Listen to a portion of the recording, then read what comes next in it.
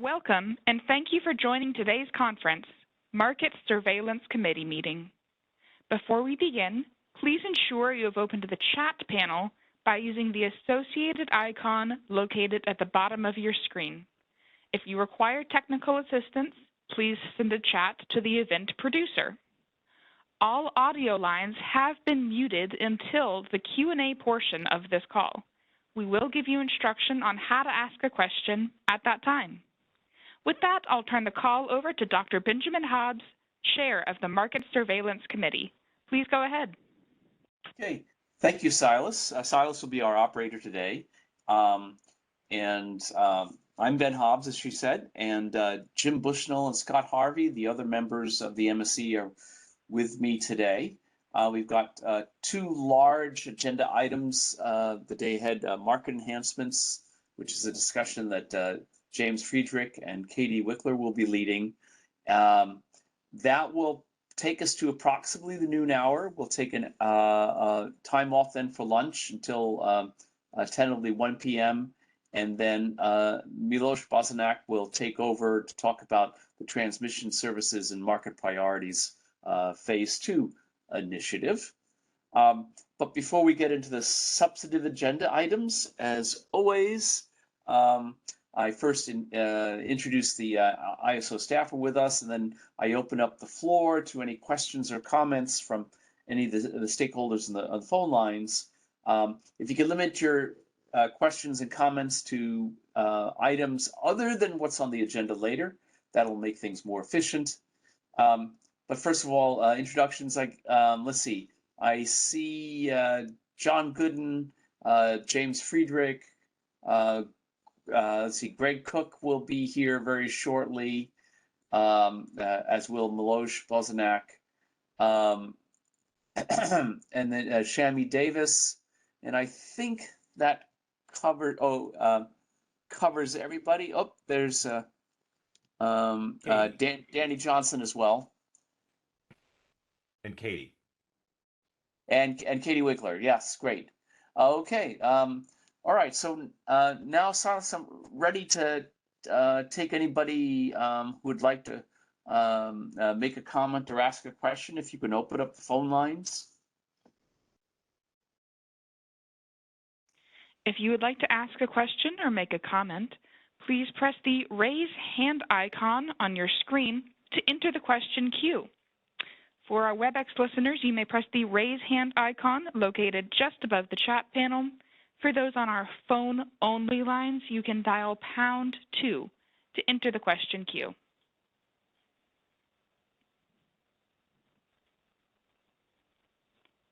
There are no comments in the queue at this time. Okay, thank you, Silas. So James and Katie, thank you very much for putting together this presentation that you'll be giving us. James Friedrich is a lead policy developer with the ISO's policy development team, and Katie is a market engineering specialist with market analysis. So James will speak first, and then Katie will complete the presentation. So James, it's all yours. Thank you very much. Let's go to the first slide.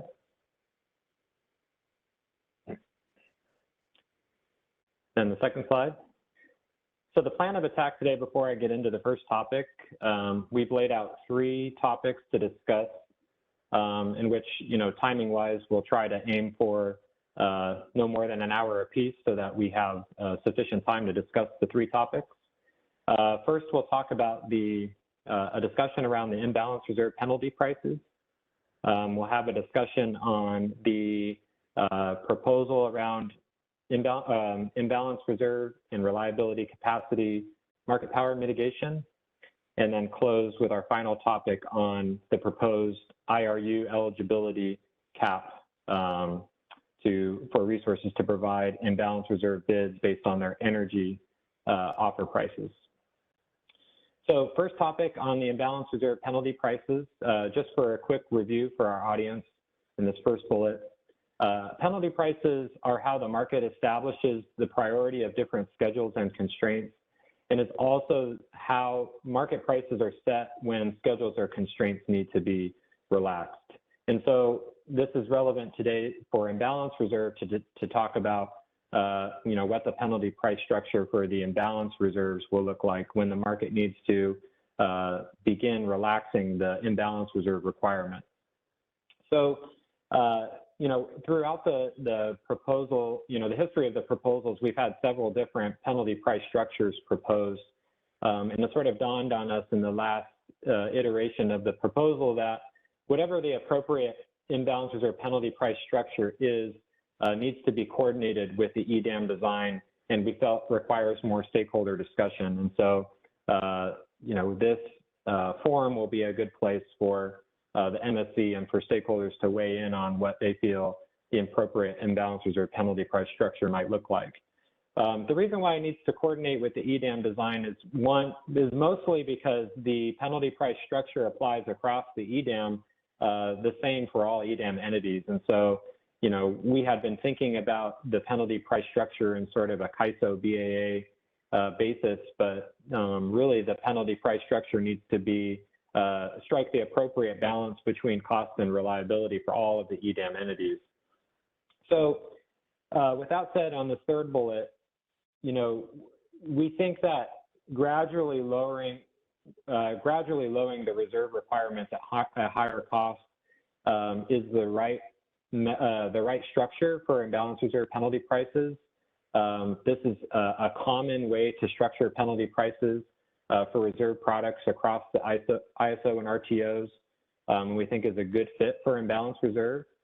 And we sort of have two major questions in terms of how we come up with a penalty price structure that has, gradually lowering requirements. We think that first, it's important to discuss at what cost should the imbalance reserve requirement start to relax, which is sort of the bottom or the beginning step of the penalty price curve. So another way to think of that is at what cost should we start to procure less than the full imbalance reserve requirement? The second thing to think about is what cost should the full imbalance reserve requirement relax? So in other words, when would we start to procure no imbalance reserves in favor of other market schedules? At what cost? So once you have sort of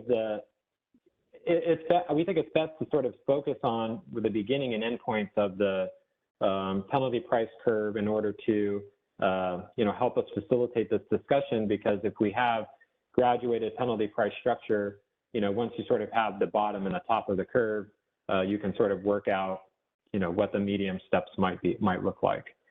And so we're actually in the next couple of slides going to pose an idea that'll get the discussion started on what the actual curve might look like and the associated prices. Let's go to the next slide.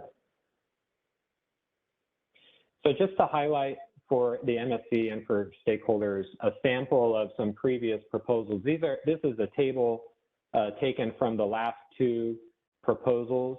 The top table is the penalty price structure that was proposed in the third revised straw proposal, and the bottom table is the table that was proposed in the fourth revised straw proposal.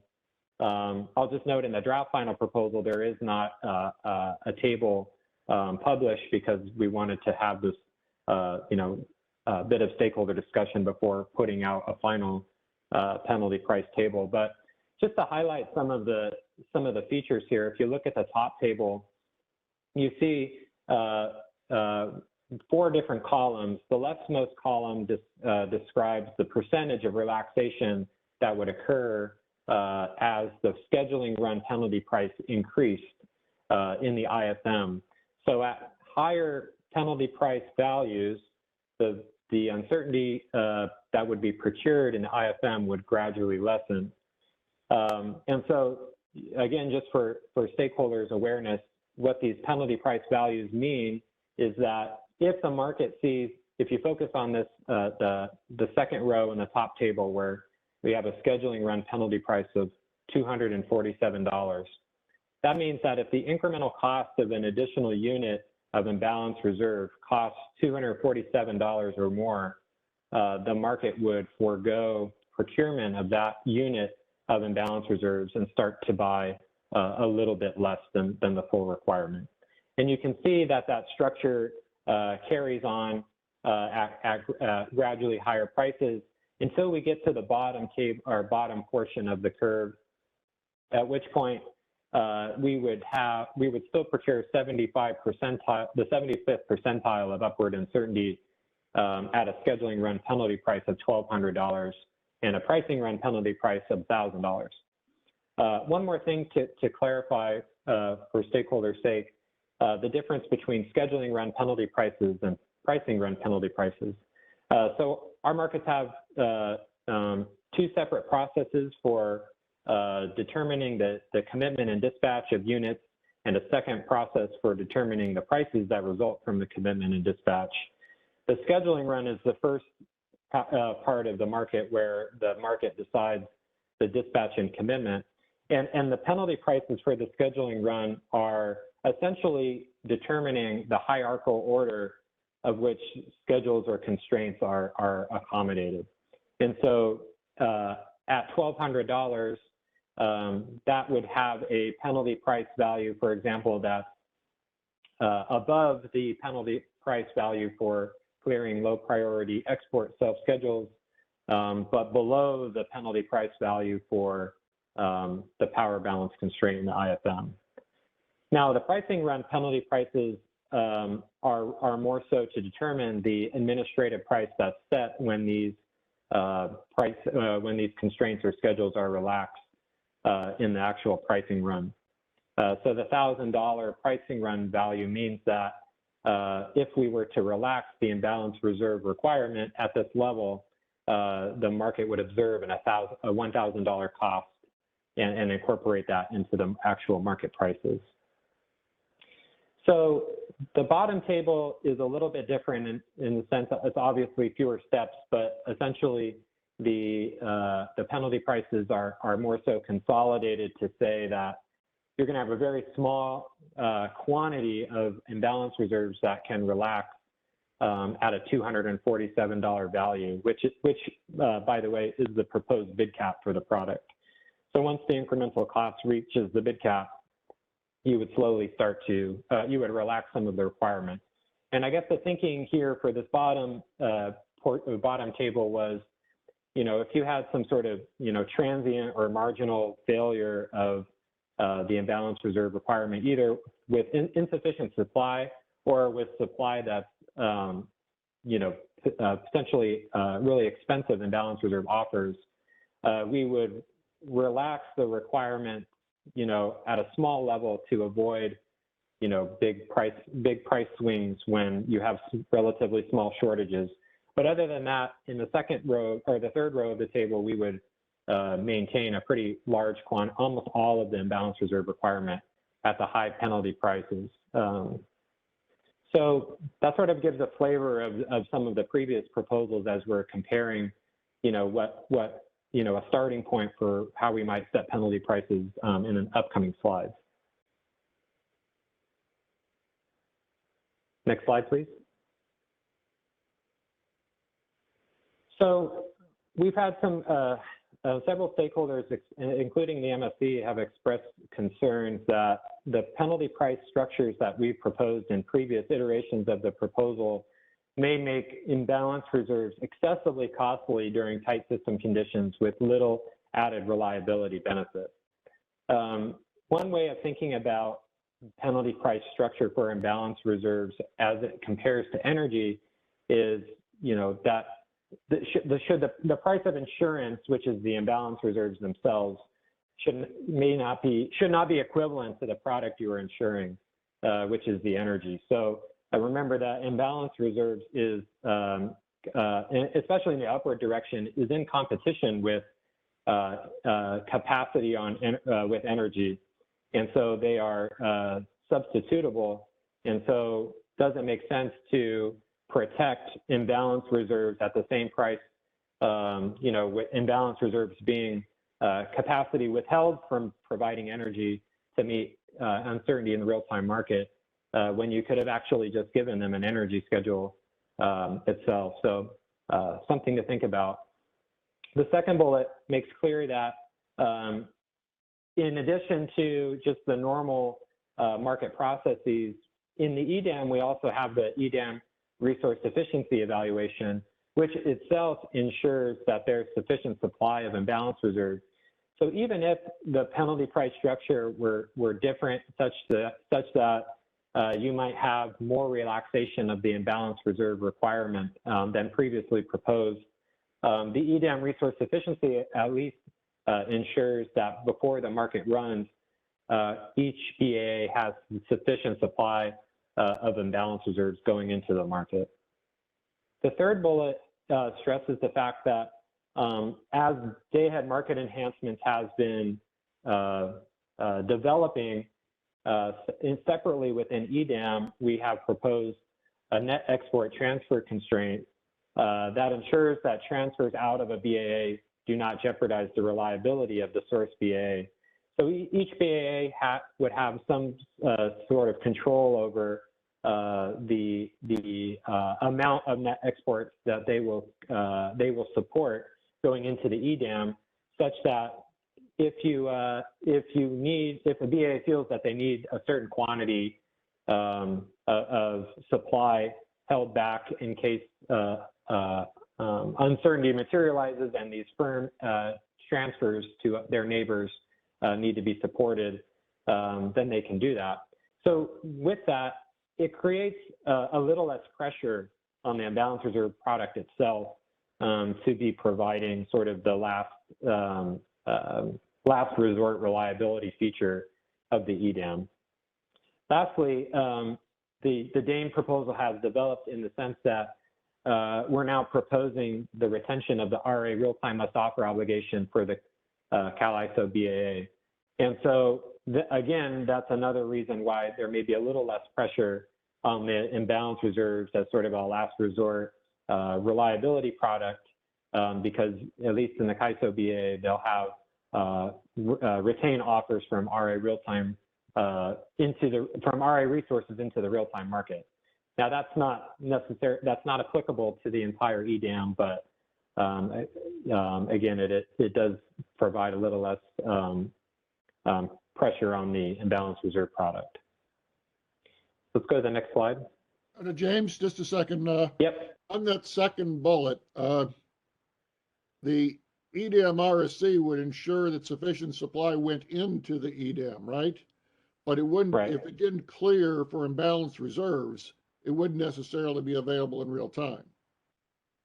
So it seems to me that that's just, it's not quite on the same point. It's saying that enough supply would have to be offered, not that it would be cleared. We also have to keep in mind that there is a temporal element to the imbalance reserves because they're 15-minute capacity.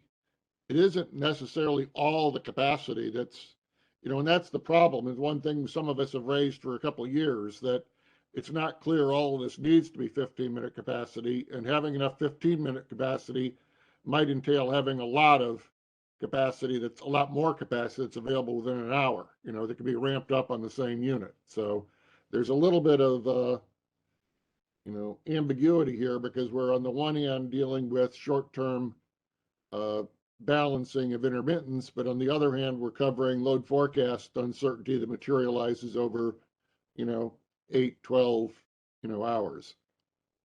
Mm-hmm. I think Danny has his hand up. You might want to weigh in.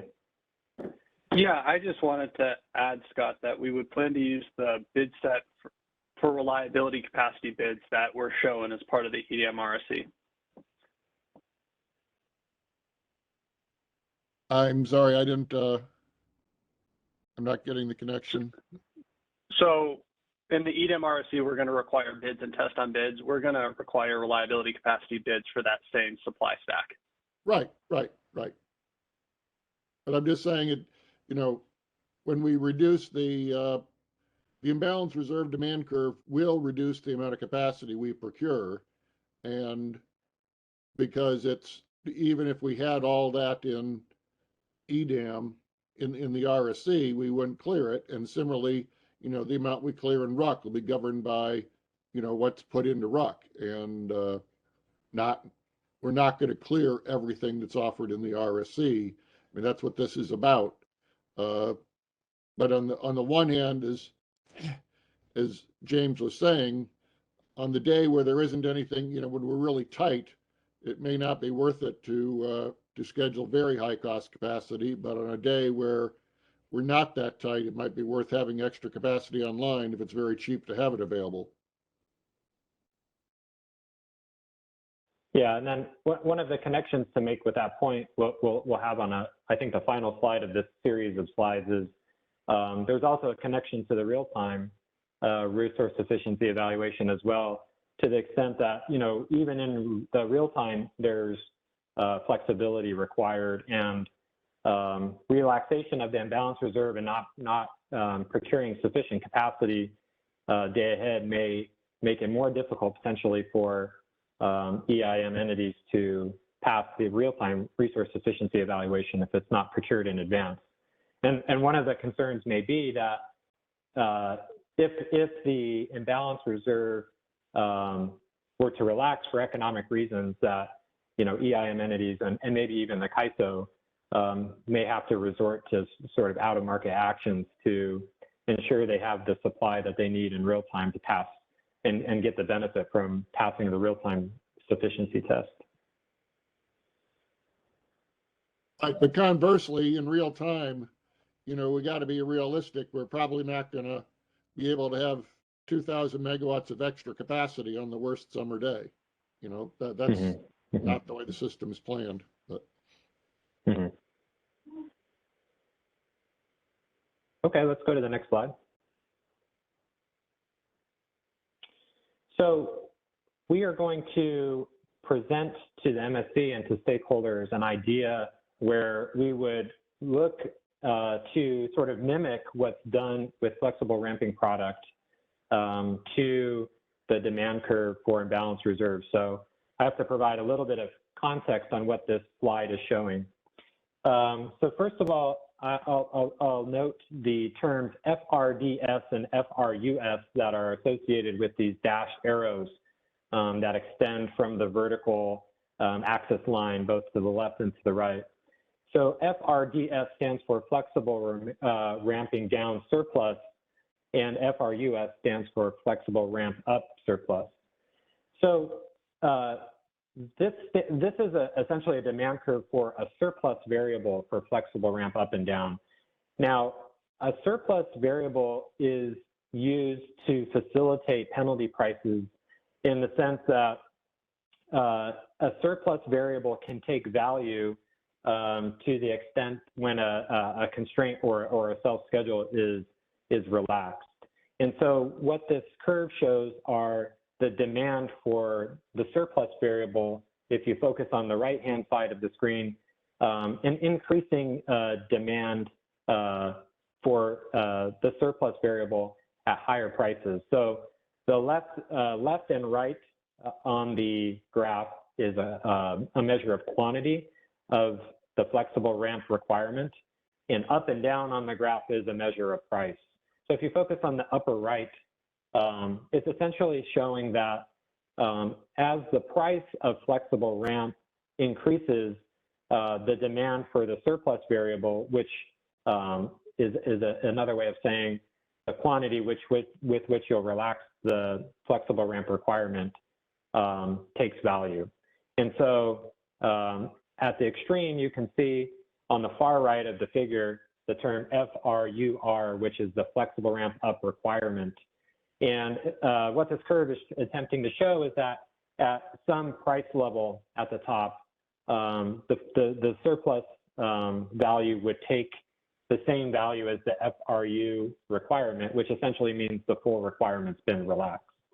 So the converse is true for the downward product too, that there's a demand curve essentially for the surplus variable that takes value when the product is being relaxed.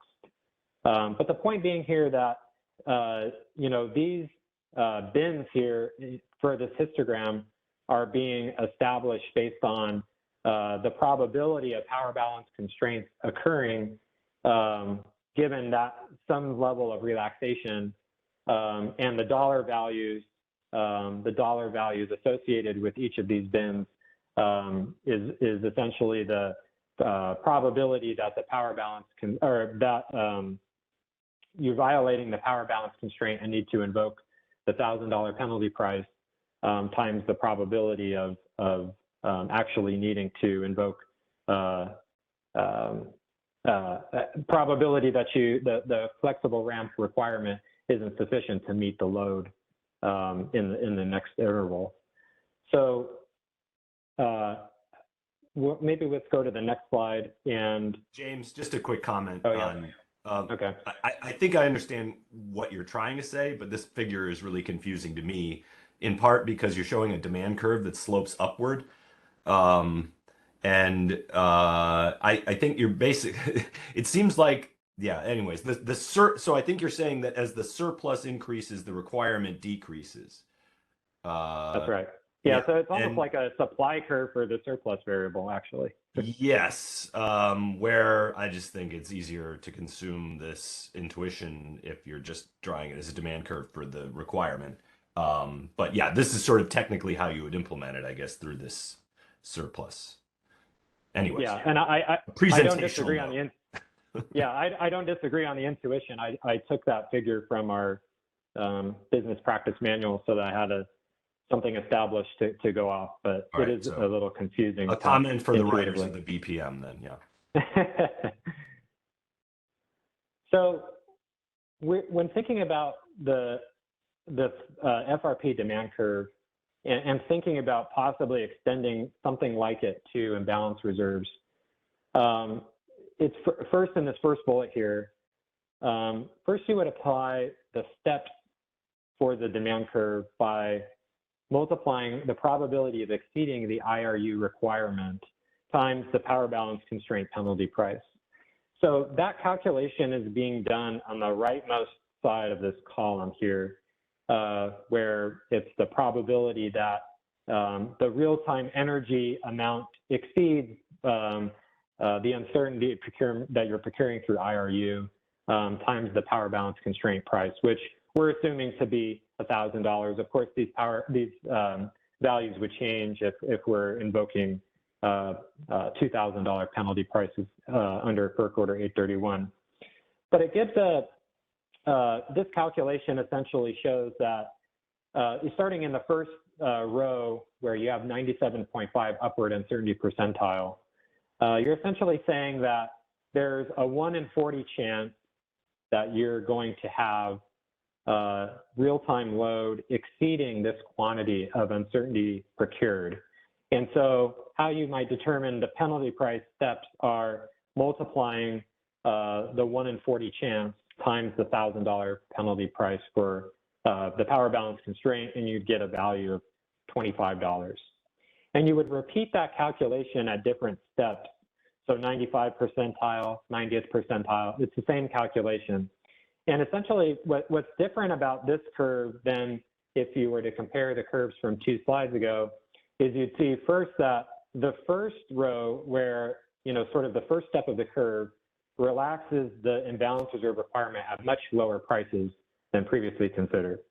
So this curve would start to relax the requirement at $25, whereas previous proposals had the relaxation starting at $247. So that's a big jump. The second thing that you would notice is that the bottom portion of the curve, which essentially is the point where you buy no imbalance reserves anymore, is $1,000, where in previous iterations, we're protecting still a good chunk of the imbalance reserve requirement, even at $1,000 price. So it's quite a different way of thinking about the penalty price structure than had been previously thought of. Now, again, this is sort of the way that it's set up more or less in the FRP, and we think maybe applying something similar to the imbalance reserve might be appropriate. Now, how many steps you do, how granular you get, of course, that's all debatable, or that's all fine. But the principle here is you're determining the steps by finding what's the probability that my real-time load exceeds the uncertainty that I'm procuring for, and that might be the chance that you're going to invoke a power balance constraint violation in which you would multiply the probability by to determine these steps. So I'll sort of stop there and see what the reaction is. So I kind of, I understand the direction you're trying to go here, which makes a lot of sense, which is try to link this to some reliability value added kind of idea.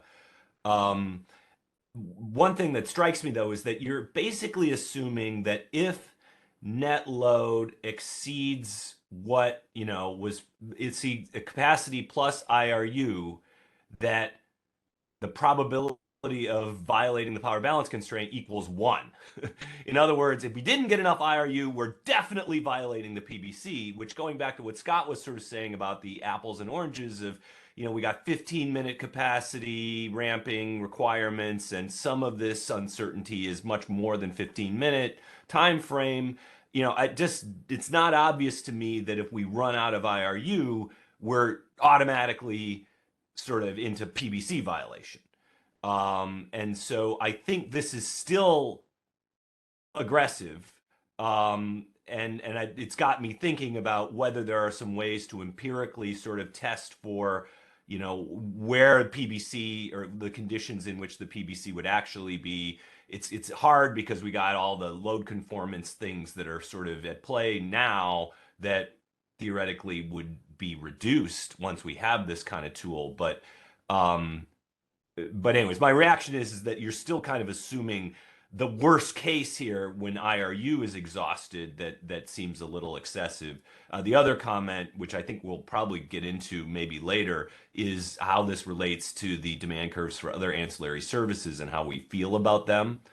And so I guess a high level question about that is whether any kind of logic like this was applied to the other ancillary services. It's a bit different because because they're there for contingencies, and we don't really have probabilities on contingencies, although I guess we could. But I think earlier discussions, we always had this sort of notion of, is this more or less valuable than spin, for example? And should it cost more than spin? Mm-hmm. Yeah, I'll just note on the AS demand curves that the scheduling run penalty prices for the suite of AS products is quite high, actually higher than the power balance constraint itself. So it would be pretty rare. It would be pretty rare to relax the AS requirements, at least in the IFM. So relative to that, these are a lot less prioritized, I guess you would say. Okay, and sorry, what are the pricing run limits on AS then? I could get you the exact values, okay. But I'm not confident. All right. Mm-hmm. The pricing run values are lower, but James was talking about the scheduling run values, which are high. That's right. Because those are mandatory reliability requirements that we have to meet, whereas these are discretionary purchases above the mandatory requirements. That's right. Yeah. Well, that's a dimension to play with. Although I think here it's harder to sort of make big gaps between scheduling and pricing runs, because then it would start to feed back in weird ways to the energy prices. That's sort of the logic there. Whereas with AS, it's just sort of like keep it, and then we'll decide what to pay them later because we're sort of setting that capacity aside.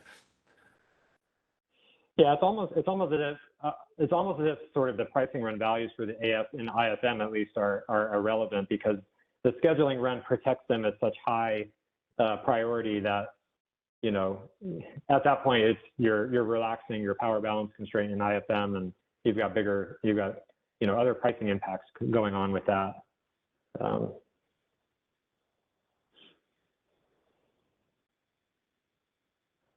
But yeah, point taken on the probability of power balance constraint violation equaling to 1, and of course that's a extremely conservative assumption in the middle of the day on a pleasant April afternoon, but maybe not so much on a 118-degree day in September. But I think the idea Jim was making was just that if 0 is the expected load, you know, this uncertainty is the potential for it to be higher, but there is a converse potential for it to be lower. So you could always luck out and have lower. So there's a deadband sort of. You have to have the mandatory reserves, but you know, load could be lower than you expect, and you don't really need any extra. But so this is sort of looking at the potential for it to be higher. Well, I guess that's the way the uncertainty. I mean, it's only looking at half of the distribution of uncertainty. It's looking at the uncertainty for it to be higher than expected, not for it to be lower than expected. Is that the way this is being derived? So it's not really the, but I mean, it kind of depends on how it's being derived. This is the probability of these outcomes, but I think it's a probability of outcomes where load is higher than expected. Yeah, that's it. Yeah. Yeah, that's a good point. It wasn't actually what I was thinking. I was thinking more about this sort of 15-minute versus, hour versus, the nature of the uncertainty as well. And, sort of what happens if we ran into IRU shortfall. And it is a little weird because during the peak days, we may hit PBC constraints with, way less than this upward uncertainty level. Because capacity may be tight even with with a 10% bump in uncertainty, but other times it may be extremely, we could go well beyond this upward uncertainty and not be anywhere near the PBC constraint. But I guess I was just thinking in terms of even if we think of these as the probability of being of actual net load being 90 I guess in the 97.5th percentile above, where I guess if you're expressing this as a percentile, then you are really talking about kind of the full range. I guess if you divided this into the upward 100 percentiles and then the downward 100 percentiles, and this was the 97.5% upward, then I guess that makes a little more sense, but it would be a very different target then too. And even then, I'm not sure that means, probability is 1. Actually, I want to ask about this because I'm used to this in the FlexiRAM context that 2.5% actually means downward, 97.5% means upward. And if the error distribution was symmetric, which it's not, but imagine it was symmetric, and you choose the expected value for the load, there's only a 50% chance that upward is positive. So I don't understand. Whoops, this is not the scribbler I wanted to use. Sorry. This. I don't understand what it means to have a 0% value. That's really actually well below the load. Isn't there only a 50% chance of a positive upward? And so the demand curve really is starting here? Yeah, interesting way to think about it. Yeah. I follow what you're saying. Yeah. So yeah, I could. I'm sorry that I'm making an absolute mess of things. Hopefully this is easily cleared. But if these are the errors, here's the load forecast. This is upward, and so 97.5% is out here somewhere. And there's a 50% of being to the right, and there's a 50% chance of being to the left if you've got that. So yeah, I don't know how to interpret the 25 and 0%. Now, one thing Jim, go ahead. If I may, one thing to think about. So the imbalance reserve requirements are determined by taking within an hour interval. So you have an hourly forecast and an FMM, you split that into 4 FMM forecasts. So you're comparing 4 different forecasts in FMM to the hourly forecast. So right. The upward requirement is the maximum value between the highest FMM forecast and the hourly forecast. Okay. And Yeah. the downward, so it could possibly that within an hour interval, but within the four FMM intervals, you achieve both some downward distribution and upward distribution, or point on the distribution at the same time. So the FlexiRamp product is the same relationship between the 15-minute and the 5-minute, right? The Exactly. The 15-minute, at least it used to be, the 15-minute was the maximum of the 3 5-minute intervals. So conceivably, you could have a need for downward and upward in the same 15-minute interval. Okay, I see what you're saying. Mm-hmm. All right, that's. I think that takes care of my question. I think this dead horse has been kicked enough. I think we got a call question. Is there somebody on? Yeah, Callie. Hi, it's Callie Wells with WPTF. So one thing that kind of immediately jumps out at me with this set of proposed penalty prices compared to the prior one that I was hoping I can get the MSC's reaction to is the prior one started at $247, which is the bid cap for this product. Whereas this one not only starts below the bid cap, but also starts below what the CAISO is currently proposing as the default capacity bid for mitigation purposes. So I was curious what your reaction was, whether or not that makes sense to have a penalty structure that starts below what they can actually offer for the product. I think for FRP, it's not a biddable product, so it wasn't an issue there, but I was just wanting your reaction to that. Well, Callie, the point is that if we have lots and lots of FlexiRamp and we're talking about the last 20 megawatts, we're not going to pay 247 for it. So if you offered at 247, we're not going to take it. But on the other hand, if we've hardly got any, then we would.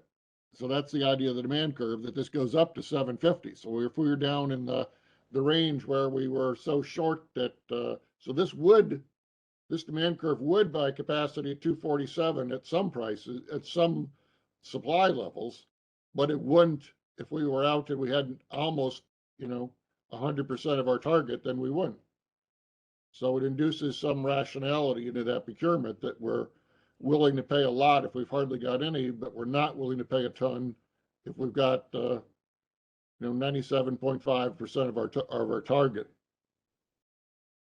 Okay, so it's almost as if another form of market power mitigation, whereas the market, even if everyone was bidding at the bid cap, would actually start relaxing the requirement first at lower prices. Is that what you're saying? Well, it's a willingness to pay. If it's just not worth $55, then we could set the default bid at 55. But if it's just not generating $55 worth of value, it doesn't make sense to still buy that much. Yeah, it does seem sort of at first kind of odd to set the default bid well above where the demand curve, I guess, starts. But it's really talking about two different things. Yeah, like supply and demand, like Ben just drew there. And I guess the thinking is that that's a sort of kind of very generous upper bound default bid, and so that the expectation is that there would still be hopefully plenty of bids below that level. Okay, yeah, I was just curious what your reaction was, because it would seem to be a pretty big jump from the first step from the prior penalty price structure of 247 to 25.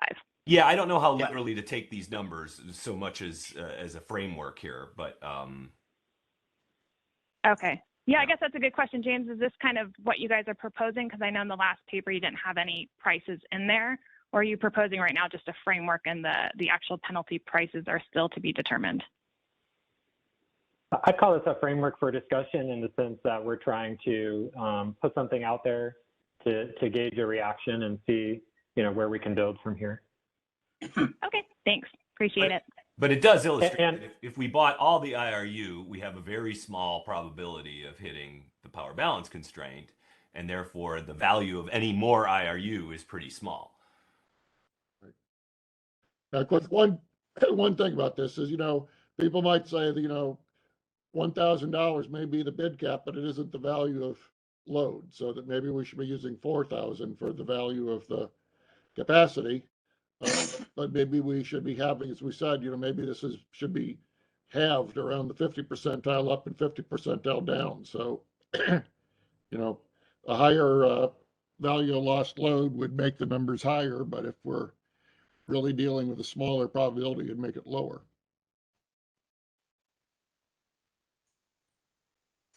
Right. Yeah, I think it's kind of,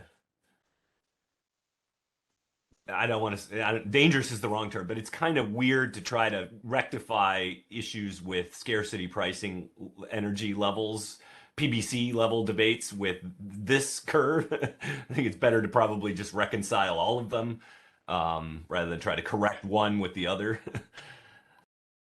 Right, but we can't just, I don't know if we want to use an unrealistically low number here and then the operators put their finger on it because it's obviously unrealistically low. I mean, that's the.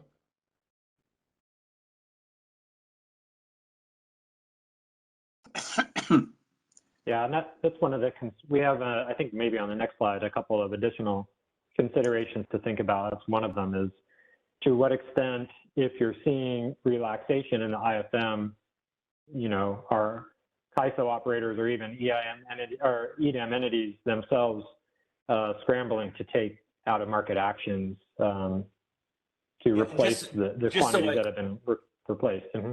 Yeah, one last question on this slide if you were about to move on. But yeah, so I'm just, so I should read 0 as basically we don't have any IRU. And is that basically that the amount of capacity available equals the expected load forecast? I guess there's ramping sort of apples and oranges and stuff too, but so we're basically at kind of, we've exhausted all our capacity just meeting the forecasted load and have nothing left is sort of how I should think of 0. Yeah, and you could be clearing self-scheduled demand or other types of demand, which has accompanying energy supply that you're buying with it. So you actually could be at this lower bound buying energy instead of reserves, which is probably what you want to happen anyway. Right. You don't want to, yeah, I guess the colorful way to describe it is you don't want to black people out to have some IRU around. Yeah.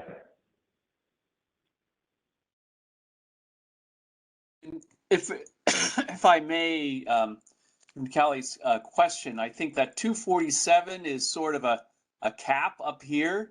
So there may be some REU supply bids that hit that cap, but if that 247 or whatever it is well above the marginal value to the operator, which is determined by this table down here, if we take it seriously.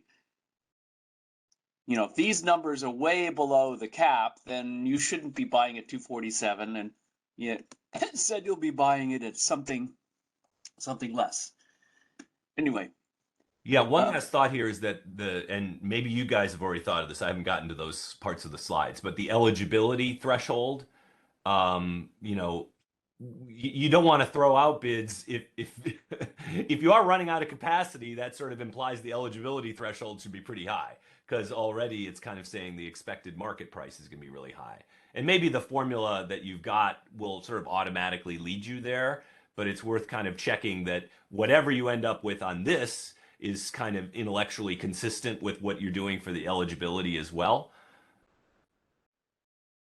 Now that's a tough point, Jim. And the other side of that is that this is only the payment for the capacity. Right. If we paid $700 for the capacity and then we pay $1,000, it's actually $1,700 energy. That's true. The probability of them getting the energy value is very, very high. Yeah, that's a good point. So this seems to suggest the idea of simulating this and understanding how these things balance out. For example, on the other hand, what Scott was pointing out before, how we've been saying for a couple of years that we think that these are overly conservative and actually you're going to have more capacity because you don't just need 15-minute capacity. You'll have hour capacity, and that will actually be useful for meeting load forecast errors. So how these all things balance out, whether this is going to be too conservative or not aggressive enough, we'll have to see from experience, I guess. But of course, some simulations and getting some idea ahead of time might be a really good idea. Yeah, or to leave these parameters, not completely nail them down in the tariff. So when you get a better idea of how this works in testing, that you can make some adjustments. I mean, when you get down to zero imbalance energy, it doesn't really matter whether it's 15-minute or hour dispatchable. But once you start having some, you might have 500 megawatts of 15-minute dispatchable, but 1,000 megawatts of hour dispatchable, so there might be a lot more, capacity as you move up that curve, that the amount available in 15 is only a fraction of what's available in a longer time period. And there's another question about this that's sort of on point, but maybe comes up somewhere else. But I was thinking about, to the extent one of the things we do to meet load forecast error is activate demand response. Demand response isn't 15-minute dispatchable, but I think our reliability evaluations assume that if we needed it, we'd activate it, including it if we had a huge event that we didn't expect, right?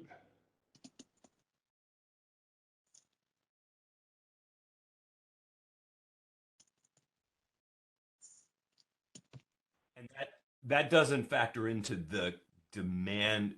Does that factor into the IRU requirement calculation at all? No, but it does factor into various RSE calculations. I forget how demand response does. But it may also be relevant in thinking about this term, probability of real-time energy exceeding the imbalance reserve requirement, because it may just be more supply or resources to get you to have sufficient real-time energy. Yep. And Scott, DR can be 15-minute dispatchable. It just tends not to be. Right. So we can't, Could 15-minute DR earn? It can earn IRU? FRP and the IRU if it was. Yeah. Yep. Should be able to, yeah. Yep.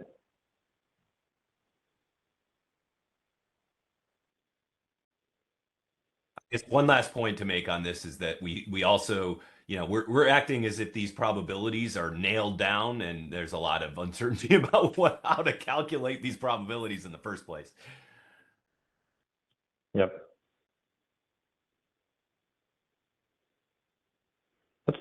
Maybe let's go to the next slide to generate some additional thoughts.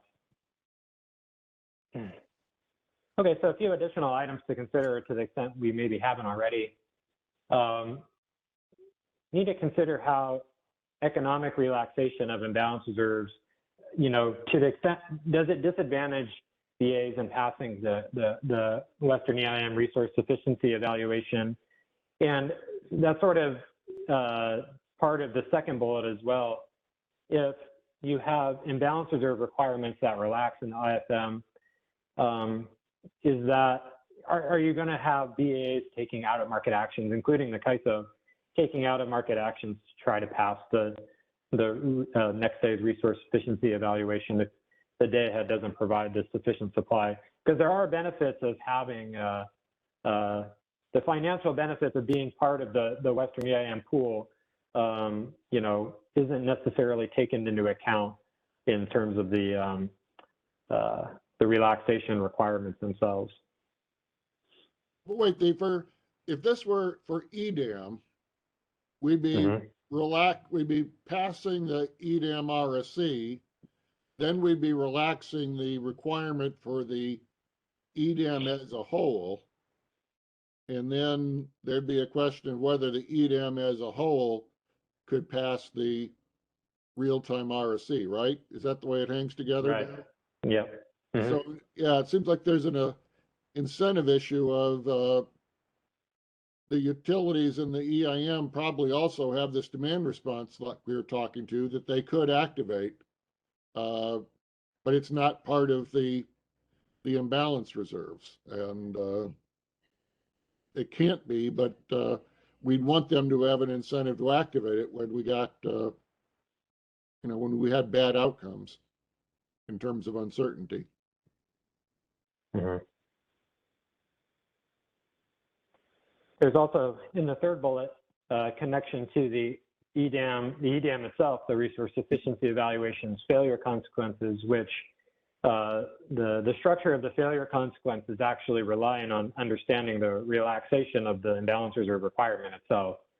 And so I think generally speaking, because the EDAM RSE is intended to be a sort of a supply sufficiency test, you may have to rethink about the connection between the penalty prices and the failure consequences to the extent you don't want, economic relaxation of the imbalance reserve requirement to the extent that happens in the EDAM resource sufficiency test to signal actual supply insufficiency if it's just that the cost of the supply itself was higher than the penalty prices.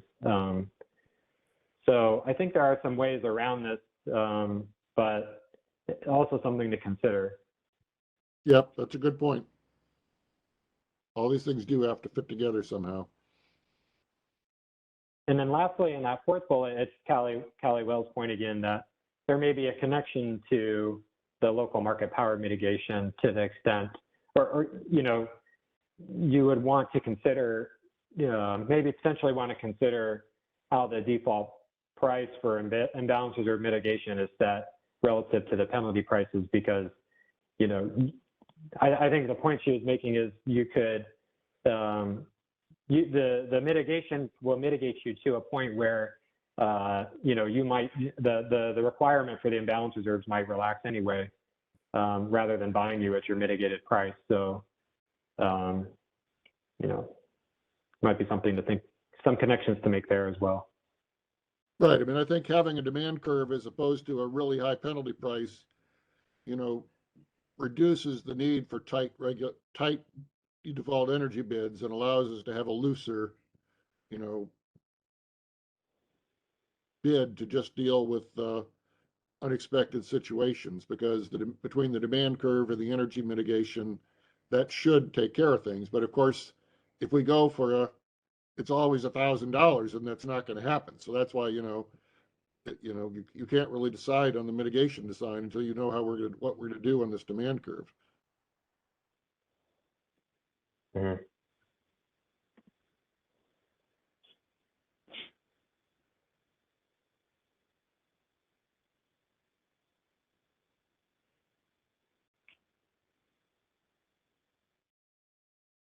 We're almost done with this section, Ben. Should we ask for questions?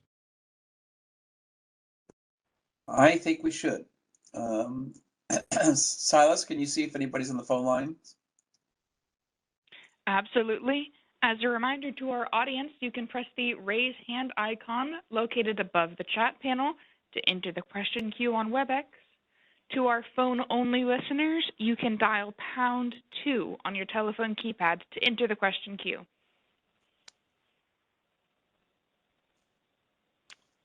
Okay, there seems to be nobody in the question queue at this time. Okay, go ahead, James. Okay, we're gonna, this is the end of my slides on this topic. So would you like to conclude this topic, or any closing thoughts?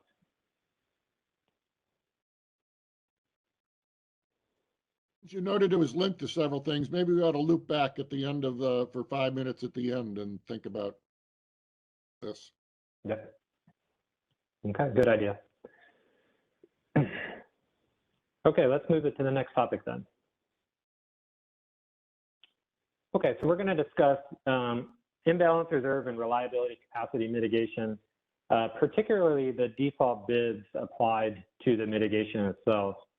So let's go into our first slide of this section. So just a general overview for a refresher. The first bullet explains that the imbalance reserve product and the reliability capacity product are locally procured, and so suppliers can potentially exercise local market power through their bids. The proposal would mitigate imbalance reserve up and reliability capacity up offers to the higher of the default availability bid, which we'll be talking about in this set of slides. or a competitive locational marginal price. So this is similar to energy mitigation, in which for energy we mitigate if the bid is higher than either of these values. We mitigate to either a default energy bid, which has a well-established methodology for different resource types, or a competitive locational marginal price for energy. Essentially, we're looking to apply similar mechanism to imbalance reserve and reliability capacity mitigation. So as I noted here in the third bullet, there is an established methodology to determine default energy bids. And default energy bids, just so we're clear, is separate and distinct from default availability bids, which that's the term we're using to describe the synonymous or what would be applied like a default energy bid to the IRU RCU. We've had challenges over the history of this proposal trying to identify a resource's ability, the costs related to a resource's ability to provide reserves.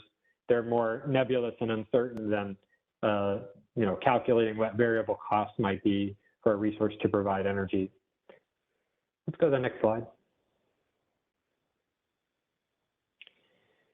So the ISO is proposing to apply what we're calling a default bid floor with a value that's based on historical spinning reserve offers. The intention of doing this is to balance the need to protect consumers from market power when EDAM market design is first implemented, while at the same time recognizing the need to protect suppliers from excessive mitigation. And by excessive mitigation, we're thinking forcing resources to offer reserves below their cost through the default bid. So based on we said in the recent proposal that we were going to look at historical offers for spinning reserve as a proxy to understand what a competitive price for providing reserves might look like, and pick a value for the default bid floor that's going to protect a high percentile of those values. You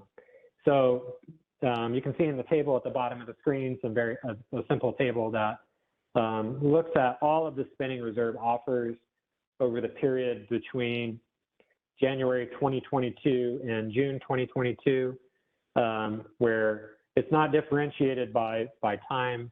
It's just taking all of the reserve offers over that span and organizing them from high to low cost and finding the percentile values associated with that distribution. And we decided upon setting a default bid price of $55 for the reliability or imbalance reserve and reliability capacity offers, which covers the 80th percentile of the spinning reserve bids seen during this period. I'll stop there before moving on to see if there's any initial reaction or feedback. Just to be curious, the overall quantity, megawatt quantity of offers, how does that compare to the amount that actually clears? Is the amount offered just a little bit above what clears, or do you see an awful lot being offered, and maybe these high prices are never hit? Although I don't know why somebody would bother offering them, but. So yeah, somebody might offers versus cleared. Yeah, somebody might still they might bother to offer them because they have a must-offer obligation to offer them, but we can definitely, it definitely seems like in the data that there are resources that are, there's a good chunk of resources actually that's missing from this table that are actually bidding at or near the cap for spinning reserve, which I think is $249 or something like that, which essentially I think tells you that it's a resource that have to offer in for the spin but doesn't want to be awarded. I mean, that potentially that's because the cost of offering the reserves is more than $249, and they're trying to minimize their chance, but that's what happens. Now, I think that the answer is that you're probably going to have, of your question, Ben, is that you would expect around 50% of the bids that are offered are in the cleared portion of the stack. I would give you, but I would hope that you would allow me to correct that. That's just sort of a gut feeling based on the numbers that I've seen. Mm-hmm. Yeah, I'm just thinking aloud here, but I think the the spirit of this is trying to somehow unearth a reasonable range of the costs of, being ready, whatever that entails, either storage or gas reservations and things. With spin, there's an element here of opportunity cost, at least if it's contingency only spin. And I don't know if there are any, to the extent there are non-contingency only spin bids, that might be the set to look at. Because here, there isn't really the opportunity to sell the real-time energy in the same way that there would be for IRU. And I do wonder how much, that plays in. Certainly looking at kind of when these high spin bids are more common would maybe tell us something about that as well. For example, if you get these really high spin bids much more often when the energy price is really high, it's going to be correlated anyways because of cost drivers, but I suspect there may be this opportunity cost element here that really is not something we're trying to capture here. Yeah, it's a good point. One other thing, if I may add on that, is there's also self-provision of spin, which is, I believe that this data was constructed from a set of only bid in spin. And so my understanding is there's not a whole lot of self-provided spin, but that also, in terms of Ben's question about where does the cleared amount relative to the to this distribution might favor slightly lower because you have some portion of self-provided spin as well. And do you know off the top of your head whether there is much non-contingency only AS bidding? I'm not sure. Yeah, it'd be interesting to know whether there's a market difference between those offer prices or under what conditions there might be. Jim, I think they're still blocked off from the dispatch, so they're still going to incur the opportunity cost in real time because they're normally not going to be released once they're scheduled in the day-ahead market. Okay, I lose track of how this has evolved, but I thought at one time that was the distinction between the contingency only and the regular stuff. At one time, the regular stuff was just thrown into the real-time bid stack, but I guess that's not the way it's done anymore. Yeah, this is Brad. I'm not sure I'm remembering this correctly, but I think a number of years ago, we gave the operators the opportunity to flag everything as contingent dispatch only, which they pretty much do all the time. So the spin isn't dispatched as part of normal energy dispatch anymore. I'm like 95% sure about that. Okay, but that's right, Brad. I can confirm that. I was going to say the same thing, but yeah, so it's basically all contingency only. Okay, so both Scott and I were right in that we never dispatch spin, but it's because they're all bidding contingency only.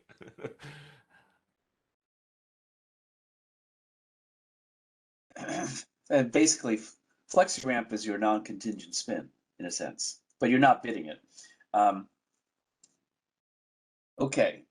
Well, and it is cleared in the day-ahead market jointly with energy. So in the day-ahead market, it'll clear and it could reflect opportunity costs. So there's no real-time opportunity cost, but it should reflect opportunity costs in the day-ahead market because it'd be jointly cleared.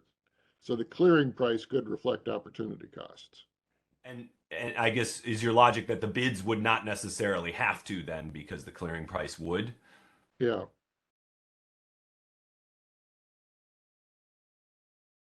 Will that reflect actually there's an option value. If you can't be dispatched in real time and prices are high, you miss that option. That might be worth more than what the clearing price, where the clearing price would be day ahead, right? But if you clear for energy in the day-ahead market, you lose your option value too. You sold it.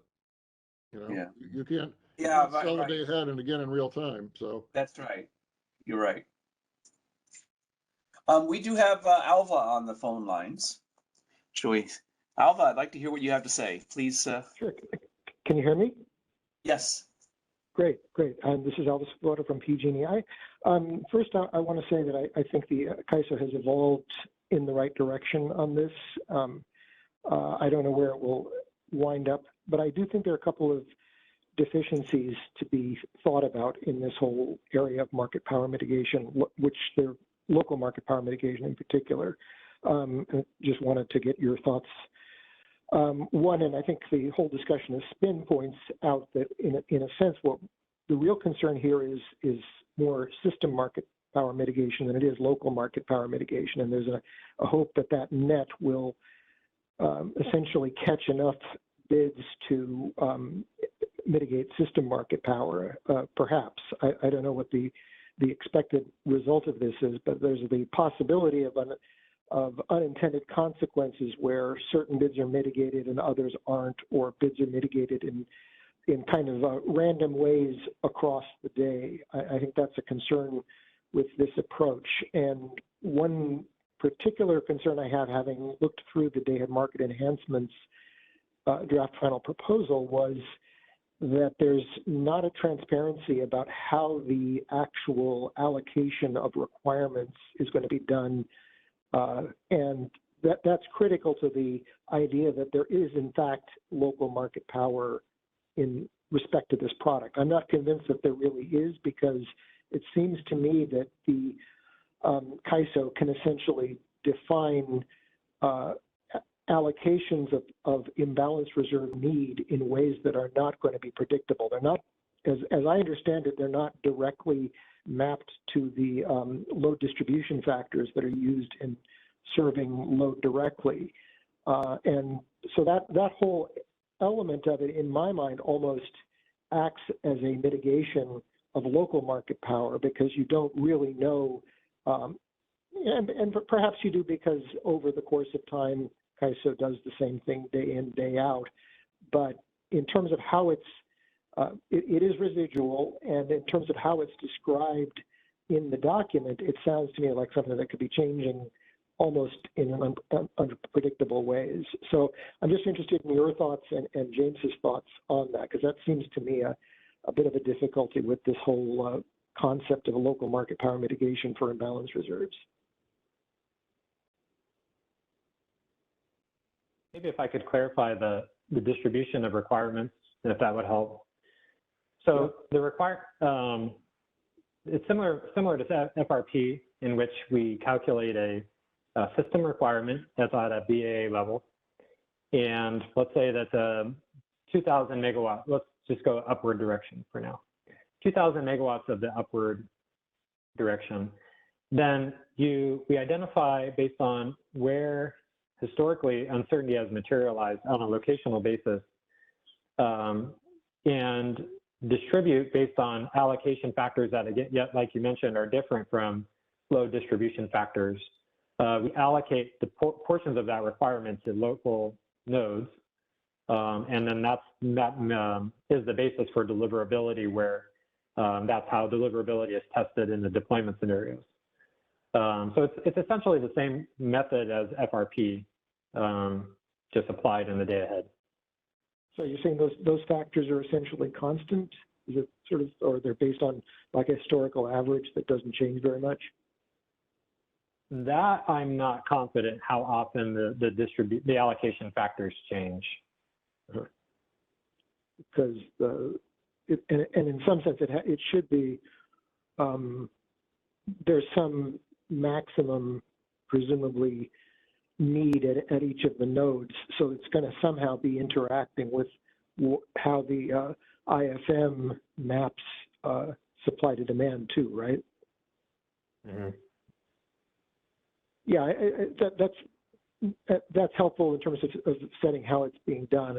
And I'm curious in the case of flexible ramping product, whether you've seen sort of clear pattern that could be essentially somebody could see that they have local market power. Is that the observation that this is all, the need for this is all being based on? Remember, the nodal dispatch hasn't been implemented yet, Alva. So, until it's implemented, we won't see any. That's a really good point. And my whole reason for bringing this up is that it seemed like really the need to be able to make sure that flexible ramping or imbalance reserves can be delivered from supply is very important, and that means making sure that it can essentially can be taken out of local supply pockets. But the model in which it's being delivered to local demand pockets for uncertainty seems contradictory to the whole concept of imbalance reserves. Maybe it's not. Maybe this is how the operators are looking at it. But yeah, that's in a sense we don't really know what it will look like. Some of the uncertainty, Alva, is load, and that could be within load pockets. So you need some deliverability, and if there were market power within one of those load pockets, and I think the uncertainty is one reason to have sort of a cap like this. That this is. There's a lot of uncertainty about how the nodal dispatch is going to work. There's uncertainty about the demand curve. Factors that there's a fair amount of certainty about the uncertainty, which seems a contradiction to me. Yeah. Right. Yeah, it seems like that. Yeah, there's, in theory, you could there would be a load uncertainty, and there's going to be some load nodes where there is more uncertainty than others. More volatility. There's a lot of rooftop solar or something. But I don't think the model is really going to capture that, at least initially. And so that's another element here. It's sort of, there's a cost allocation aspect to that, and then there's a just sort of deliverability. Are we really delivering it to the places where there really is more uncertainty? Yeah, you raised some good questions, but I think the model is going to be more mechanical on distributing that, at least on the load side. And it does sort of point to the fact that maybe the ISO could be more flexible in how it thinks about deliverability than it would for, say, straight energy. Right. Yeah, somewhere in between spin and energy. Yeah. And the other thing, and I think this has been brought up in respect to storage, but I think it comes to products like this as well. Maybe, just to share, I'm agnostic as to whether market power mitigation is performed. In some ways, it seems to make more sense to me that if you mitigate a resource, it should be mitigated for the whole day or for all the peak hours, rather than just simply for a particular hour in which market power is, discovered, so in quotation marks, by the algorithm. So another thought there is that this whole idea that in 1 hour you're bidding 247 and it's mitigated to 55, and in the next hour you're bidding 247 and you get your 247 because the market power, the allocations didn't see the uncertainty in that hour, calls the value of this somewhat into question. Well, the counter argument to that is that maybe their costs really were really high. And that's why they were bidding so much all day long, even when they didn't have any local market power. Right, they're hedging the hours in which they're going to be mitigated. But if that were the case, I think they're really we were mitigating them below their actual costs.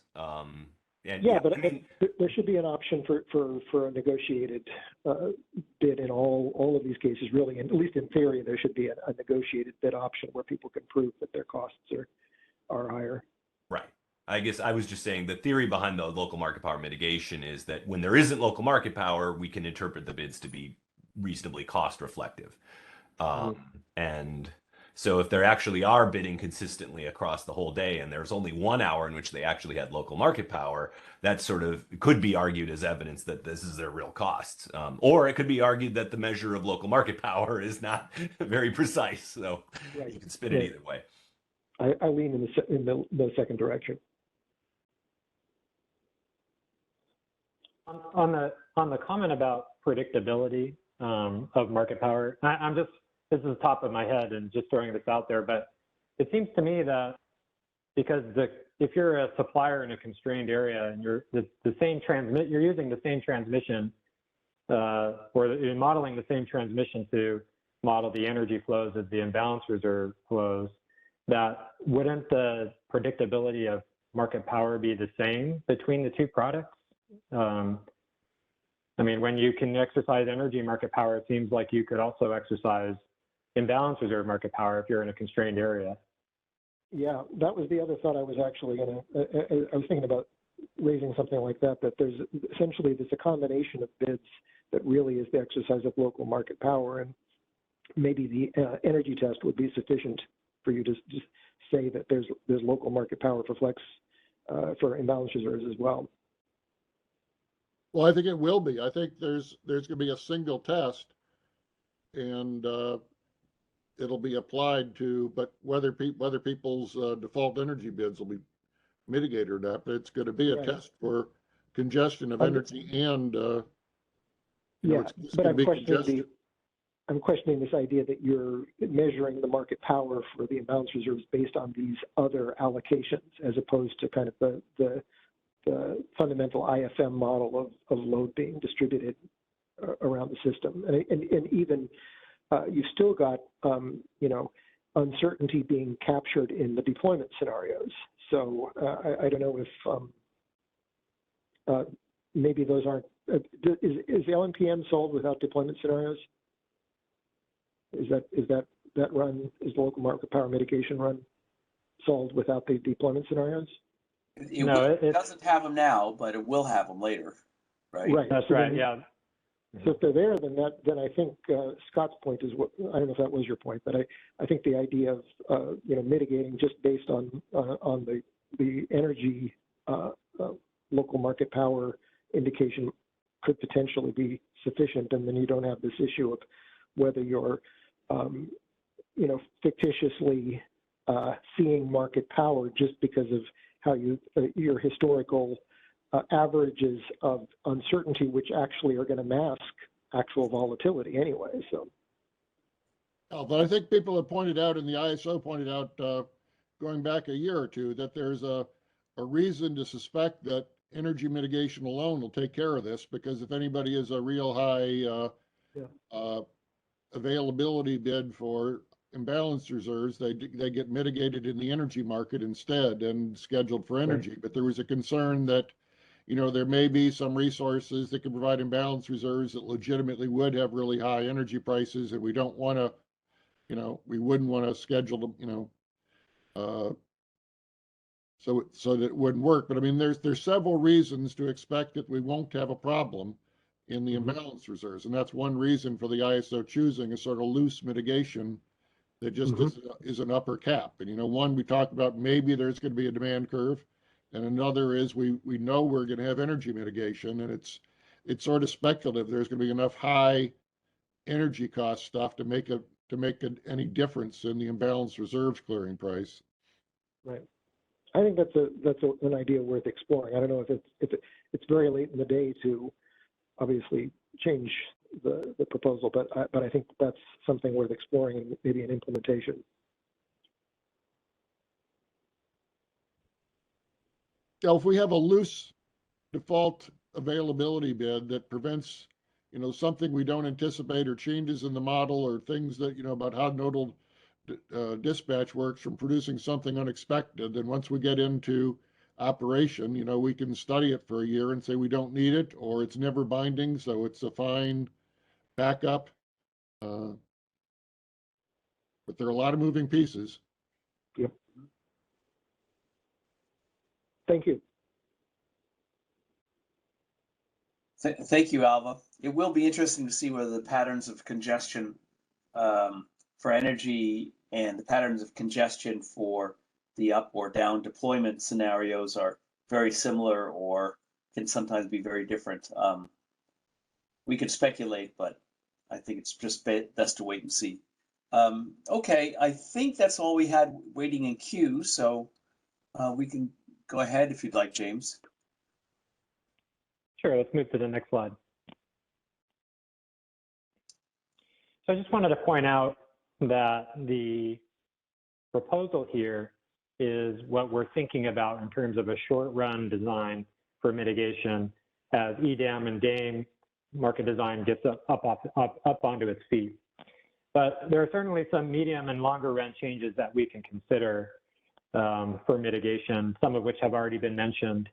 One medium run change, and by medium run, it's potentially, the ISO is planning potentially a follow-up initiative to the DAME EDAM market design to address some sort of phase 2 changes that might need to be made within the DAME EDAM design. It's potential that even before the final implementation of day-ahead market enhancements, that we could explore in a stakeholder process, applying some more dynamism to the default bid floor by exploring relationships between, spinning reserve offers are the proxy with which we feel most comfortable pinning a competitive price for reserves on.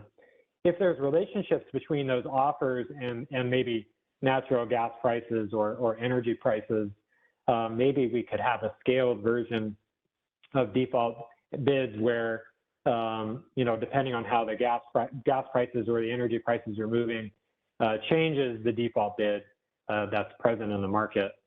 We haven't done that analysis yet, but that seems to be something worth considering in the shorter term.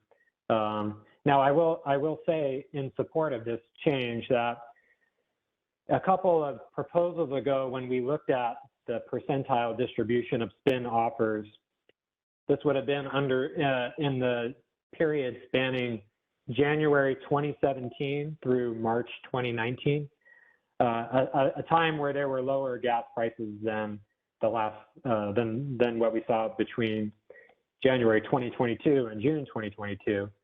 That the 80th percentile spinning reserve offer was closer to $30 than $50.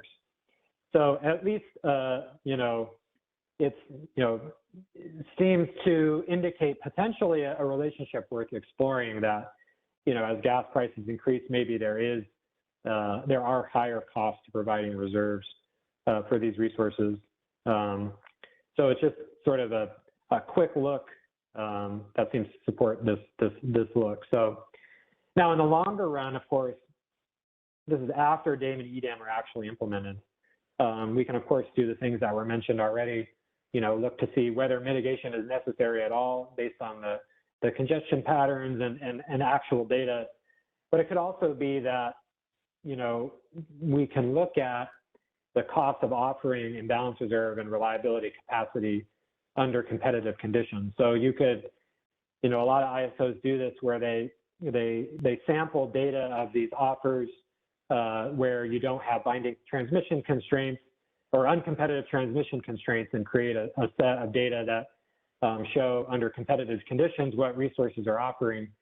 And in the case that we did identify that mitigation continues to be necessary, we could use this bid data to identify if there's a more resource-specific or time-specific methodology we could develop to maybe make the default bid process more rigorous. So just some general ideas of where we might go in the longer run on the mitigation. So I'll stop there.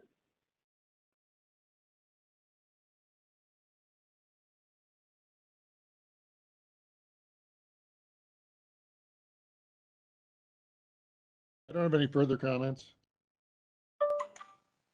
It seems like, yeah, something more dynamic definitely makes a lot of sense. So who can argue with improving? All right. This may have been the last slide in this topic, if you wanted to do any final comments or calls for questions.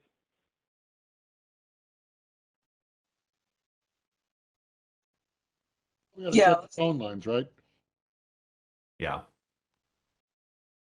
Yeah, let's check the phone line, see if there's nobody on it now, but just in case. Silas, can you invite anybody to get on who would like to? Absolutely. As a reminder, pressing the raise hand icon on WebEx will indicate that you wish to ask a question. On our phone only line, you can dial #2 to enter the question queue.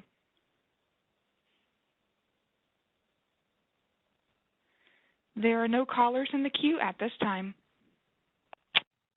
Okay, thank you, Silas. Okay, James. All right, let's switch to our last topic, incorporating energy costs into imbalanced reserve procurement. Let's go to the next slide. This has been a frequent discussion item in the MSC in the last few years, how best to incorporate the cost of energy in the procurement of a reserve like imbalanced reserve that's going to be frequently dispatched in the real-time market for imbalanced energy. So we're going to try to simplify as much as we can what the problem we think we're trying to solve with this proposal. The first bullet explains that when the market's awarding imbalanced reserve, only the imbalanced reserve bid prices contribute to the ISM objective function. The underlying energy costs associated with the imbalanced reserve awards do not.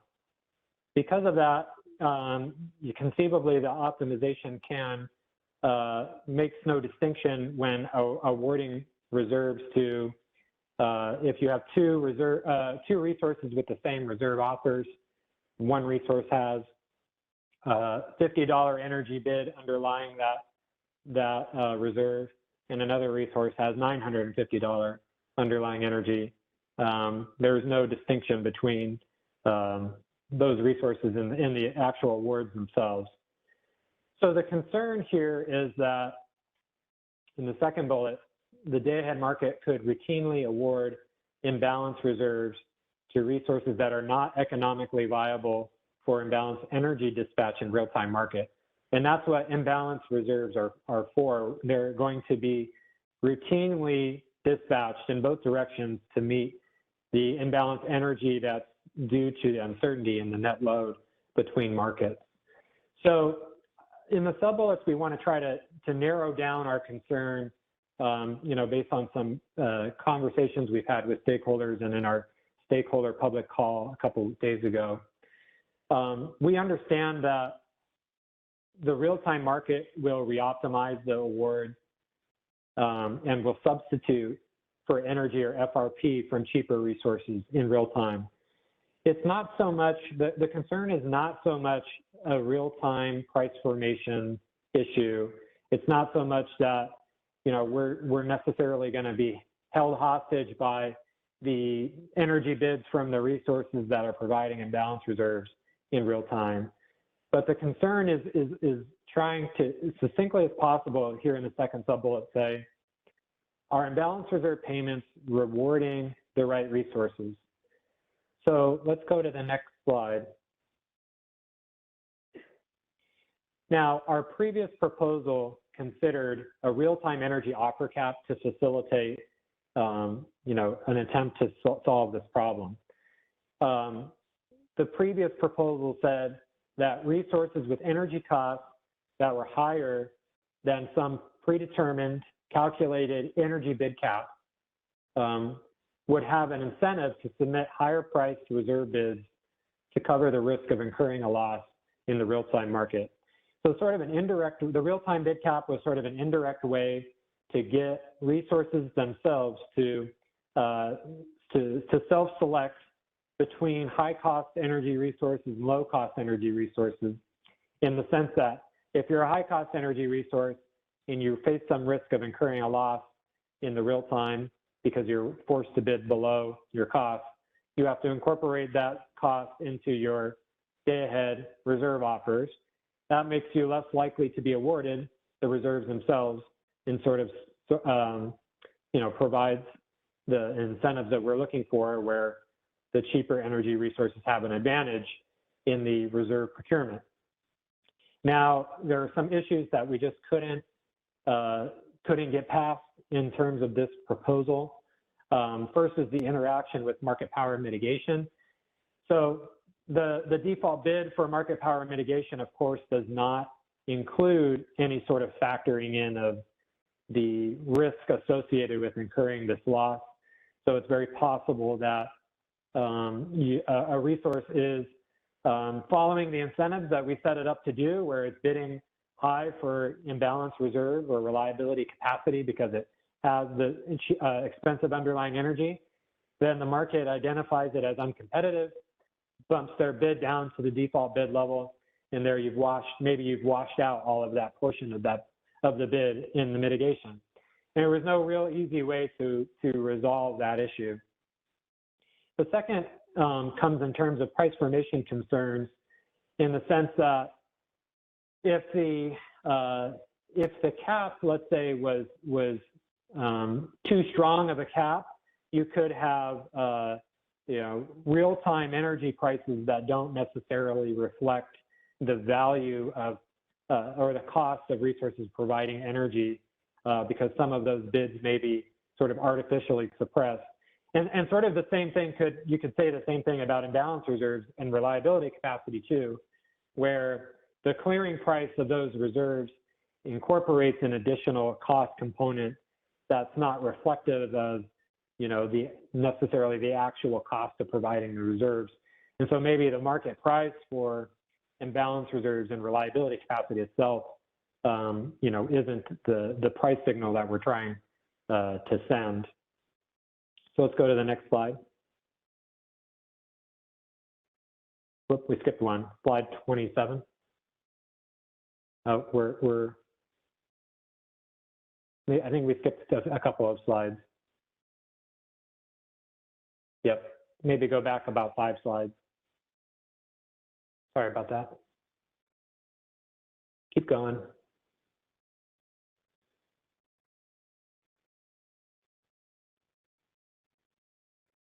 There we go, slide 15.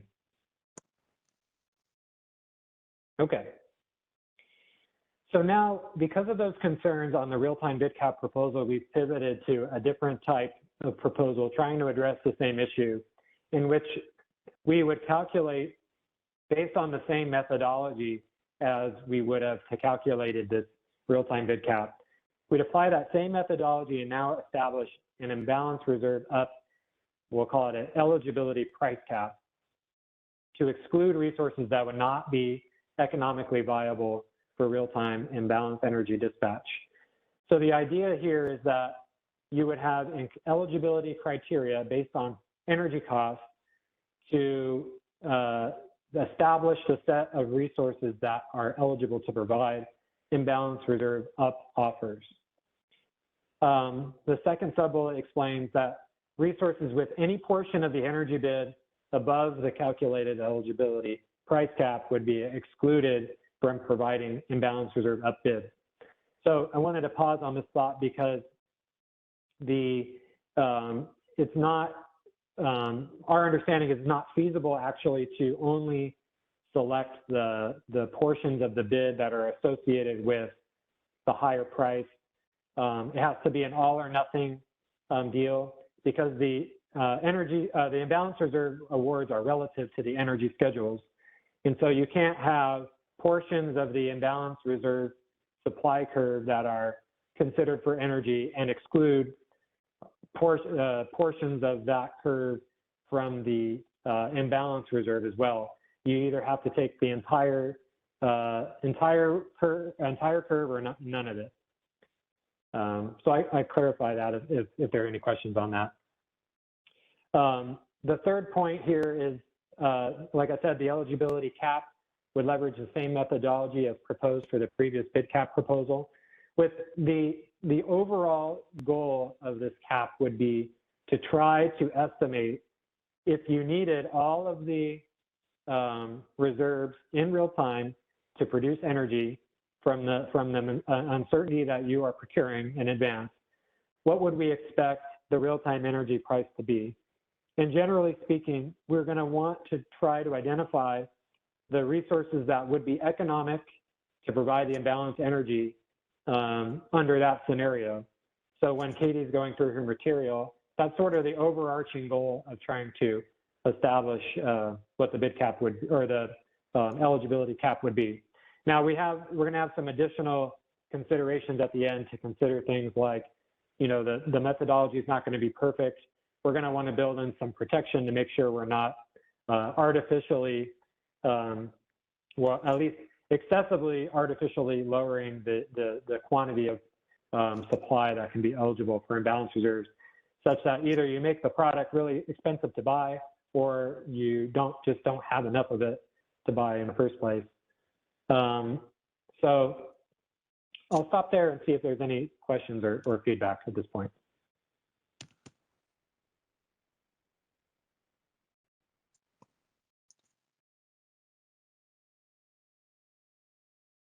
Can you say something about the eligibility price cap, whether that would be dynamic and dependent on the previous day's prices, or the market power mitigation run prices, or anything else? Or would they be fairly static based on historical, you know, over some values over some period of time? So Katie's going to get into that in the next maybe 8 slides, but for a preview, it would be a dynamic cap calculated on an hourly basis. And we will discuss, even though the cap will be calculated on an hourly basis, it might be to add to the conservatism of the cap, might be a good idea to just set it as a daily cap based on the highest calculated hour within the 24-hour span. Would make the cap more conservative and would make easier for market participants to follow also without having to respond to a changing cap every hour. But Katie's going to get into the methodology in the next several slides. Yeah, I mean, circling back to the earlier discussion, have you guys given thought to how this might interact with the demand curve? You know, it seems like there's a crossing here where you start throwing out stuff and the stuff you've discarded ends up, you know, leading you to buy less. Yeah, I think I mean, there's for sure an interaction, and it would probably be, you know, you're going to take the net effect of this sort of cap is probably going to result in potentially higher price imbalance reserve because you're restricting the quantity of supply, and there could be, and what we're arguing is that may be justified given that the resources that are underlying those really cheap reserves may not be so cheap when you need them for energy dispatch, and just generally speaking, the discomfort we have of, you know, value or placing value on a resource that in real time doesn't, you know, that doesn't actually provide the service the reserves are intended for. But yeah, I mean, you're restricting the supply certainly is going to put upward pressure on the reserve price, which is going to put more pressure on the demand curve values being, you know, they're going to put more pressure on the demand curve actually binding at those lower prices that we put forth a couple slides ago. Yeah, I mean, this whole topic, I keep sort of thinking of a couple extreme paradigms. And the one that sort of weighs against this is that the sort of middle class IRU units that that have higher IRU capacity prices but lower energy prices. What, you know, it kind of depends upon what happens with them if they don't sell IRU. If they end up still participating in the real-time markets, then you know, then buying a bunch of IRU at low prices with high energy prices maybe isn't such a bad thing, because when it comes to getting the actual energy, you can buy from the other guys who were bidding higher IRU capacity prices anyways. And the other paradigm is those guys are completely unavailable in real time. And so you've lost the opportunity to buy that middle class energy, and you're stuck with this, you know, really expensive energy as a result. And I just don't have a good intuition as to which world is more realistic. But I think there is a world in which maybe we don't want to have a cap. Maybe, you know, just having getting the cheapest IRU we can is sort of the best thing to do. It's kind of more of a ruck perspective, I guess, that we're just trying to avoid out of market commitment and avoid load conformance and other things that happen. And if the operators are happy, then we can kind of let the real-time market sort out what the right energy prices are. I just wanted to articulate sort of the case against this. I don't know which is real, but it's something to keep an eye on. To echo Jim a little bit and make a distinction, you know, when we were talking about balancing for intermittence, then the energy price matters a lot, and you don't want to have demand response at 1,000, providing you're balancing, so that we always go to $1,000 whenever the load drops a few megawatts. But now we've evolved into, this is for day ahead to real time load forecast uncertainty out to the 2.5% tail. And there, I think it's sort of a different argument. It's more like what Jim was saying. You know, if we're hardly ever going to use it, then maybe $1,000 is fine for an insurance policy for when we make a huge boo-boo on the load forecast or the intermittence, and but it's very unlikely, but that's kind of where our procurement policy is now, where we're procuring for fairly rare events, I think. And maybe if we're procuring for rare events, we don't really care so much about the price.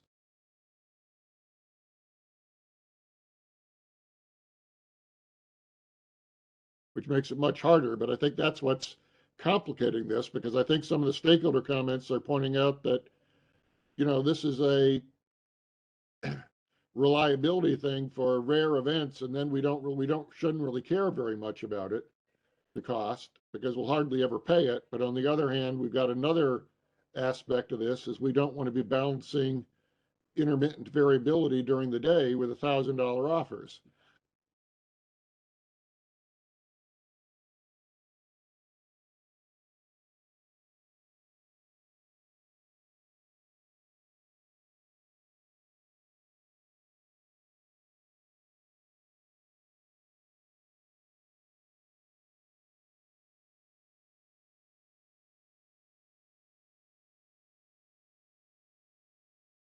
It looks like there's people in queue, so neither yeah. ask them if no one else wants to say anything. Right. I was about to say the same thing. Yeah, it's well, I'm just thinking that some of the IRU will be called upon about half the time, but you're not going to take all of it except maybe 1 out of 40 days if these probability distributions are right. So there's you wouldn't want all of them bidding $1,000, but some of them I think would be fine. And then given that this is probably overly conservative and we have all the, you know, capacity available 1 hour ahead of time, you may never actually get out and be scraping the bottom of the barrel. Yeah, so we see Alva and Joshua on the phone lines. Alva's up first. Hello, can you hear me? Hello. Yes. Am I clear? Great. So I'm going to basically repeat what I said on the call the other day for the stakeholders. I really don't think this is a good approach to implement. I think it's just, at this point, the ISO has really tried to work with a lot of different interest groups in coming up with some form of protection. And I don't think this is the place to end up. I think it would be better to end up at a place where there is more of a let's wait and see whether this is an issue approach.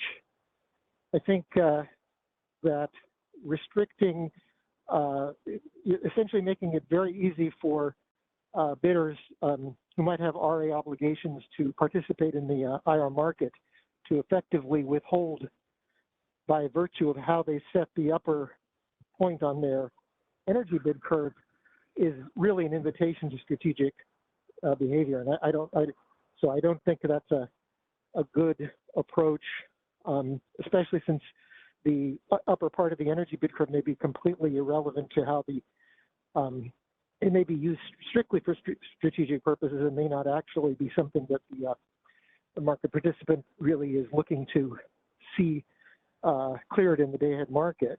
So I think that's one issue with it. I'm sort of losing the track of my thought right now, but I would lobby against having this be in place as something that is both easily manipulable and additionally won't achieve the purpose for which it is intended. Yeah, that's an interesting addition that I hadn't even processed about now that we're throwing out any part, that's all or nothing thing. Now, you could get around that by taking the more lenient thing of saying if there's any part of the bid curve below the threshold, we don't kick them out. So instead of taking the sort of harshest possible interpretation of the energy bid curve, we could take the most lenient possible. Right, and that might make more sense. It would even in the case where if somebody has other purposes for their bid other than either energy or in balance reserves, they have an invitation to withhold in this. Of course, their energy bid can be mitigated in the day ahead, so that's going to be part of what would presumably happen before the determination was made that they were going to be excluded from the market. But I'm very uneasy about this approach, and I just would ask CAISO to consider just not going there at this point. I don't think it's a necessary ingredient, and I think some of the points that you made, Jim, today and previously were part of what convinced me that we don't really know what how high the opportunity cost can be for supplying imbalance reserves and how they're going to interact with the energy bids, especially with all the moving parts that have been introduced in terms of the demand curve for imbalance reserves. I think we're over constraining what might happen in ways that are pretty artificial.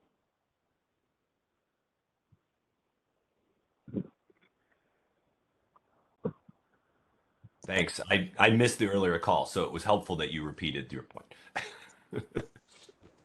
Thanks, Alma. Let's have Joshua join us.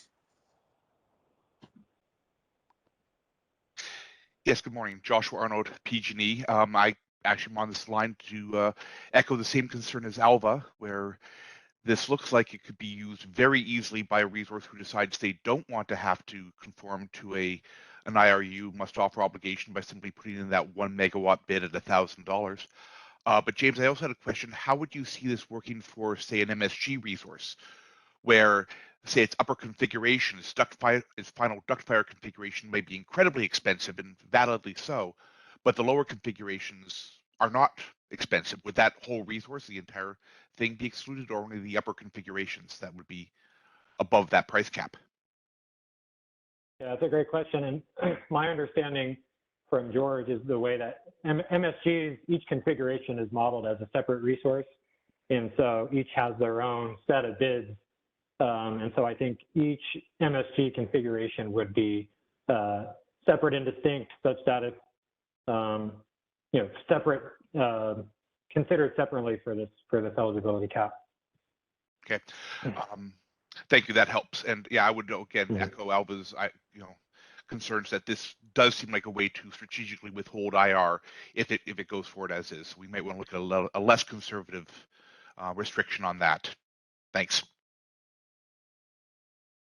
One other consideration here is the a lot of the motivation for this. I mean, I stepping back, it seems like there's two motivations. One is to try to improve upon the resource mix that RUC procures, and the other was to sort of try to reduce the amount of out-of-market actions, load conformance type actions that operators take because they're worried about the results of the day-ahead market.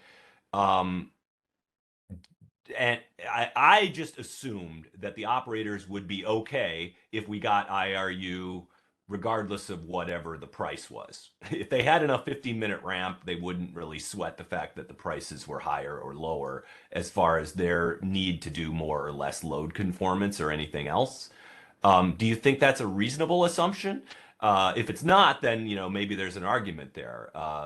Now, I think as far as the RUC does things inefficiently, IRU hopefully would do it more efficiently. That's maybe an argument in favor of looking more closely at the energy bids. But as far as the operator load conformance angle, it seems like the energy bids don't matter for that. Yeah, I tend to agree. I don't think it would matter much to them.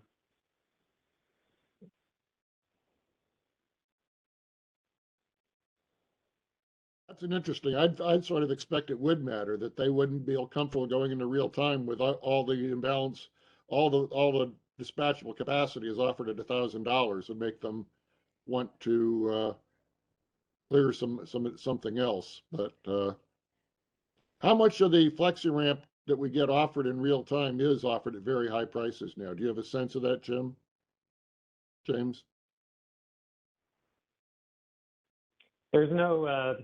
There are no offers for FlexiRamp. No, I mean energy question? Sorry. Energy yeah, the energy associated with it, yeah. I remember at one point I thought there was a lot of demand response that was being scheduled as FlexiRamp at $1,000, and that caused some concern. Yeah, I'm not 100% sure. Okay. Mm-hmm. That'd be a good thing to double check is what's going on now in FlexiRamp. Now they've got a locational requirement in California, and how much of it is stuff that's being offered at very high prices. Yeah, one point, if I may. So if we sort of look back at the optimization part of this, in one sense, the optimization is going to favor resources that are relatively cheaper energy, because these resources are already going to be committed day ahead, and so you're going to tend to want to buy reserves from resources that are already committed because you don't want to pay the commitment costs. So you're going to tap out those resources that are already committed, most likely for energy, which means they probably have good economic energy costs behind them. The other hand, though, you do have a subset of resources that don't have commitment costs in the day-ahead market and may be bidding in such a way where you have use limitations or energy limitations, and say a resource doesn't want an energy schedule during a certain time of the day and is reflecting that part in their bids. And so because they don't have commitment costs, when you still have a little bit more imbalance reserves to buy from the resources that aren't committed, and you got to start committing some resources that are offline to provide the remainder, it might look pretty good to buy the reserves from those resources without commitment costs, who may at certain times of the day trying to be avoiding an energy dispatch, and let's say during the solar period, and may give them imbalance reserve awards at precisely the times that they don't want to be providing the energy at all. So it's a complicated issue. Just thought I'd add that little point. Right. And having a lot of stuff at high prices might also mean you don't commit as many units. So that, there's this, so you don't incur the commitment costs. And so it's not just a topping up, it's, maybe not committing as many units. So that's why it's a matter of how big is this effect going to be? Is it going to be tiny or is it not? And yeah, I mean, across the EDAM too, not just in CAISO, it's across the EDAM. How much of this stuff are we going to get? Yeah, if the last 10% of this stuff's at $1,000, then I think that's totally fine. And if it's 90%, then yeah, we get into all these weird things. And the all or nothing aspect of the bid acceptance kind of really, I think, turbocharges that. I think the fact that you cannot distinguish between different segments of the bid really makes this more worrisome. And I would kind of lean towards the generous, the big tent approach to the bid curve, rather than the any segment approach. I mean, you could also do something in between where like half the capacity or yeah, instead of just saying any segment of the bid. If you throw out a bid because they have 1 megawatt at $1,000, that seems not the intended point. But yeah, I guess sure, if you don't want to have one extreme is you don't have a threshold at all.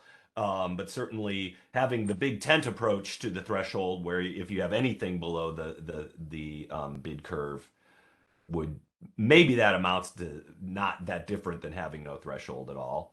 I mean, you could require that, I don't know, 10% of the capacity or something like that be below the threshold. Or so I you know, I'm sure George is right about there being complications in doing something like this, or maybe even possible. But is there anything that's written up and that explains that without? I don't think we should try to do it on the call. It's the sort of thing that needs a blackboard and paper and pencil. Is there something to be shared with us to, you know, show why that's the case? And so that would then help us understand whether, you know, Jim's proposal or the big tent or others might work or not work. Yeah, I could ask him to put something together. Yeah, that would be helpful. I'm definitely not proposing an item for an MSC meeting on that, but I would like to understand the technical reasons. I have a general feeling for it, but I don't want to butcher a much better explanation than you'll get from George.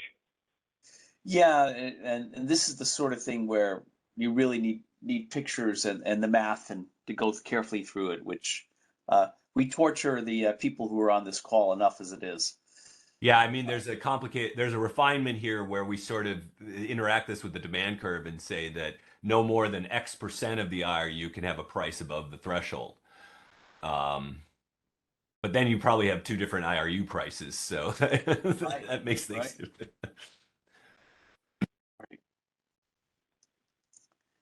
Okay, I would appreciate that. 2 different prices might not be, you know, it's getting more and more complicated, but it might be the right answer. One price for stuff we're going to use for balancing and one for emergencies. You know? Yep. Okay, let's see. I don't see anybody waiting. If I'm not mistaken, James, this is where you're going to bid us adieu, and we're going to go next to Katie. Is that right? That's right. I think I will close off the topic, but Katie's going to take over for here for the next few slides. Okay. All right. Well, good. Glad to see you. We'll be seeing you again later. Katie, welcome to the podium. Thank you. Good morning, everyone. Hopefully you can hear me okay. Let's go to the next slide, please. Yes. All right, so I'm going to discuss some findings from the companion analysis reports that we posted recently along with the draft final proposal. And this is the analysis on different methodologies to calculate the IRU eligibility price that James has been discussing. So as we sort of walked through in past stakeholder and public calls, we've been exploring the use of a quantile regression on historical pricing data as a way to project a real-time price to set the IRU eligibility cap. So here I've listed just a couple of the high-level findings from the analysis, and I will dive into some more detail in subsequent slides. But generally, first, we found that natural gas commodity prices tended to be a better regressor in the regression for this price cap than net load data. We also found that the 90th quantile provided a more stable cap than using something like the 97.5th, and I'll go into why that is. We saw that the linear regression formulations performed better than quadratic regression formulations when considering the same set of input variables and regressors. We did perform an incremental analysis for the summer 2022 months, and generally we found that the findings were consistent from the previous month's analysis. We did see, though, that those methodologies, particularly in September 2022, yielded higher difference metrics when compared to previous months. And this is sort of due to the interplay between how prices actually worked out And I'll get into why that was in subsequent slides. So let's go to the next slide, please. So the objective here with our analysis was to find an appropriate methodology to calculate this eligibility cap at either an hourly granularity or a daily granularity that would be available prior to the close of the day-ahead market bidding window. So we performed an assessment on various formulations of a quantile regression using historical data to predict that eligibility price. So in our analysis, we explored about 30 different methodologies. And so with those, we had different sampling schemes, like different regressors, whether that was gas prices or net load data, differences in the amount of historical data considered, and then any additional data treatments. These inputs were run through a quantile regression at various quantiles and formula types, and then we looked at some additional post-calculation steps as well. So again, those 30 methodologies we tested first for the period of January through June of this year, and then we took 4 of those and tested them incrementally for the summer months of July through September just to see what the performance was like. Let's go to the next slide, please. All right, so this might be a familiar slide to folks, but these are the standardized set of metrics that we used in the analysis by which to sort of evaluate the performance of the methodologies against one another. So these were coverage, and coverage is a percentage. That's the percent of time that the projected cap was sufficient to cover the actual SMM price. So it was at least equal to, if not greater than. Difference is just the delta between that projected cap and the actual price. Closeness is the absolute value of that difference. And then scale is the ratio of the actual price to the projected cap. So these metrics were derived from a counterfactual analysis where we ran the regression basically for each methodology and then compared the projected price caps against the actual SMM LMPs that materialized. And so we were able to derive these numerical results for each methodology. Next slide, please. So in addition to looking at just the numerical results from the 4 metrics I just went over, we performed some more holistic comparisons between similar methodologies just to see how changing one input or one regression component would impact the results. So some things that we explored additionally were using different look-back periods for historical data, applying some sort of configurable scalar or multiplier on top of the projected cap, using just one regression feature or multiple regression features, linear or quadratic formulas, using the historical data at different granularities, so how that historical data is actually aggregated, and then again, setting either a daily cap or an hourly cap. Next slide, please. So with all that background in mind, the current sort of recommended methodology in the report incorporates the features that I have listed here. And this is referred to as methodology 11. So I might refer to it that way as shorthand. But what this methodology incorporates is it's an hourly cap methodology. So that results in 24 different cap values for the trade date. It uses what we call a 60-60 look back period for historical data that pulls in both 15-minute market CAISO LMPs and gas prices as well. And the 60-60 notation here just means that the regression is considering historical data from 60 days prior to the trading day and then 60 days forward from the trading day from the previous year. That was just the shorthand we used to denote that. The predictor variable in this methodology is average gas price, so that's the average between the SoCal Citygate and PG&E Citygate commodity gas prices. This represents a linear quantile regression set at the 90th quantile. And then we also applied a scaling factor of 1.2 or 20% on top of what the regression calculated for the caps. So based on our counterfactual analysis, this methodology performed well in that it provided sort of a reasonable trade-off between some of these metrics like coverage and scale. The use of the 90th quantile versus something higher like the 97.5th sort of meant that the influence from any historical data outliers was somewhat minimized, although there are some exceptions during the summer months, which I'll discuss. Let's go to the next slide, please. So I'll spend just a bit of time on the next few slides, sort of exploring the results behind the various features that we recommend in the methodology. So one of the features is using this 60-60 look back period, and how do we land on that? So, when we were considering the amount of historical data to pull into the regression, there's naturally going to be some trade-off between using a broader window of time and a smaller window of time. So, of course, a larger window of time, pulling in more historical data observations, you will have more data observations, and you may smooth out some of those outliers. However, that might be less representative of the actual system and seasonal conditions that we're attempting to capture in our projection.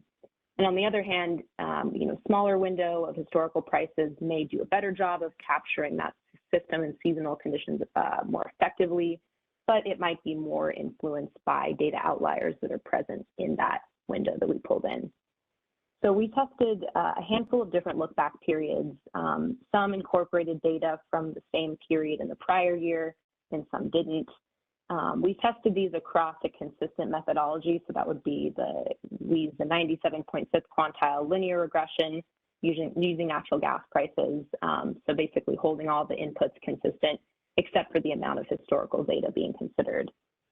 When we compared these different methodologies, we found that generally the 60-60 look-back period provided the highest coverage on average over the first 6 months of the year. And so what that really means, a higher coverage metric is indicating that the projected cap was at least equivalent to, if not greater than, the actual FMM LMPs that materialized. Next slide, please. So a lot of data here, but I'll attempt to break it down. So the recommended methodology also incorporates the 90th quantile using a linear regression. So we did consider various tests using the 97.5th quantile, and we compared those against the same tests at the 90th quantile just to see how that would impact the results. So overall, we saw that taking a lower quantile meant that the influence from the data outliers, like high historical prices, was somewhat diminished. So here I have the difference metrics compared side by side for two of the methodologies, and they're held consistent except for the quantile that's used, the 97.5th versus the 90th. So the difference, again, just as a reminder, that's the delta between the projected cap and the actual FMM LMP. So by how much are we overestimating or underestimating what the actual LMP ended up being. So one sort of factor for consideration, one thing to point you to here, is the extreme outliers that we saw in April, May, and even June on the left-hand side for methodology 3. So we did see some pretty high positive difference outliers there.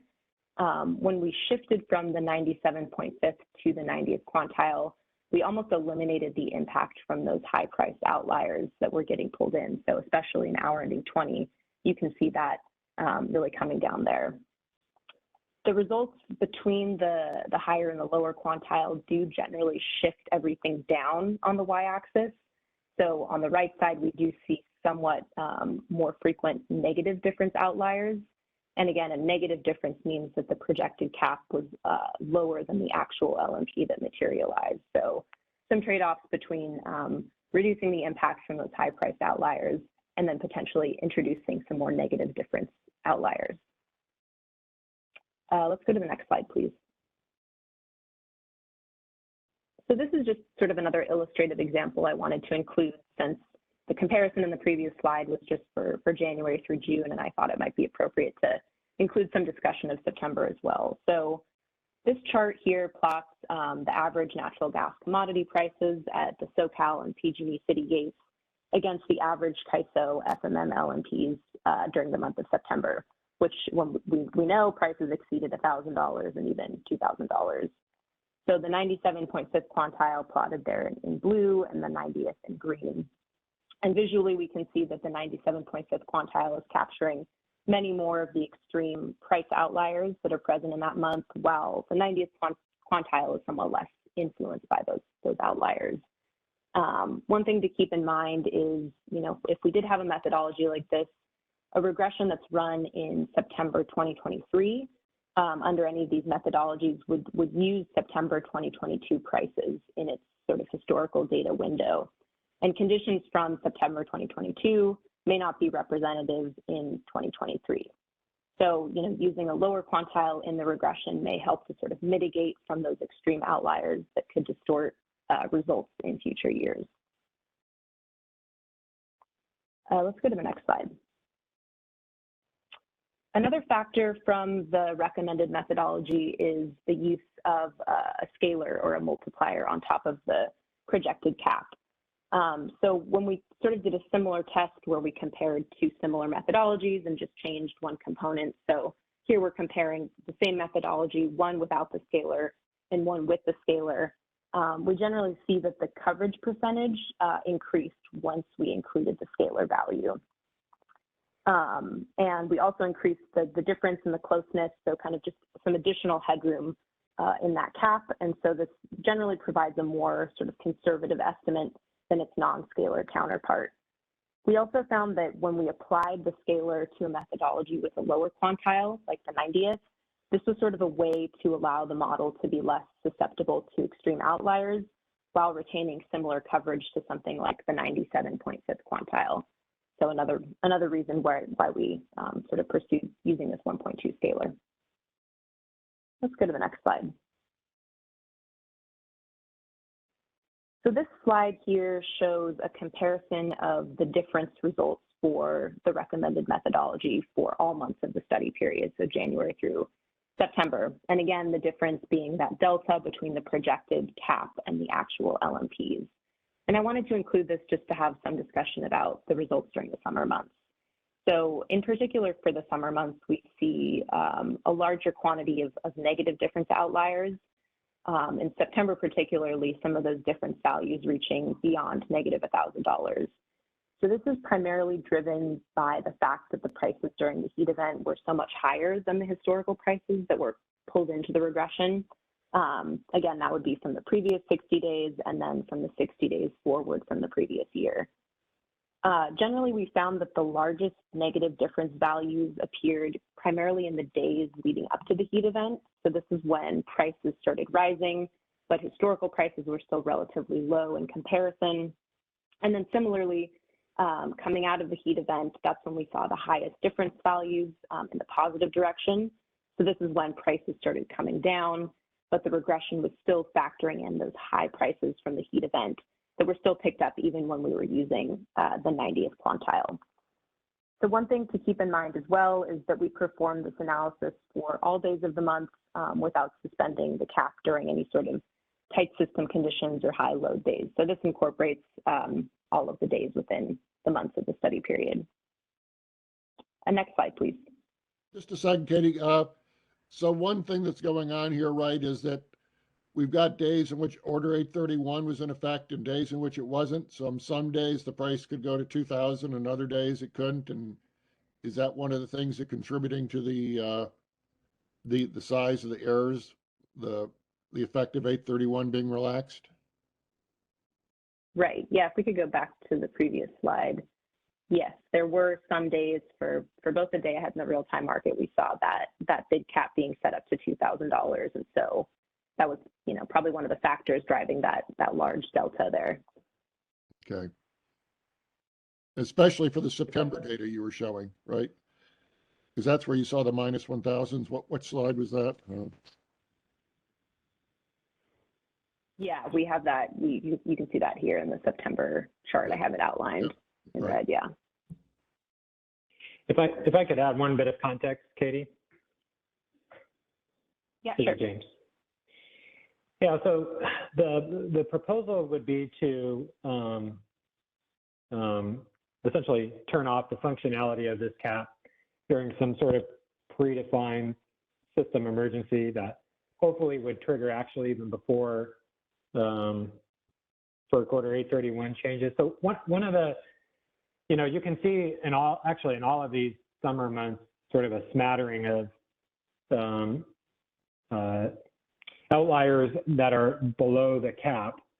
And to the extent that you have only a couple of them, these are representing where you're going to have some price cap that's not going to be well representative of the actual SMM prices resulting from the next trade day. And that, you're going to want to avoid those. as much as possible. Now, in the September highlighted box, it's very possible that some of these negative outliers, the really big negative outliers in the $1,000 plus range, would have come under times where, under the policy, we would have suspended the cap. And so it just wouldn't have come into play.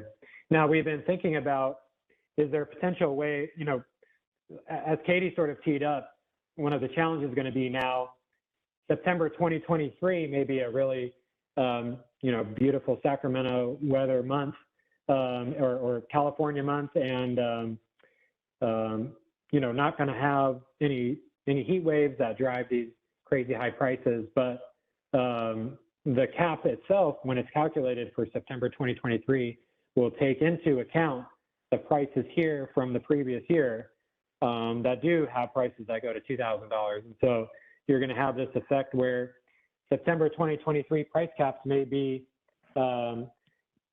excessively driven by the previous month or the same month in the previous year's values, and create caps that are, higher than they otherwise system conditions would warrant them to be. So we're trying to think if there's potential ways we could, at times where we disband or remove the functionality for the cap during some predefined tight system condition, if there's any way of also taking that data and removing it from the sample. I'm not sure that we can do, that's something we're exploring, but just throwing that out there, it is, going to drive some swings in the calculation. Thank you. Right. I mean, I think at least excluding the hours when 831 is in effect, because it'd always be suspended for them. But I see, you've got Katie's data is good. It shows quite a few, hours in every month almost where there's $300 and $400 mistakes.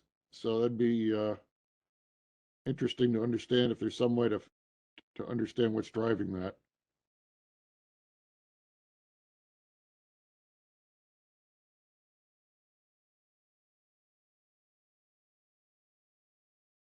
All right, I think we can go to the next slide. Great. So, overall what we're seeing here is decently high coverage metrics between 94 to 98% across the study period for this methodology. So what I'm showing here is just sort of a breakdown of the monthly averages we pulled for this specific methodology. So for percent coverage, closeness, difference, and scale. And again, these are averages across the entire month, so not as granular, but still effective to sort of see where we're trending as we go through each month. So the coverage metric in the upper left-hand corner does decline as the year progresses, with some exceptions for July and August. But generally what we're seeing is as we move through the months when prices are increasing, we're seeing that the projected caps are covering the actual LMPs somewhat less, although I think this can be somewhat expected, basically based on how prices are moving. Corresponding to that trend, the difference, again, that delta between the projected cap and the LMPs and the closeness are trending upwards as well as actual LMPs are rising throughout the months. And we also see scale rising correspondingly. So again, as I mentioned, this performance I think is somewhat expected just given the way that the LMPs trend throughout the months getting into the summer there. So let's go to the next slide. I think this is the last one I have. So one item that James sort of teed up previously was, whether we take a methodology that uses an hourly cap or a daily cap. And so just some sort of thoughts here about those two. So again, the hourly cap being. Hey, Katie, this is Brad Cooper. Sorry for interrupting. I got cut off again. I was trying to undouble mute and mess myself up. But as far as the price methodology for this cap, and when I was cut off, maybe I missed some of this discussion. But it's very similar to what we're using for 841 to determine whether we're going to accept bids above $1,000 or not. And I thought in that, if I heard you correctly, you'd say for like calculating September prices, well, under our DAME proposal, we would look at last September. But if I'm remembering correctly, in our 841, and maybe there's some differences, we concluded that last September isn't necessarily that indicative, or may not be indicative of prices this September, in that we would look at, rather than looking at the same month the previous year, we would look at the most recent weeks. And maybe I'm getting that backwards. Maybe you did look back the year, and if for some reason we thought that wasn't indicative, we would look at the recent days from recent weeks and adjust for weekends. But I just think it's something we should double check in those proposals, because it seems to be a lot of similarities in the objectives between the two.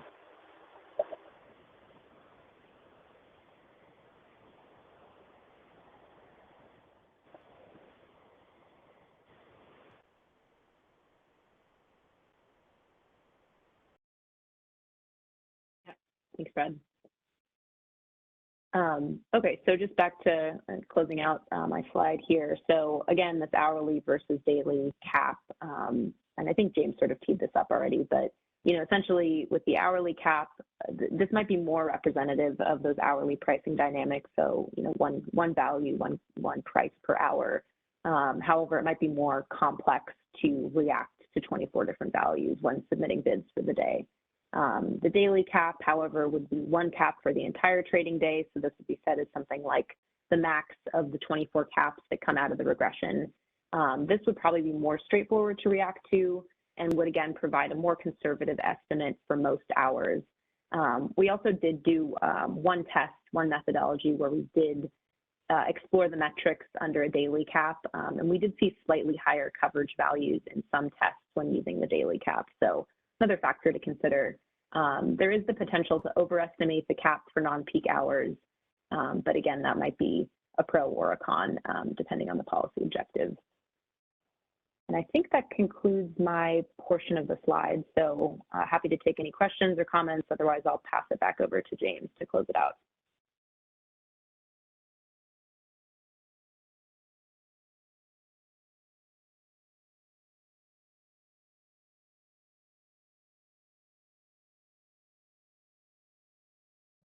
This is interesting, Katie. It shows how complicated this is going to be, I think. There's a lot of issues here with the quality of the estimates and the errors, and it's hard to see that there's a simple way to do this. And having the allowing high cost offers in all the low priced hours, that's the hours where we're probably really going to use the balancing. So you're going to let them in those hours. So I don't know. It's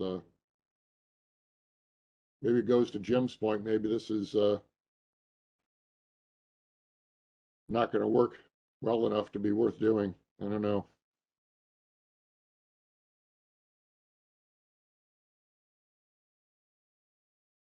Yeah, I've been trying to think about what the conservative approach, how to even define conservative in this context. And I do think it is sort of being very, let's call it generous, or minimizing the exclusions that a cap like this might put in place. I think it certainly that would tend to reduce the risks of higher than appropriate IRU prices. What's really hard to get your head around is what the implications for energy prices would be.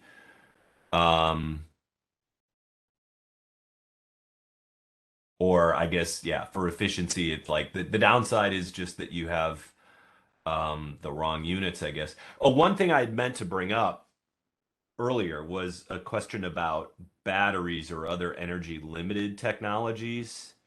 and how big a concern or how we should think about, say, a battery that bids IRU and then pegs it at 1,000. Is there any kind of mechanism for recognizing that a battery might not be able to provide IRU over X number of consecutive intervals or something like that? Yeah, I think it's a good point. So we had previously brought to the MSC a few sessions ago the idea of thinking about what we've since called attenuation constraints, which what we showed is that the state of charge constraint itself and the capacity constraint associated with state of charge will make sure that within any individual hour, a battery is not awarded more imbalance reserve in either direction than it can support with its current state of charge. But it does not necessarily support if the imbalance reserve were actually used over some consecutive intervals, whether in, say, interval 4, interval 5, interval 6. If you're if you're supporting the imbalance reserve award, there's energy in real time in intervals 1, 2, and 3. You have enough left over to give imbalance reserves in 4, 5, 6. And so we've discussed constraints like that in this initiative and had decided to remove them from the proposal, but continue to talk about them with stakeholders and consider them in sort of a more of an energy storage specific forum than was done under Dane. So it is a problem we're thinking about addressing, but it's not going to happen in this initiative. And yeah, this would be a very blunt mechanism for trying to reduce that problem. But I guess, to the extent there is storage that, well, and I could spin this either way too. Maybe having a small amount of batteries capacity available if we really need $1,000 energy for IRU, that's not such a terrible thing if it's a small fraction of the total IRU award. But if it's a large chunk of it again, and you can't just realistically expect it to be providing a lot of IRU continuously, then, well, that sort of gets back to whether we need something like this as a way to try to, yeah. The problem is it's the dimensions of the design, where what we're really been talking about is sort of the percentage of IRU that's quite likely to be used versus the percentage that's quite unlikely to be used, and we're trying to treat all of it with a single cap, and that's where I think the issues are coming in. But given that we don't have any IRU now, and we somehow muddle through on our energy market, it's not pretty at times. That I guess I think conservative in this case means either having no cap or having a quite generous big tent-ish sort of energy eligibility element here.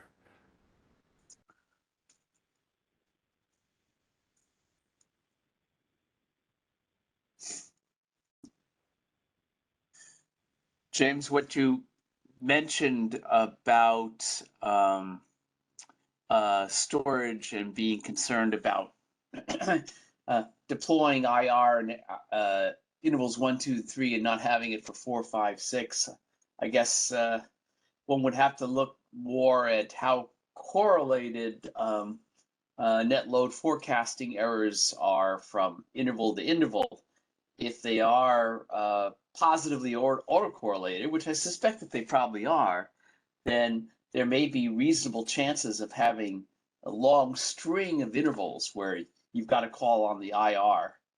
And as Jim points out, well, if storage is just providing a little of it, that might not be a problem. But if storage is providing a lot of it, that could be a recipe for, in a stressful day, running out, at 7 in the evening, just when you most need it, for example.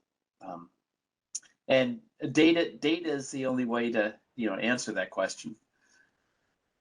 Yeah, now in previous stakeholder comments, the Department of Market Monitoring has put some of their own data in to show that the errors across hours are correlated, as you said, which implies that if you have uncertainty materializing in hour 12, you're probably going to have a similar amount of uncertainty materialized in hour 16, such that it's important that the resources that are awarded in balance reserves are able to support a continuous provision of the energy. Yeah, unless you're going to limit the hours that it can be awarded a priori.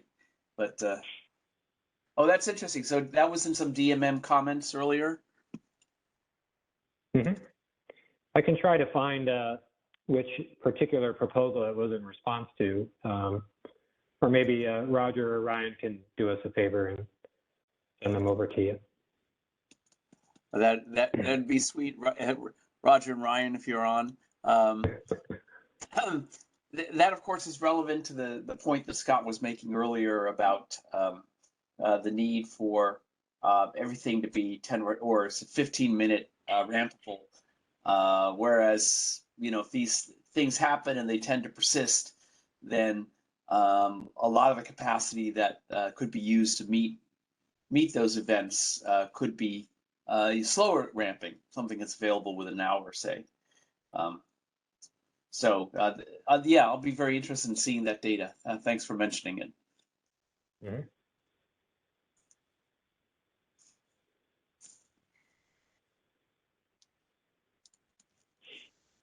Okay. There might be one more slide that I did. I think there is one more slide. Yep.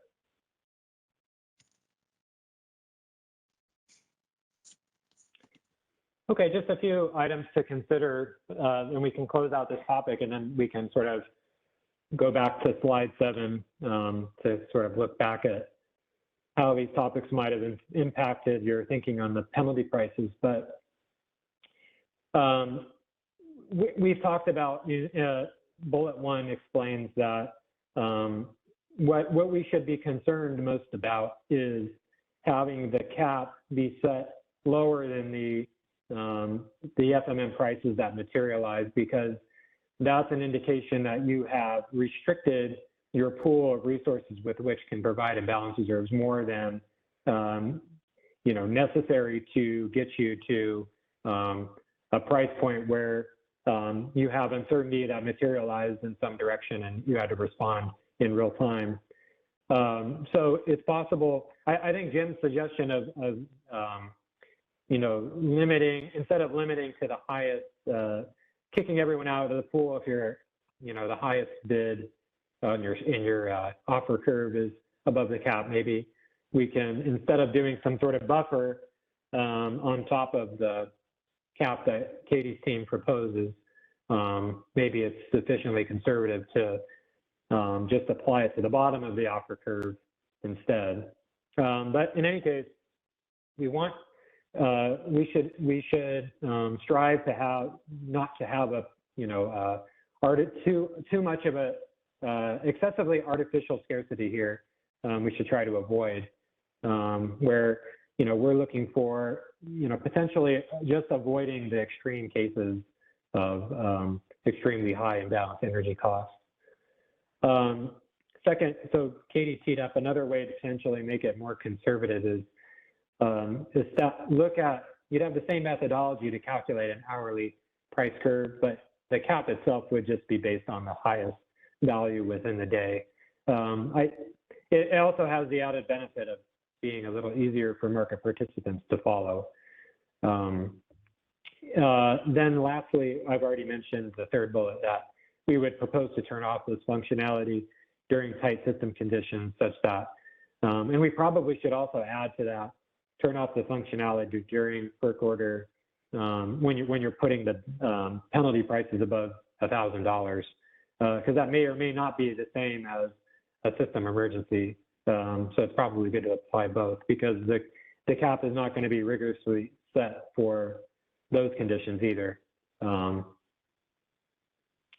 So with that, I'll sort of close out this topic and see if there's any last feedback.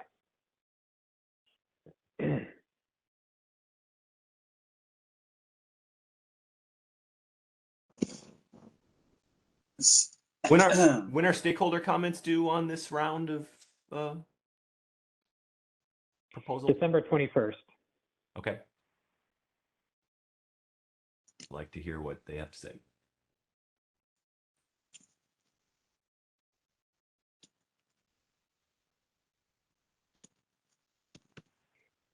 Maybe if we could, then we could wrap up our DAME discussion. Maybe go back to slide 7, and sort of take another visit to the penalty price considerations, given the discussions on market power and the bid cap, or the eligibility cap.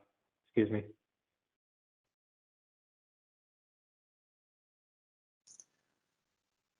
Yeah, I think both the market power issue, you know, a demand curve provides a little less, you know, reduces the need for strict market power mitigation, so you can have a looser market power mitigation design and err in the side of not mitigating people if you've got the demand curve. And similarly, it's less of a concern about whether we throw out some of the high prices if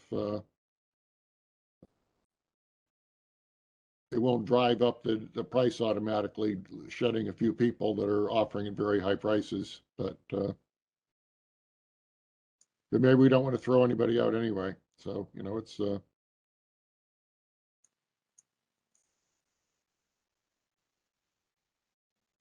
it'd still be good to understand what's going on with FlexiRamp and whether we've got a lot of offers in there every day at $1,000 or $900 and that are never being dispatched, and whether we've got an issue or not having an issue. To the extent we don't really have an issue with FlexiRamp, maybe that's a reason to just put this off and see what happens. Yeah, and the time frame on FlexiRamp is so much more constrained. I'm not even sure. Well, I guess if you know, if there's $1,000 offers and it's not a problem, then I guess that's evidence that it shouldn't be a problem even in a day ahead. But yeah, that might be where the operators are putting in load conformance. Is that that's they true. Say, all the FlexiRamp we've got is stuff that's useless, so I'm going to put in some extra load conformance to make sure I've got something that. Right. Okay. As a Kremlinology of operator preference, right. I know that's a signal. Yeah.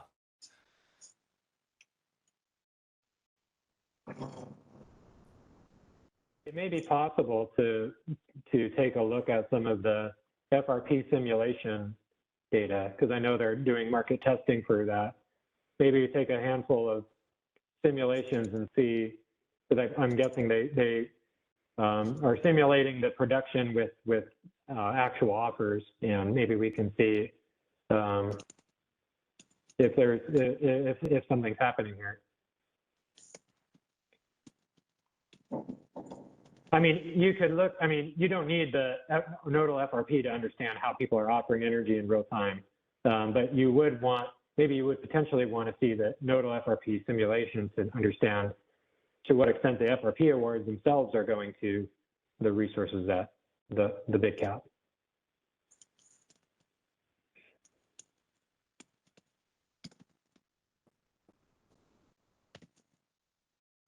Yeah, I like that idea. It's if whenever those are available. I understand they're working hard to try to to get prepared for putting this actually in place in February, right? So, but if those could be made available to us for stakeholders, be good.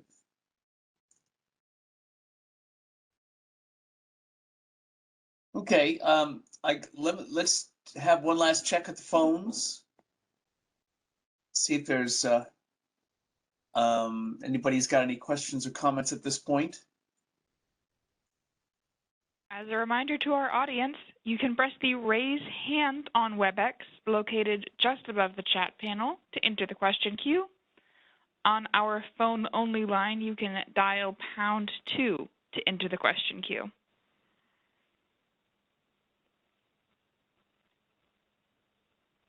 There seem to be no questions in the queue at this time. Okay.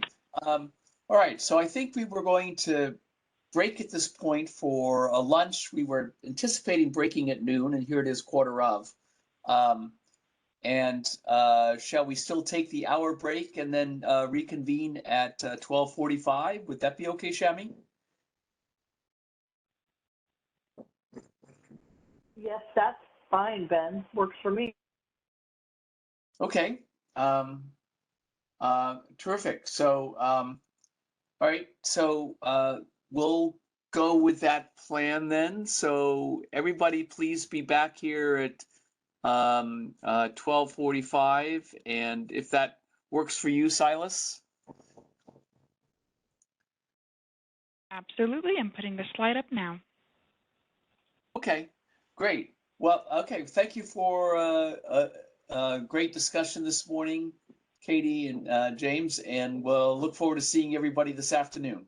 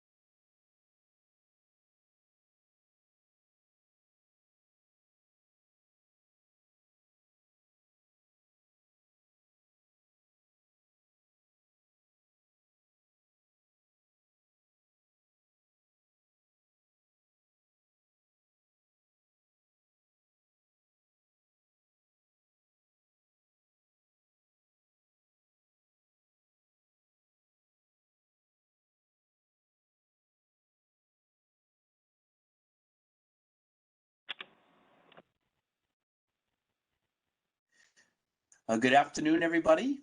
Welcome back to the Market Surveillance Committee meeting. I'm Ben Hobbs, and this morning I introduced Scott Harvey and Jim Bushnell, my fellow members of the MSC, who are here along with several ISO staff, including Danny Johnson, Greg Cook, John Gooden, Shami Davis, and new this afternoon, we have Anthony Ivankovich and our speaker this afternoon, Miloš Bosanak. And Miloš is going to be telling us about the Transmission Service and Market Scheduling Priorities initiative. And so, Miloš, thank you for joining us and for preparing this. I'm looking forward to your talk. All right, thank you very much, and good afternoon, MSC members, and thank you for the opportunity to present. This is a Transmission Service Market Scheduling Priorities Initiative. It's an initiative that now has been spanning, I think, in different phases over the last year or so. And as I'll get into on the next slide, it's really aiming to develop a more durable framework that replaces an interim framework that we have in place today for establishing market scheduling priorities for transactions that are wheeling through the ISO system. So I'll talk a bit about some of the context of what the policy and design is today that's interim in nature, and then we'll talk about the evolution of the design that we're hoping to move to pending stakeholder discussion and stakeholder comment and feedback. So that's the idea for today, and if we can go to the next slide. Okay, just a little bit of background to level set yourselves and anybody else that may be listening. But as I mentioned, this is an initiative that really seeks to develop a durable framework for establishing wheeling through priorities across the ISO system to replace the framework that's currently in place that we developed back in 2021 for summer of 2021 that's interim in nature and expires ahead of the summer of 2024, or practically in June of 2024. And so the current framework that's in place today, if you may remember, entities that are wheeling through the ISO system, they can establish scheduling priority for their transactions, and that scheduling priority is equal to load if they meet certain requirements at least 45 days ahead of the month in which they're seeking that priority. They have to demonstrate that they have a firm power supply contract to serve external load, and they also have to demonstrate that they have firm transmission to deliver that supply to the ISO border for the entirety of the month. And if they meet those requirements, then that wheeling through transaction effectively has established that equal priority to ISO load for the full month in which they're seeking that priority. So these are the only two requirements that are in place today. To the extent entities can also wheel through the ISO system on a shorter term basis, or if they don't meet these requirements, the only nuance is that those transactions then have a lower scheduling priority because they haven't been able to meet those aforementioned requirements. So that's the design that's been currently in place since that summer of 2021. I think we implemented it early August, that functionality. We haven't had to trigger these high scheduling priority curtailments of wheel-throughs in comparison to load since then, since the implementation. And that's the framework that's expiring that we extended back in late 2021. We extended until summer of 2024, and that we're looking to replace with a more durable framework that can evolve as we gain experience and evolve over time. So let's go to the next slide to start going into, I'll provide first a little bit of an overview of the design, and then we're going to get into each of the individual components of that design. So just a couple of slides on the overview. So the framework that we're looking to move to, and this is in part driven by FERC guidance in that original 2021 filing, where they said that the ISO should determine what those native load needs are in order to determine how much capacity you have available for wheel-throughs to establish that priority. We're looking to move towards a framework where we're calculating what's called available transfer capability, or ATC, on the interties, which could then be reserved in advance by entities that are seeking to wheel across the system to establish that wheeling through scheduling priority equal to load. And we're looking to calculate that ATC across a 13-month horizon, effectively in monthly increments, a rolling 13-month horizon, as well as in a daily horizon and on a 7-day rolling basis, largely consistent in both of these contexts with some of the time frames of the OAT products in the monthly time frame and the daily time frame. But in order to calculate that ATC, we would need to set aside transmission capacity at the interties for serving native load needs. And that's what we're going to talk a little bit about. We'll spend a slide or two on those individual components. That's an important key element of the calculation of what you have available by determining how much you have to set aside for your native load, existing commitments, as well as margins. But once we've calculated that ATC, then we need to provide a mechanism for accessing that ATC in advance. And what we're looking to do is continue to impose the requirement that entities have to demonstrate that they have a firm power supply contract in place in order to access that limited ATC that may be available on individual entities. And then additionally, to the extent those requirements are met, we're introducing the ability of entities to compete for limited ATC based on duration of the underlying supply contract. As you can imagine, ATC on some of these entities may be limited. And so if you have more requests than you have ATC, we would provide for a mechanism that entities could compete for that limited ATC based upon the underlying duration of that supply contract. Effectively, whoever needs it the longest has access to that capacity. Milos, I have a clarifying question on that. Yeah. Since you're going to award contracts both for 4x6 and 8x6 or 16x6, would a 4x6 contract for the next month have the same priority as one for 6x16 for the next month? Are you referring to in terms of the competition, or if they get the ATC? No, the right here on this ability to compete.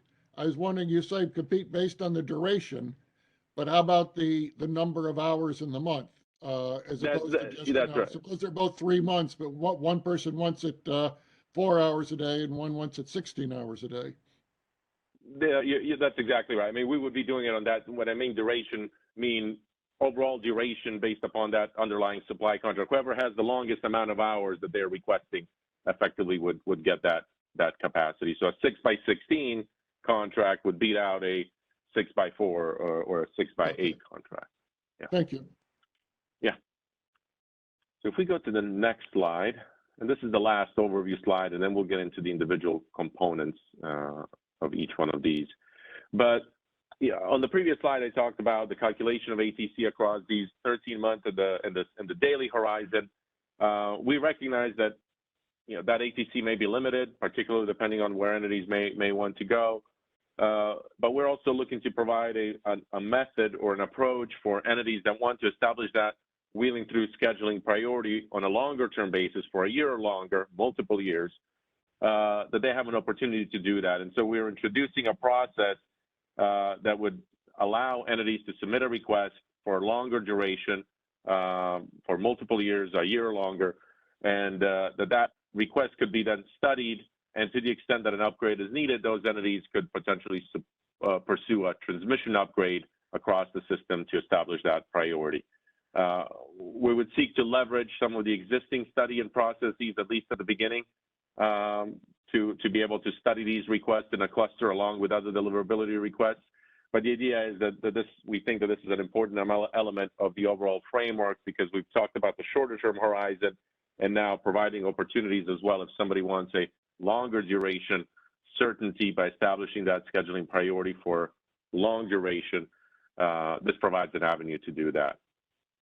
And then finally, I think an important element of the design is ultimately, what do we charge for this transmission? What's the appropriate transmission charge for establishing that wheeling through scheduling priority equal to load?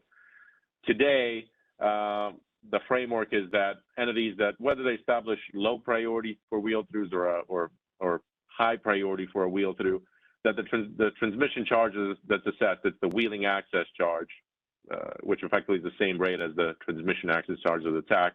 But the WAC in this case applies only in instances where entities have scheduled that transmission. So if somebody establishes that wheeling through priority for the full month, but they only exercise that priority or schedule that transaction a handful of times, they're paying for transmission only on those instances when they schedule it. And so what we're proposing here is a bit of a different design, at least on an interim basis to start the design with, and we can look to evolve it. But where the entities would pay for that, that high scheduling priority based upon the underlying duration of that supply contract that they're supporting that wheel-through transaction across the ISO system, whether or not they schedule it. And so if there's a supply contract, let's say they've got for a month a 6x16 contract across which they're established priority, they would be paying for that wheeling access charge on a 6x16 basis, whether or not they've exercised or scheduled those rights on any one particular hour, akin to what you would expect would happen under DO, where some of these, where that priority is established or that firm right is acquired, that they're paying for that right across the period that they're establishing that priority, whether or not they ultimately end up exercising it on the individual hours. And so that's the overall framework of the design, and we'll get into the next slides on each one of these different components. But let me pause here just to check if there's anything anybody wants to ask. Tell me, Loach, if this question is coming too soon, whether you rather defer it, but just a general idea. Assuming, you know, in the longer term, that ATC is scarce, there's going to be more folks who want it than there'll be available. There's this priority process based on the duration.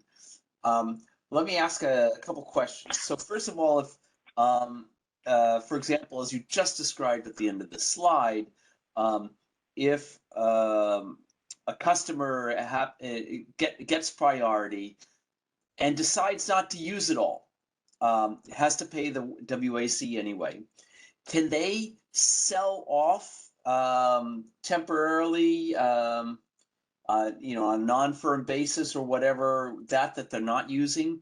Can they sell what they're not using on a firm basis, saying, I just want to relinquish this right, and you know, somebody is more valuable to somebody else, so I want to sell it to them? Is this something that can be traded like that?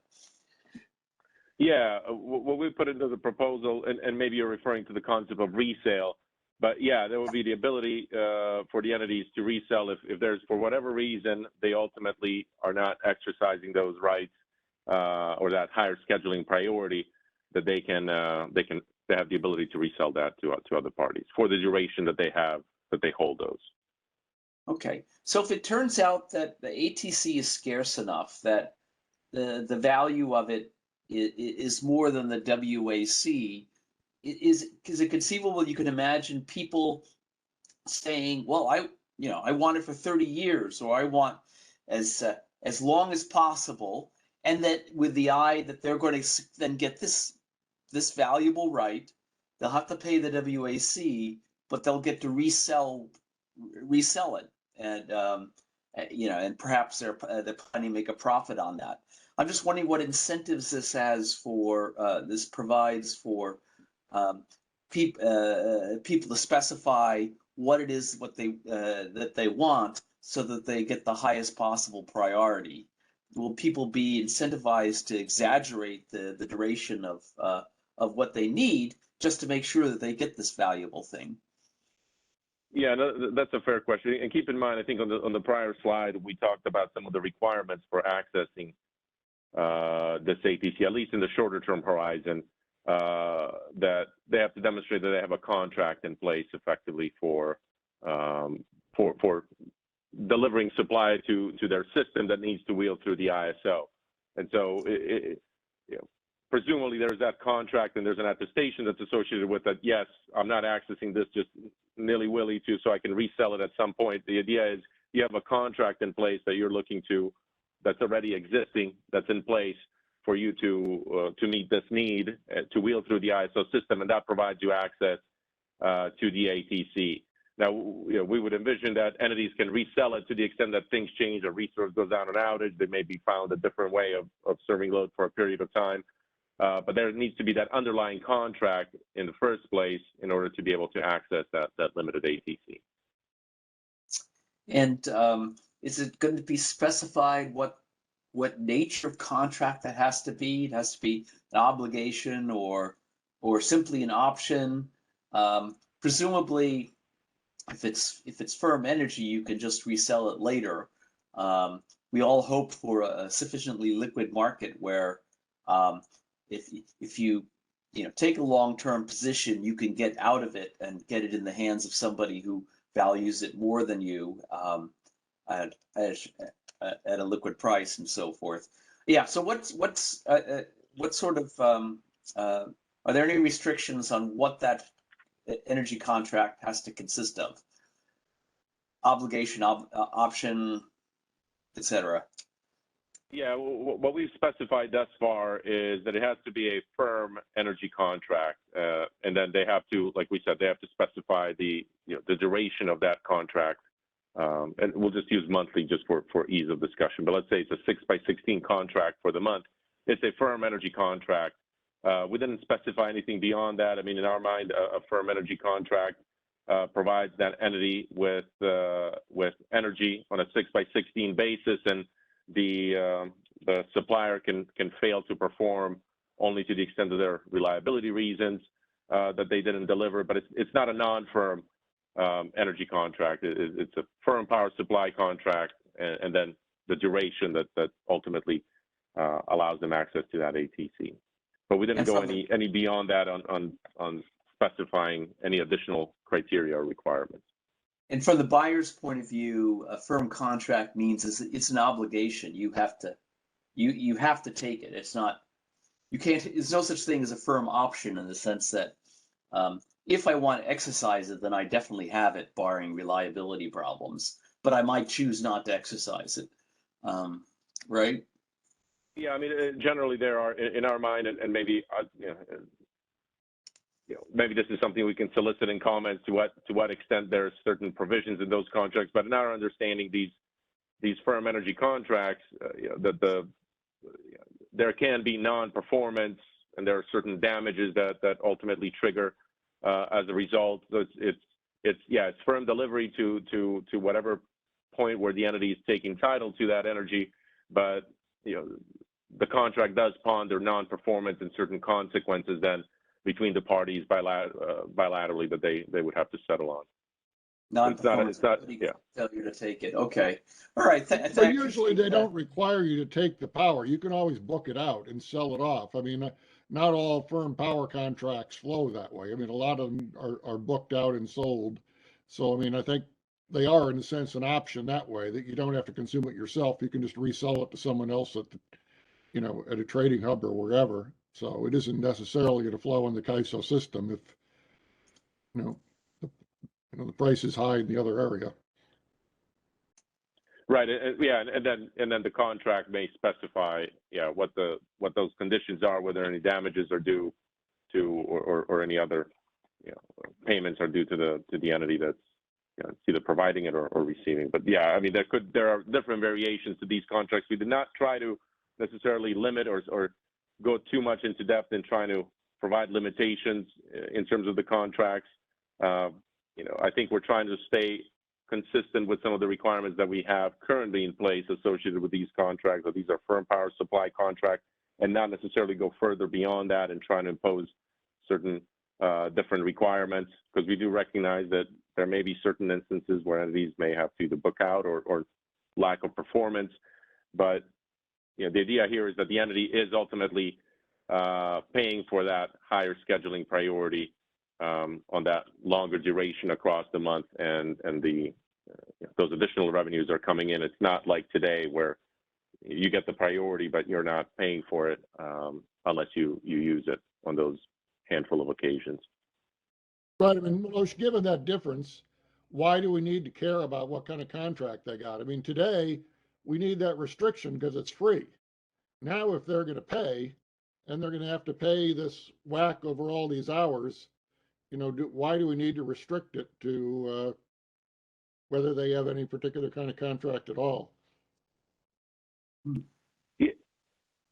Yeah. I mean, we did think about that as well, and we the first proposal, the contractual requirement, there was a lot of support behind including a requirement, just because there's this recognition that there is limited ATC on the system, and there's a need to ensure that entities that have an actual need for it have access to that transmission. And the thought was a contract that's in place, or it's a contract that's conditioned upon obtaining wheeling through scheduling priority across the ISO system.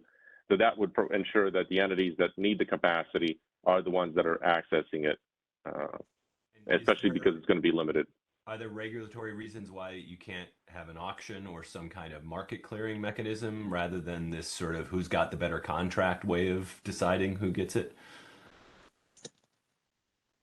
You mean who's got the longer duration contract? Yeah, or I mean, and there's these different, we've just had this discussion about which types of contracts should count as real contracts or not. And it just, yeah, normally, and this is maybe my ignorance about non-ISO OAT, but normally if there's just excess demand, we would have some kind of price mechanism to clear it.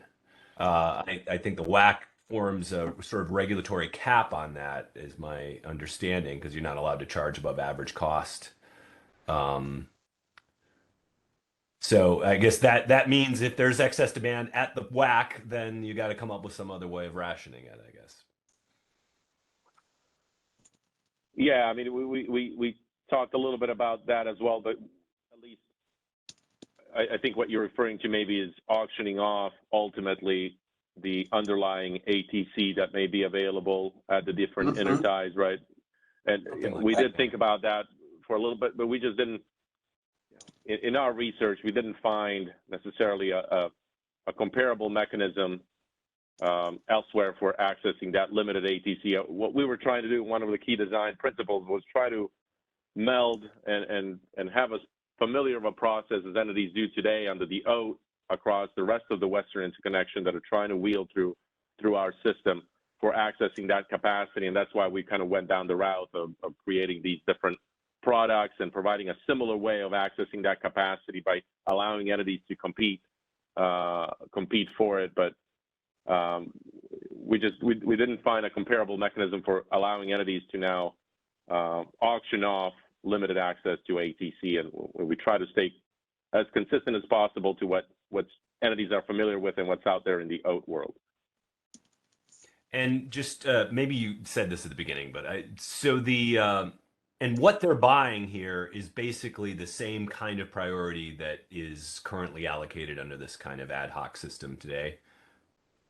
Okay. That's right. They're receiving that wheeling through scheduling priority such that if we get into certain situations where these priorities, where we may need to adjust schedules, that priority, it's not a physical right that somehow if it's not scheduled, it's carved out of the market or the market cannot use it. The market is still going to look to optimize the full transfer capability of the system. This is just an extension, a different mechanism of accessing that wheeling through scheduling priority than today. Right, and there's no congestion rents associated with this either then. Right, not in these 13-month and 7-day horizons. One of the things we are pondering if they potentially pursue an upgrade, I think would pose the question for stakeholders. Would that be appropriate? But not in these 13 and 7-day horizons. So in this prioritization and this allocation, would there be any concern if, for example, there's such and such amount of ADC, the total amount of ADC, say, going all the way from Cobb down to the Arizona border, let's say for flow through, and one entity gets it? Is there any concern that, well, maybe it should be somehow split either fairly, or market power concerns or other things, that we don't want it all in one entity's hands? Or if they have the longest duration contract, they should get it? Yeah, and maybe Anthony, remind me. Let me give this a first shot, and then remind me. I don't have the paper handy here with me, but what I think we've noted is that if you have multiple entities that are effectively seeking capacity at those same intertie for the same duration, you got multiple parties now for a 6x16 contract that are asking for that same ATC. I think at that point we've noted we would do on a pro rata basis allocate that limited capacity between those entities if effectively everything else being equal, that they're asking for same duration, same hours. But beyond that, it's allocated to the entity that's similar to, I think, what would happen under the OAT today, it's allocated to that entity that otherwise has a longer duration contract. Okay. Or can demonstrate that longer duration. Is there any limit to the duration contracts that they'll be considered, saying, the longest we'll consider is this? And then if a bunch of requests come in at that duration, then you'll pro rata, or, go ahead. I think a natural limit is the horizon across which you're calculating that ATC. So the horizon across which we're calculating this it's that rolling 13-month horizon, and the daily time frame is a 7-day horizon.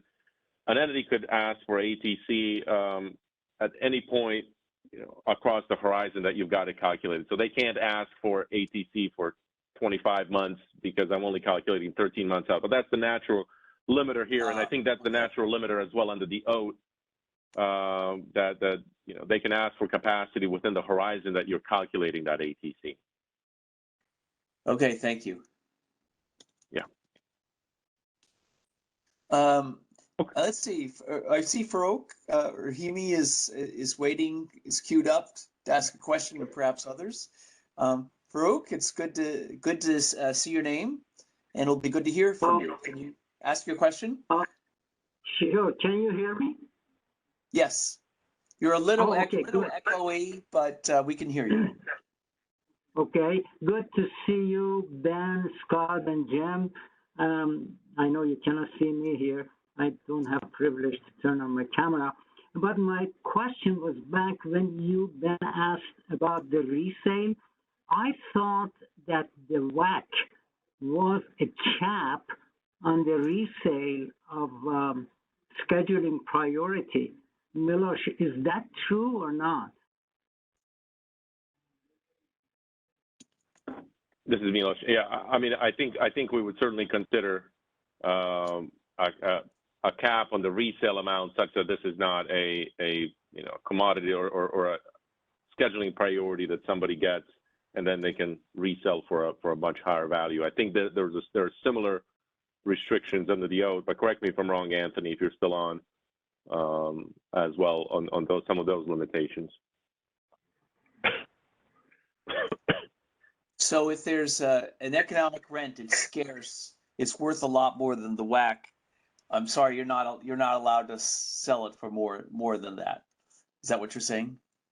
Yeah, I thought they had the same rule for secondary market of CRRs, where they had to disclose the price at which they're selling, and they couldn't sell higher than the auction price. I think that is what many years ago we had agreed, and I thought this was the same kind of rule that would apply here, that they would have to disclose in a secondary market to California ISO in order to enjoy the scheduling priority, the amount and duration and so on and so forth, as well as the price. I may be wrong. Yeah. I mean, these are standard as well OAT requirements that if entities are reselling transmission, in our case, reselling some of the wheeling through scheduling priority, we would provide a mechanism for that disclosure and that transparency to occur as to what are the parties and how much and of that wheeling through priority has been sold or resold and at what value. Because that's bilaterally between the two parties, and similar to a number of other processes we have under our tariff today. There's reporting requirements for resales, and this would be one of them as well for the resale of wheeling through scheduling priority. Of course, an entity can buy the power and then resell it at the destination if scarcity is, if the transmission is scarce. So, I mean, and they can totally do that. So they can realize the value. And if it's a utility that's buying at a contract in the Northwest and the utilities in the Southwest, they can turn around and sell it in the Southwest at the market price. So.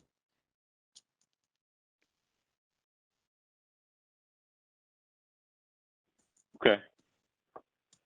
So what I was thinking is the next few slides then go into each one of these individual components. Because again, as you can imagine, this is the larger framework. The devil is in the details as we get into particularly how do you calculate native load needs. That's a critical component of the overall design is the way that we would calculate those native load needs reasonable and acceptable as we're considering a filing at FERC. So let's go to the next slide if we can. Okay, so calculating existing commitment, just as a reminder of the ATC methodology, in order to derive what you have available for entities to reserve to establish that scheduling priority as individual enterprise, you have to calculate, you have to derive that amount. And so you first start with what's the total transfer capability of the path of the enterprise, then you subtract the existing commitments and then any margins that you may have. This slide focuses on that middle portion, the existing transmission commitments, or ETC.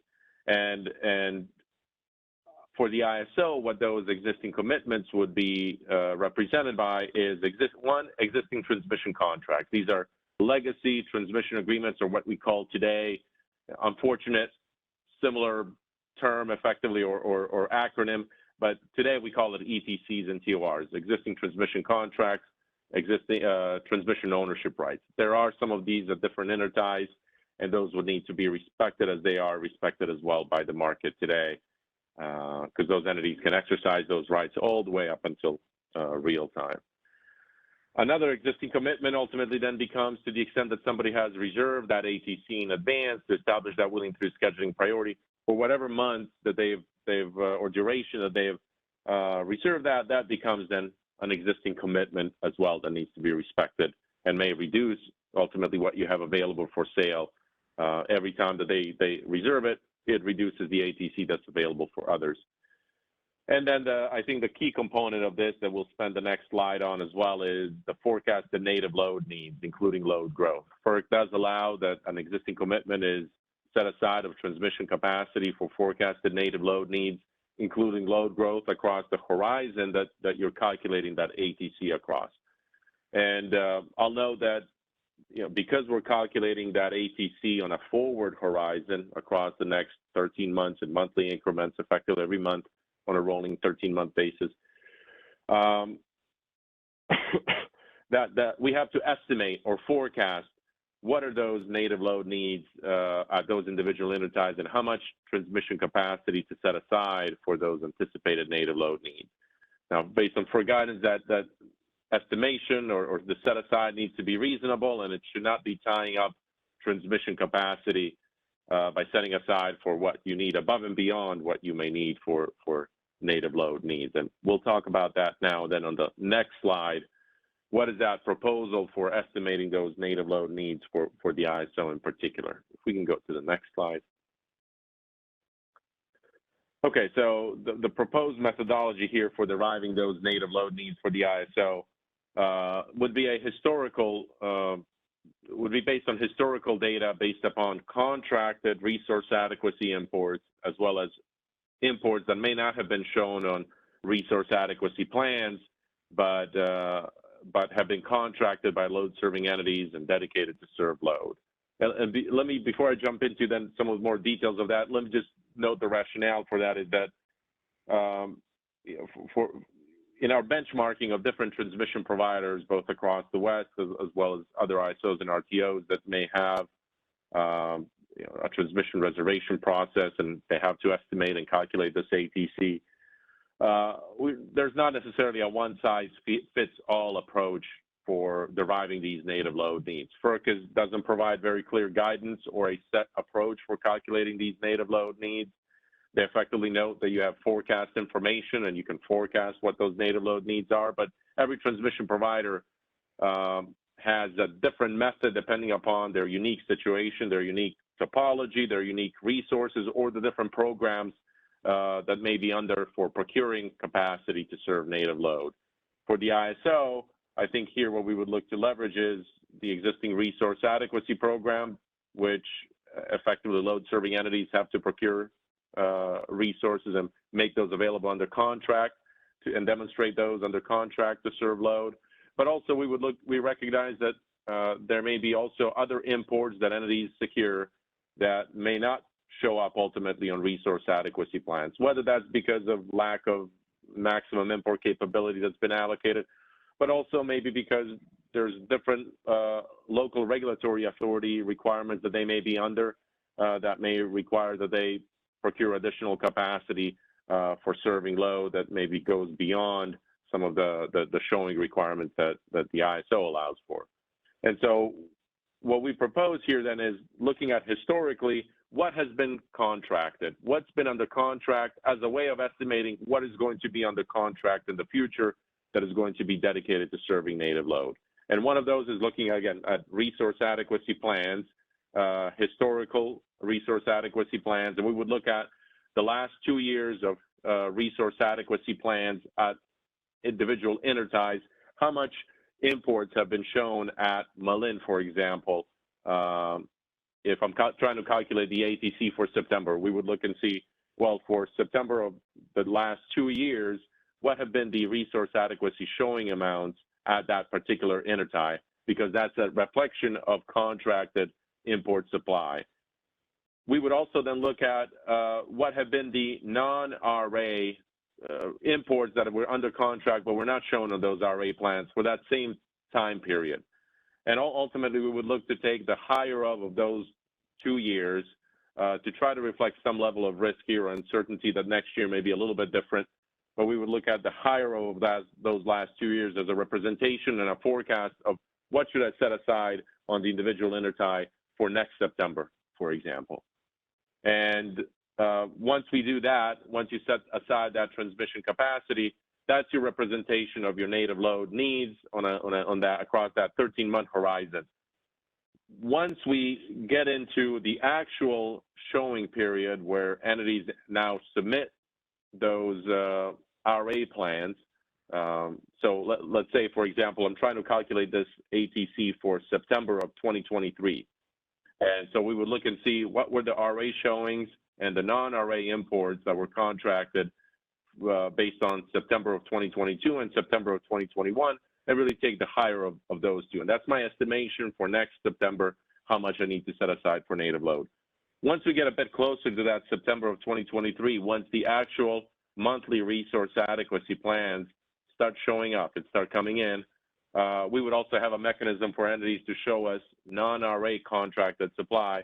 But once those contracts and those showings come in, then we would look to do a true-up at that time frame based on those final plans, which occurs roughly at T-minus 30 time frame, 30 days prior to the start of the month. We would look to do a true-up based on what actually has been contracted at that point in time. And that may create potentially, depending on the circumstances, that may create some additional ATC if we've set aside too much capacity or above and beyond what ultimately ended up showing up in contract. That may create some additional ATC. If there's not enough, if those showings end up coming in a bit higher than what we've forecasted or estimated, I'll talk about, I think on the next slide, there's a little bit of a transmission reliability margin for uncertainty that's at individual interties, but if it's above and beyond that uncertainty, then we will look to see if there is any ATC remaining on those interties that hasn't been claimed already. That ATC then could potentially be reduced to account for the fact that there's been additional native load needs that have been identified, and there's remaining ATC on those interties.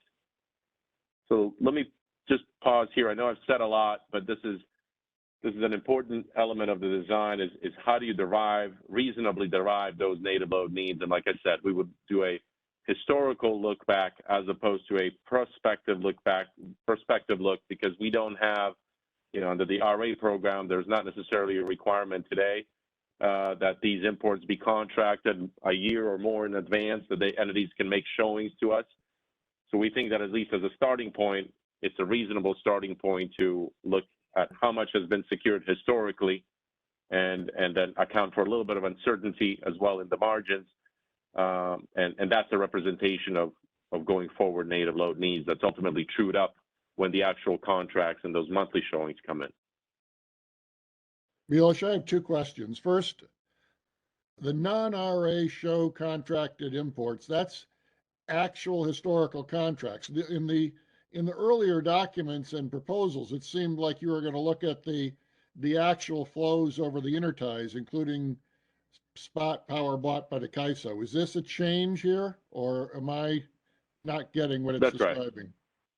That's right. That's right. Yeah. I mean, in the prior, and we published this last iteration, we published it here last Friday, where we narrowed in on this approach. But yeah, in the past, we looked at just looking at resource adequacy, historical contracts as a representation of native load needs. And then we looked at a different alternative that looked at historical import flows, which, you know, okay, in our mind, okay. You got it. There's a change and I didn't, and then the second question is under the second bullet, suppose that someone goes out and you've estimated September 23 based on history, and then some people come in and buy some transmission and for wheeling and get the ATC, and then some LSC and comes in California, and they've entered into a whole lot more contracts than they did in the prior years, and the stuff doesn't add up, and it's more than the TRM. What do you do? Yeah. In that instance, and I think your example is going down the path of, let's assume that ATC has been taken up. You know, by the time you get to September, somebody's taken, so the ATC now remaining is zero. And in that instance, I think this is a risk that other transmission providers run as well, but we may have underestimated those native load needs or supply that's going to be under contract. And then we just carry that over the amount that we ultimately protect in that post-HAS process when we're creating the ratio of what you're protecting to serve native load. When you're giving wheel-throughs equal priority to load, what you're protecting for is just that amount that you were able to set aside for native load. We're not going to take capacity from others that have already reserved that ATC in advance. I think that's, again, consistent with what other transmission providers do, but it just may mean that, and it also doesn't mean, you know, if there's more non-RA or RA contract supply than we've set aside, it doesn't mean that supply cannot make it into the market. It just means that when we get into that post-HAS process, when we're allocating the different priorities and the pro rata curtailment share between high priority wheels and load, load transactions are really limited to whatever we've set aside capacity on Malin for. If it's just 1,500 megawatts and they needed 1,600, the ratio that we're looking at is at 1,500 megawatts. We will continue to honor the priorities that entities have established previously. Like I said, those wheel-throughs, if there's additional contracted supply that's been contracted by LSCs, they can continue to offer that into the market. The market is going to economically, just like it does today, continue to economically award those. But really the implication is in that post-HAS process as to how much capacity are giving priority to, or you know, how is that load represented by, what's the amount that the load is represented in that post-HAS process for adjustment purposes. I don't know if that helped. Yeah, thanks. Yep. So Milos, how far out into the future are these things sold? So we're projecting future needs. How many years into the future?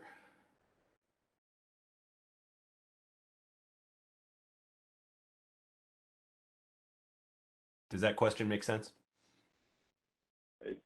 Yeah, I apologize. I think I was fiddling with my earphones and it cut off my line, so I just called back in. Maybe you can. I didn't hear your question. Yeah, no, I was just asking in terms of projecting.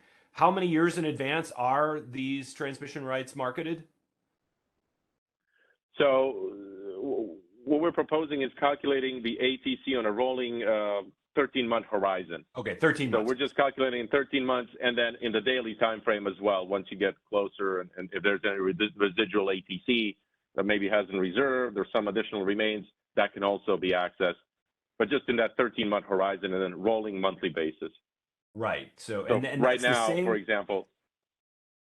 Sorry, is that the same time horizon as the RA showings currently? Then I forget how many months those are. The RA showings are annual showings. I think they're made every October. They're at least the draft ones, and then they're an annual term from January through the end. Yeah. Right. So now, the rolling will mean it's either a little later or several months later than the transmission is marketed.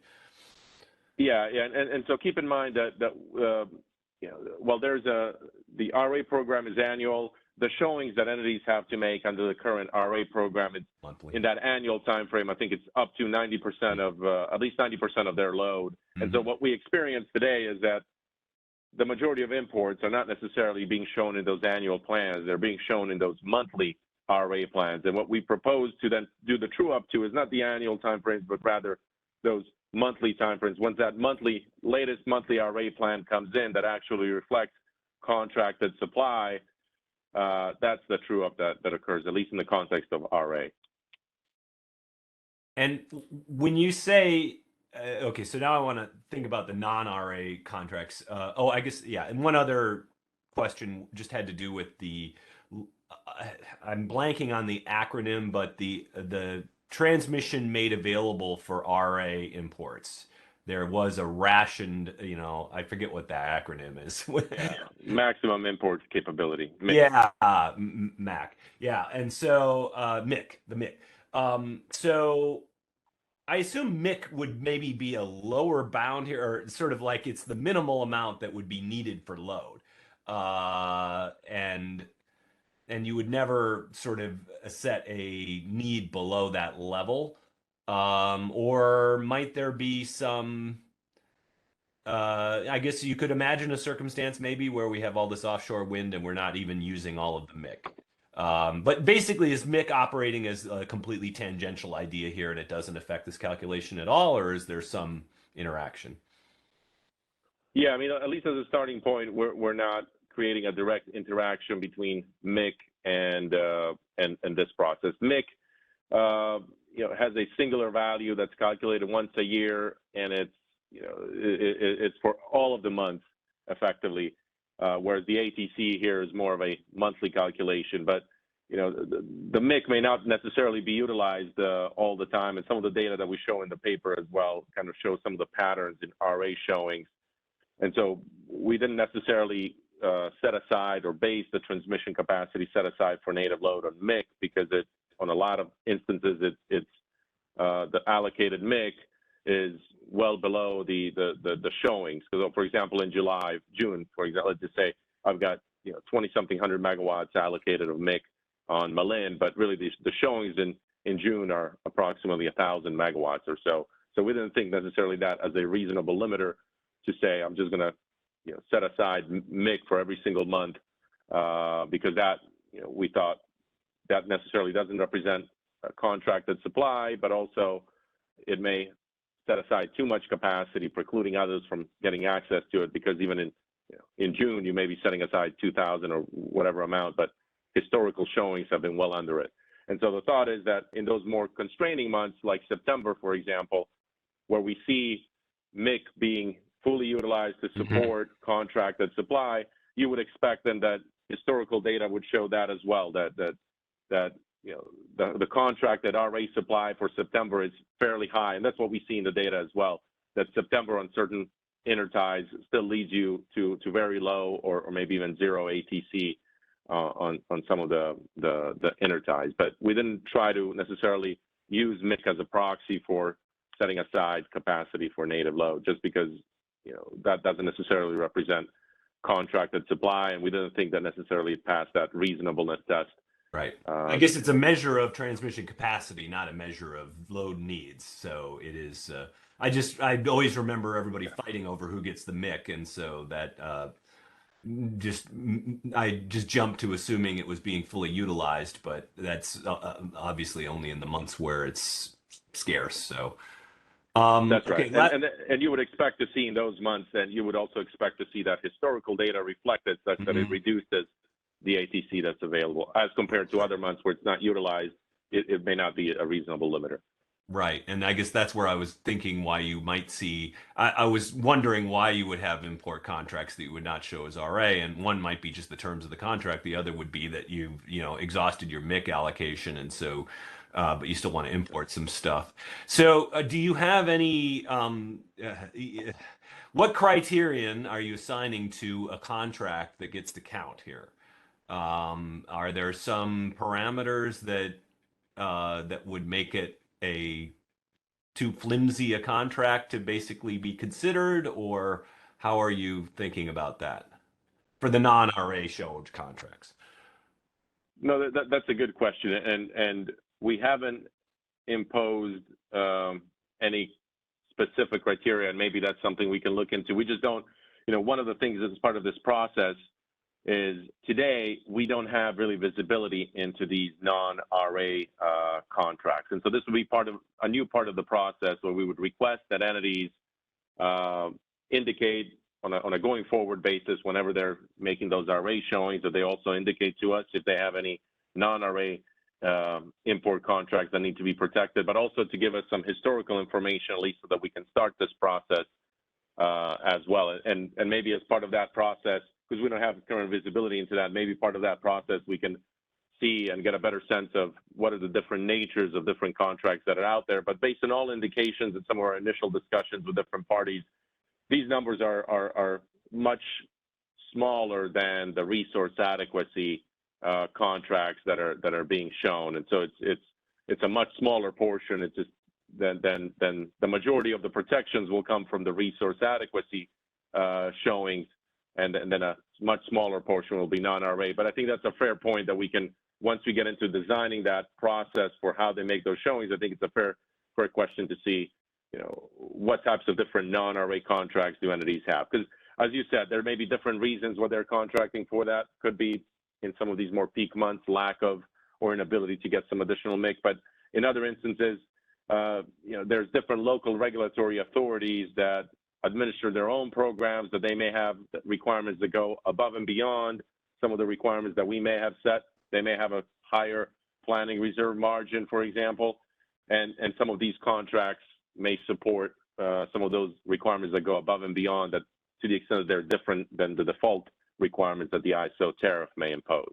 But that's a fair question, though, and I think we can. It may be small now, but if there's a sort of easy way of keeping more transmission firm, I'm not sure if an individual LSC within California would have a strong incentive to just sort of reduce the ATC individually, but you could sort of, it seems like something you'd want to keep an eye out for. Yeah. And I guess, and that led to, I guess my last question was kind of more of a philosophical one behind what sort of open access really means in terms of the needs of native load. And it seems like one extreme would be the minimum needed to just provide reliability sort of limits. And then there's some additional amount that's economic, where the RA might represent the sort of imports necessary to meet reliability needs, but then there's some additional amount of imports that are just, bringing in lower cost power, but aren't necessarily required for reliability service. And I just don't know the answer to this. So, has this kind of been adjudicated, or is there a conventional wisdom on whether economic imports count as sort of local needs? Because I guess they're paying for the transmission, and that's part of the benefits.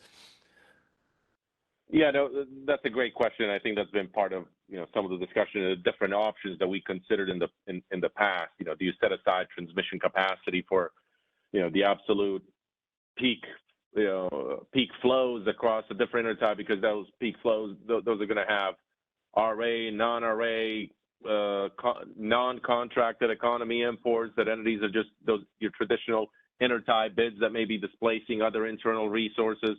And ultimately, I think we feel that this approach, by trying to base the native load needs on supply that is likely to be under contract, we think that this is most consistent, at least with some of the FERC precedent and some of the processes that entities that entities operate under the oath for what they're setting aside transmission capacity for, stuff that's under contract or is going to be under contract. That's why we didn't necessarily feel comfortable here as a starting point, including economy energy imports that may not be under contract or under any relationship to the LSCs, because I think that may be a little bit more difficult to present to FERC based on some of the past guidance. That supply is not necessarily under contract. While it is serving load and maybe displacing other internal resources, it's not necessarily dedicated for that month or for that time frame to load. Doesn't have an obligation to show up you know, in real time if they're not awarded in day ahead. And so the thought here was that we think that this is more consistent with what some of the practices that we've heard of in the industry in our benchmarking. It's really trying to approximate what is going to be under contract that is going to be committed to serving your load, as opposed to, you know, your day-to-day economy energy imports that may or may not be there. Mm-hmm. Yeah, I mean, another thing about economy energy, remember we're talking about, you know, allocating capacity based on price-taking bids. If it's just economic energy, I'm not going to bid it in at minus 1,000 in order to get it to flow. So, you know, it'll just not clear. So, I mean, that's why it's really, I think we need to be focused on the reliability part of it, because that's when these priorities will matter, when there's, when it doesn't clear based in the market. And how are we going to value capacity? The RA showing is going to be based on the RA value, or is it going to be based on the nominal capacity value, or what, for VERS and hydros and things that might not have 100% capacity value? No, that's a great question. I think we would look to value to the extent that these are imports. And keep in mind, so we're looking here at imports in particular, and so those imports, at least based on current experience, those are your pseudo-tied or your dynamically scheduled resources, which technically they are, well, they're physically outside of the balancing area. They are, for a lot of purposes, treated as internal resources, but nevertheless, those are considered imports.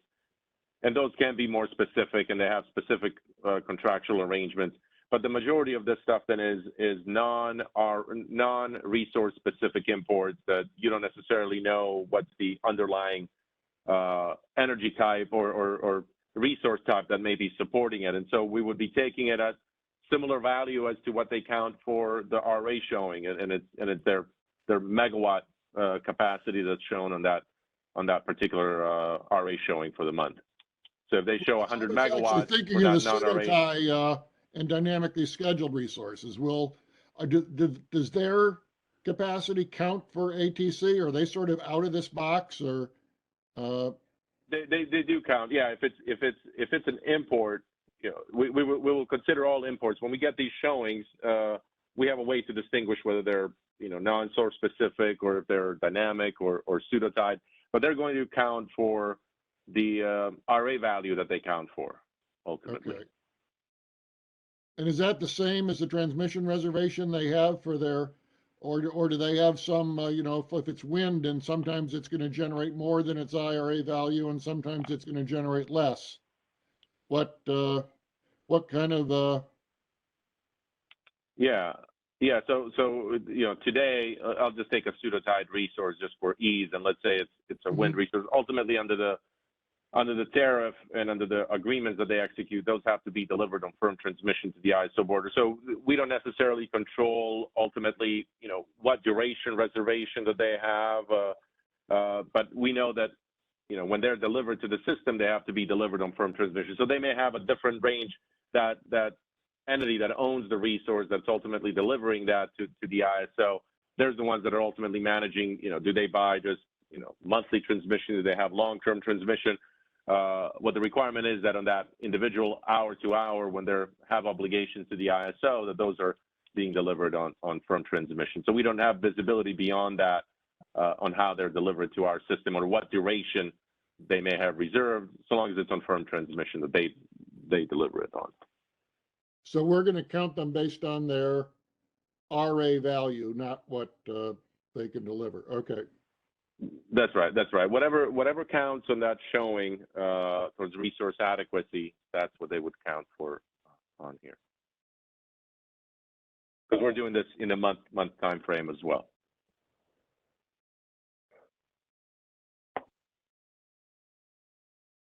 Okay.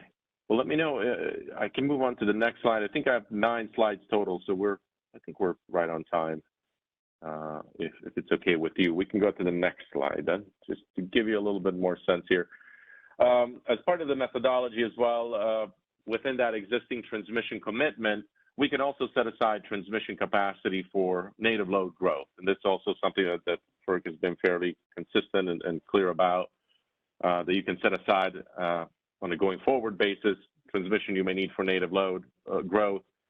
And what we would do, ultimately, we would look to set aside transmission capacity as well for load growth year over year. And that's an additional buffer there that, to the extent, again, conditions change and entities may procure additional imports to cover that load growth, that's captured there as well. But we would look at the difference in year over year in the load forecast, and we would look and see, if there's load growth. I think the traditional rate of load growth is roughly 2 to 3% for us on our system. I think with electrification, that increases a bit down the road. But I think it's fair to say that we can't necessarily assume that all load growth is going to be met by imports. So we have to determine or derive a reasonable way of saying that a portion of this load growth is going to be met by imports. And the thought is that we would apply a ratio by looking at what's the ratio of RA imports that are shown compared to the ratio of overall RA capacity shown on these resource adequacy plans. And if that ratio is 10% of all RA capacity is imports, then we would apply that ratio to load growth and say 10% of that load growth then is going to be served by imports and distribute that across different entities. So if it's 500 megawatts of load growth and the ratio is 10%, then 50 megawatts effectively load growth will be spread across different entities in anticipation of some of that load growth being served by imports that may show up as potentially higher RA showings or non-RA contracted supply. But this is a small portion as well, but will increase as load growth patterns change and with electrification here in California.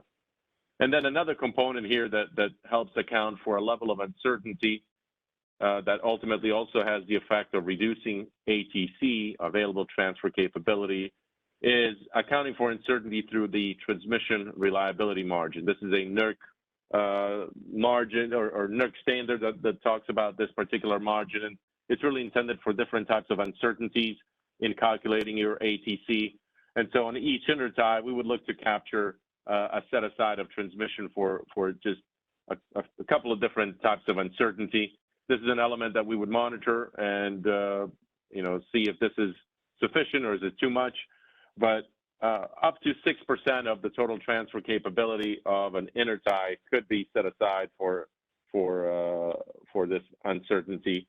It may vary from intertie to intertie depending upon how much does that intertie depend upon to deliver RA and non-RA imports. So some interties are more, lack of a better term, popular for these types of RA and non-RA imports compared to others. But up to 6% of the TTC or the total transfer capability of that intertie could be set aside for uncertainty. And the uncertainty that we're looking at is uncertainty associated with transmission system topology, that there is some risk here that as we're calculating ATC across that forward 13-month horizon, that we may not necessarily have the transmission outages yet that far out. While we do encourage stakeholder or participating transmission owners to submit those outages far in advance, there's still some risk that we may not have some of these outages out there. And so it accounts for a certain risk that there may be an outage that we haven't accounted for that may show up. And so that reduces the ATC that's available.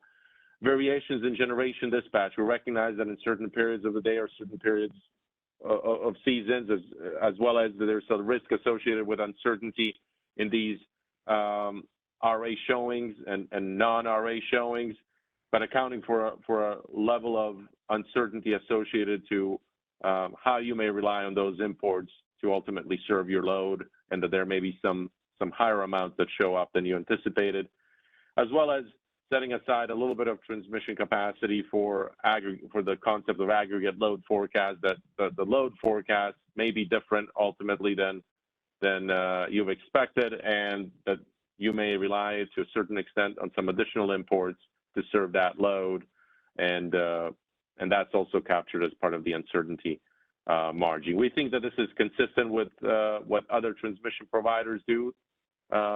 Some of them don't have a TRM, but I think a large amount of entities do have that transmission reliability margin for a level of uncertainty, different types of uncertainties. These are the ones that we would account for. And keep in mind that this would be on a per intertie basis. So in the aggregate, while it may seem small on a particular intertie, once you consider a few interties, setting this much aside, I think it more adequately reflects that protection for uncertainty that may materialize. Milos, one topic I noticed that was missing here is everything is talking about flows on the interties, but there's nothing if people are wheeling from Pacific Northwest down to the Southwest. How about ATC on internal constraints? Yeah, that's a great question. We spent a little bit of time talking about this in our latest proposal, but at this point, we're not necessarily we're not introducing a calculation of ATC on internal paths. We think that raises a number of challenges for us. One, it may put us into a situation where we may have to have internal resources, potentially have to reserve transmission, but also exports may have to reserve transmission in order for us to have to calculate that ATC. But rather what we're proposing to do is we're going to monitor, and we've shared some historical information in the paper that looks at different system conditions across the grid, both in the summer 2022, particularly September heat wave event of 2022, as well as the 2020 September conditions and what was going on the system. And that gives us a level of confidence that on the internal system, we don't encounter, or at least under these more stress system conditions, we haven't encountered situations where it would cause those internal flows across internal paths, particularly path 26, path 15, would have caused internal reliability issues. We explained that on the internal system, there's robust supply currently, at least in the north and the south, that can absorb redispatch just as it does on a day-to-day basis to alleviate the flows on the internal path.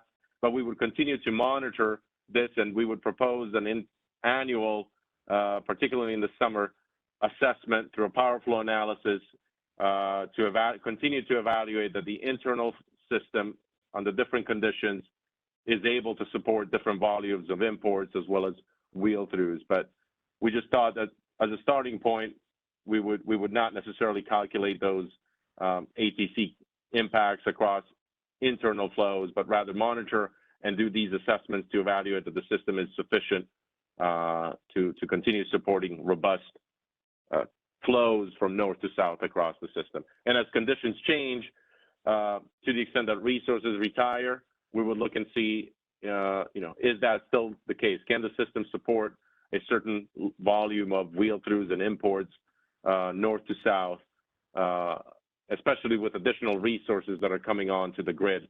And to the extent that we find that under certain conditions, maybe that's no longer the case, then at that time we could consider maybe either bolstering the TRM if necessary, the transmission reliability margin if necessary, or potentially considering other approaches that may at least protect for that risk of maybe overselling the ATC on the different paths or the different interties. Okay, thanks. I read the older version. I hadn't caught up with the new version. I'm sorry. Yeah, no, and apologies. We did publish this on last Friday. So okay. If you have any questions after you read that, let us know. There's also, I'll mention it at the end, but there's a stakeholder meeting that we'll have on the 16th, which is next Friday, where we'll go through each one of these components as well. Thanks. Okay, if we can go on to the next slide, I think now we shift on to accessing ATC. So this is another, I think we've answered some of the questions up front, but I think it indicates the importance of this element as well. A critical component is how do you derive native load needs. A critical component as well is how do you access that ATC once you have it available. And so this is a little bit of a recap based on what we talked about, but if there are additional questions, let us know. But in accessing ATC, again, we would look to retain that requirement for a contract to establish that wheeling through scheduling priority, that those firm power supply contracts have to be in place, or execution of those is contingent upon the establishment of wheeling through priority across the system. And we think that this is commensurate with or akin to what goes on under the OAT when network resources are being designated, that they also have to demonstrate similar contractual arrangements, but also this contingency as well, that if they have a contract that's in place, but it's contingent, its final execution is contingent upon the establishment of that priority, that also would qualify to access this ATC. And that ATC could be accessed by either the load serving entity who is serving, or it could be by the supplier that is contracted with that load serving entity to deliver on the performance or that supply to their system. I think what we pondered as well as part of the proposal is there's an attestation that indicates that this is the case, that there's a contract or this requirement is met, and then that the counterparty, depending on who's the one that's if it's the LSC accessing it, there will be a requirement as well that the counterparty acknowledge that this is the case, that there's that contractual arrangement, or vice versa. If it's the supplier that's accessing it, that requirement that the counterparty as well acknowledge that there's that arrangement in place. But we would then introduce reservation windows, effectively, that every month we would have a period of time where you can access that ATC. You can submit requests so that we can evaluate you then and compete you for that capacity. And then I'll get into that here shortly a bit more, but the idea here is that, again, that window allows us to consider all of these requests together and do that competition process that we've talked about before. But I think the other benefit that we've heard from stakeholders as well, particularly those external entities that are buying for that capacity, is having certainty that they have access to that capacity. And so the thought is, coming out of these windows, after that competition process is done, you have the ATC, you have that wheeling through scheduling priority for the period that you requested it, and you cannot lose it later. You cannot be effectively out-competed at a later point in time before you take service. But you get that certainty coming out of that window where you've either been part of that competition. And this is a little bit different than I think what would happen under the O, whereas under the O, you may win that, particularly in these shorter term products, and I'll talk about monthly in particular, you may win that competition at a certain point, but you may get that ATC, but you are conditional all the way down until I think a month before your service commencement date. What we try to do here was provide that greater level of certainty such that if somebody, let's say today, they win a competition in December, they won a competition and for capacity for next September of 2023, that coming out of this month, out of this competition, they have the certainty that they have that ATC and that wheeling through scheduling priority for September of 2023. Whereas I think under the O, they may have remained conditional all the way up until I think August effectively, and they potentially could have been out-competed in that time frame. The reason we're introducing this again is recognizing the need for certainty for these entities that are making some of these investments longer duration in time or in advance, and that's our way of effectively recognizing that need for certainty, while also having an effective way of conducting this competition process. I think it get more complicated for us if we're having to do this every single month, even for past requests that may have been granted. But then there's a window in that monthly horizon that's a 2-week window. Effectively, at the start of each month, we'll take requests for ATC across the next, that horizon where we have ATC calculated. And then similarly in the daily horizon, there's a period of time. I think we've suggested a 5-hour window from 7 a.m. until noon, effectively, where entities can submit requests for the next 7 days, and we would look to do that competition in that 5-hour window. And then, like I said, the requests that come out, they have certainty, they have the capacity, and they will be competed based upon that duration that we talked about at the beginning. Who's got the longest amount of hours that they've requested that ATC, to the extent that they're requesting ATC across the same intertie and across similar time frame. To the extent that on certain interties and for certain periods of time, there's more ATC than there's requests for, then the competition is irrelevant. Everybody gets their capacity. But this competition would apply when you have more requests than you have capacity for. Melosh, to go back to the first bullet, this contract, in the discussions we've had with some of the utilities in the Southwest, they've mentioned that they're not contracting with a specific resource. They don't even know what the resource is. They're just contracting with a power marketer. So,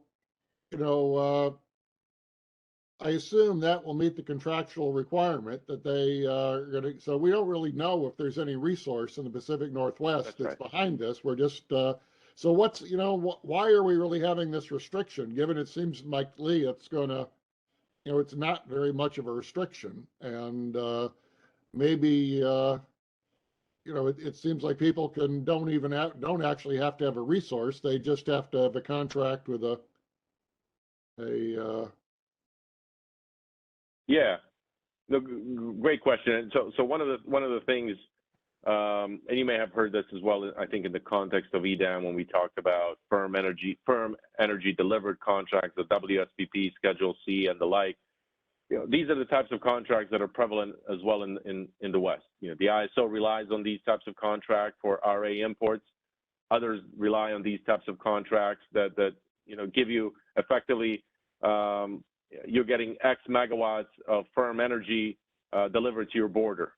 And so you may not know on a month ahead basis, where the resource is, but you know that once you get closer in time, you get close in the day time frame or even, before delivery, there is going to be an associated resource and I'm going to be, delivering energy to you at that point in time from that resource. So recognizing that these are prevalent types of arrangements, firm energy contracts, they could be source specific, they could not be. The thought was that these are executed in advance, and we've heard from entities as well that these are your contracts that entities execute for meeting. Some of them execute them right now for next summer. External entities, they're planning already their summer purchases. They're procuring delivered firm energy contracts delivered to their border for X megawatts, and they're contracting from them now, which again gives them that certainty that I may not know where the resource is, but the supplier has the obligation to, whether it's on a daily or an hourly basis, depending upon the terms of the contract, the supplier has the obligation to, if it's called upon, to have that energy ready and delivered on their system, and they make the necessary arrangements across the different systems to get it there. Right. I understand the logic for it, but it seems to me that if you're just getting all sorts of contracts with marketers, that the power might not even be coming from the Pacific Northwest. It might be coming out of the HASP. But that contract would enable people to establish wheeling priority. So why bother? Are we getting ourselves into a quagmire by even having that contractual requirement rather than just saying, if you want to pay the money, we'll let you do it. But if you're comfortable with it, I think you got to anticipate that, this is just. Yeah. I mean, we've thought about that as well, but I think, this is, I think we retained the component from the prior design or this interim design. I think it provides also a certain level of assurance that limited ATC is going to somebody that's going to be using it or needs it, as opposed to just giving it to as opposed to otherwise making it available that entities ultimately take it, whether or not they plan to use it. But also gives us a little bit of confidence as well that in certain instances where you may have, sizable amounts of ATC, that's not, it's being, gives you a little bit of a buffer as well, potentially that there may be some room on that ATC that if not all of it necessarily is sold, because not everybody has contracts for that capacity. And so that to the extent that things change in terms of your native load assumptions, more ATC, more RA imports show up than you expected, there's a little bit of a buffer there that potentially could be accessed to make up that difference as well. So that contractual requirement in our mind serves a couple of different purposes. The primary one being ensuring again that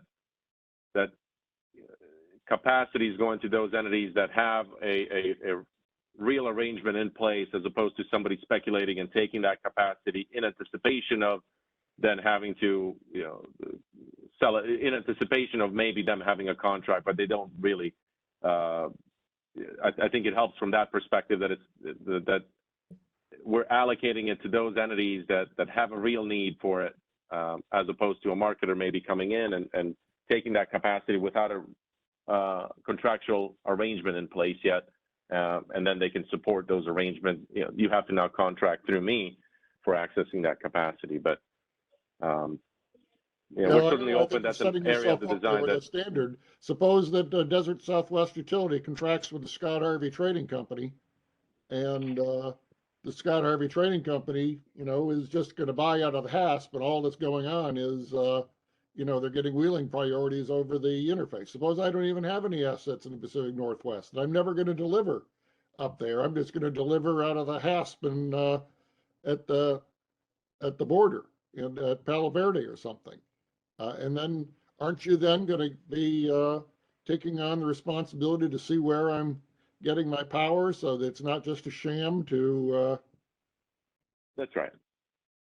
Yeah. I mean, a part of this will be monitoring as well, that ultimately we're seeing for those entities that are obtaining this wheeling through priority, that ultimately things are, you know, how often is this being utilized, and is it, you know, hopefully it's not sourcing necessarily directly from the ISO, but as you noted, I think an important component here will be monitoring and ensuring that you know, there's that intent of that contractual requirement serves its intended purpose, and if not, then maybe, you know, maybe it doesn't need to be in place.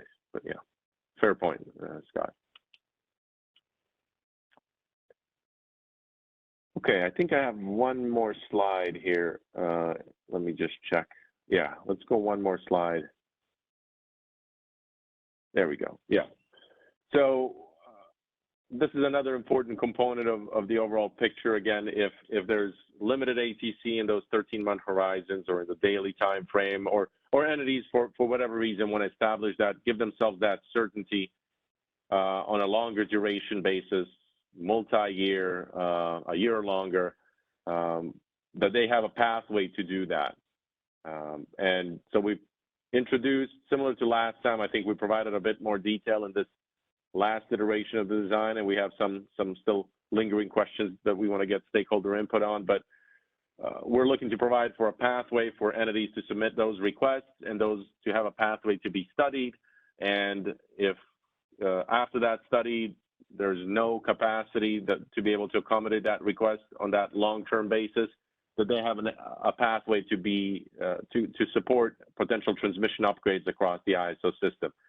And so the design is that we would look to leverage some of our current deliverability study processes to study these types of requests for deliverability along with other like requests in an annual cluster study. And that cluster study is just a single window today. I think it's in the April timeframe, if I remember correctly. And as they're studying that cluster, within 90 to 120 days afterwards, they would receive those results and know whether that request can be accommodated or if it needs an upgrade. And if it needs an upgrade, then it would have the opportunity to be, the customer would have the opportunity to consider being studied, or to consider pursuing that transmission upgrade across the ISO system. They would be expected to upfront fund those upgrades across the ISO system. And then I think part of the key questions that we've identified as for stakeholders is, you know, what happens afterwards? They receive that scheduling priority, they fund those upgrades, but what's the repayment mechanism of those funded amounts? Is it appropriate to receive transmission credits in return, such that as they're taking transmission service, they're effectively being repaid for that funded amount? Or is it potentially congestion revenue rights that entities could elect to take and receive some of those benefits as a result of funding that upgrade? But the idea here was important for us to include a method for allowing entities to pursue those upgrades if it turns out that on certain interties there is limited ATC that those entities are not able to access on a recurring basis. And then Maybe go this ahead, is Scott. covered in the detailed in the one last Friday, but I know there is the annual cluster study, the generation interconnection study that you're referring to?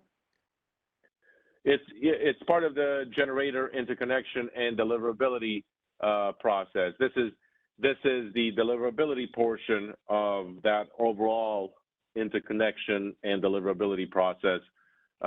They will be studied along with other requests that have moved past a certain stage in the interconnection process and now are ready to be studied for deliverability, where we evaluate the sufficiency of the internal system to accommodate these requests on a long-term basis. They would not be studied necessarily for interconnection, but just that deliverability study portion of the overall process. Okay. So they won't be held hostage to delays with the generation interconnection studies. They'll be separate from that, or you know. That's right. They'll be part of that because there could be delays with individual interconnection studies of different entities depending on where they are in the interconnection process. But there's, after those interconnection requests move past a certain stage in that interconnection viability, then we get into the deliverability study phase, which is a bit separate from that interconnection phase, and that's the portion where we would inject these requests in to be studied along with other deliverability requests. Okay, thank you, Milos.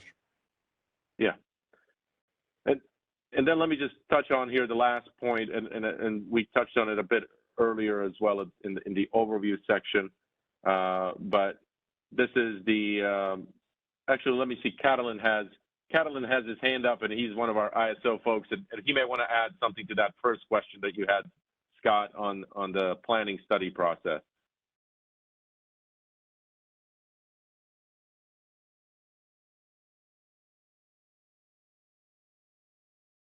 Maybe operator, if we can unmute Catalin Mixa, he's one of the ISO planners, and see if he can speak up.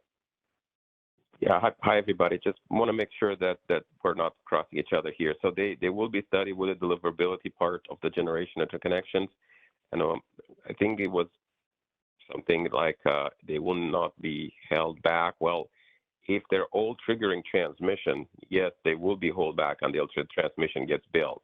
But if they're not, if they don't need any transmission, no, they will not be held back for anything that's required for the generation. But they would be queued along with the generation, and if they all trigger transmission, then they all have to wait for a new transmission. If they don't trigger transmission, then there is no problem. Thank you. But I mean, the transmission project inherently, you know, they're going through this presumably because they are expecting to pay for transmission. But suppose the generation interconnection transmission is completely unrelated.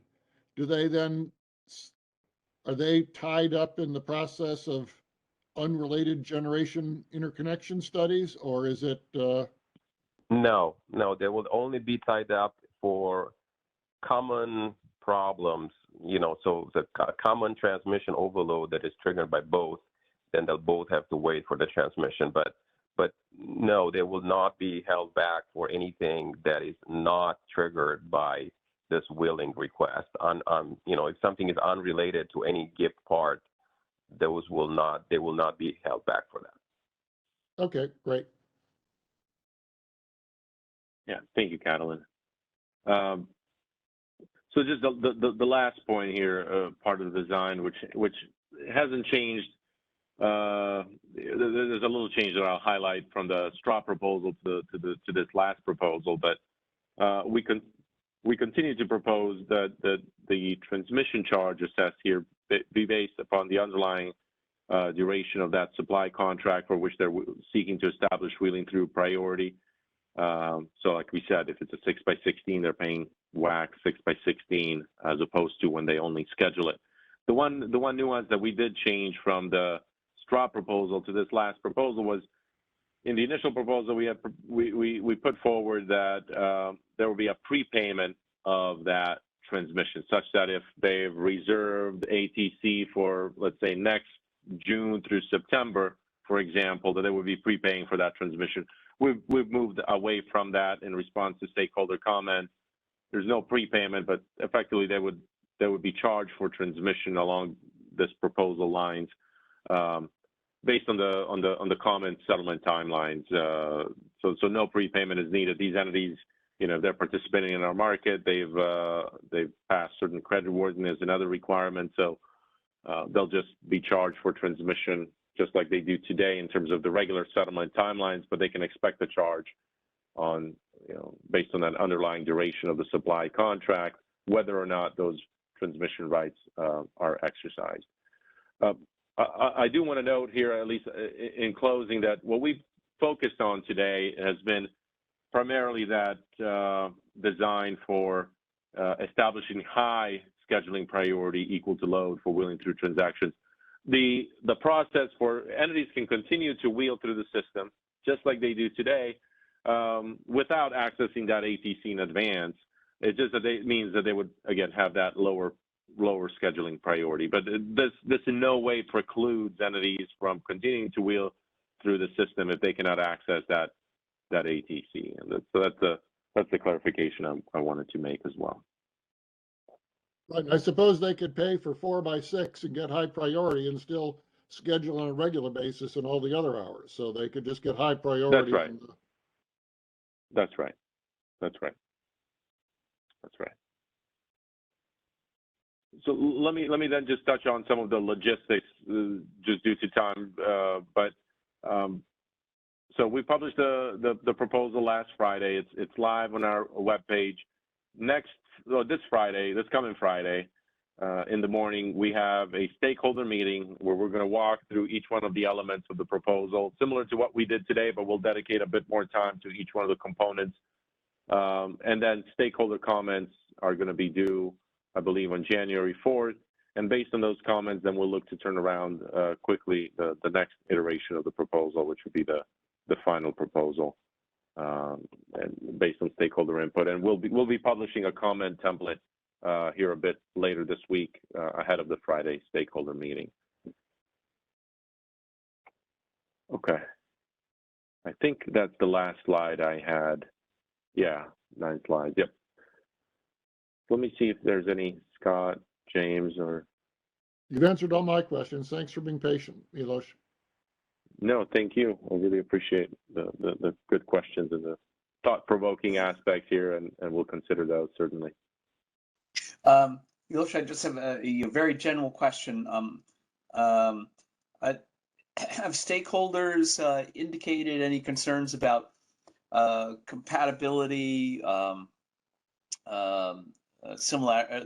compatibility with, similarity to other processes throughout WEC, or is this present some new processes that folks are at all concerned about in terms of compatibility?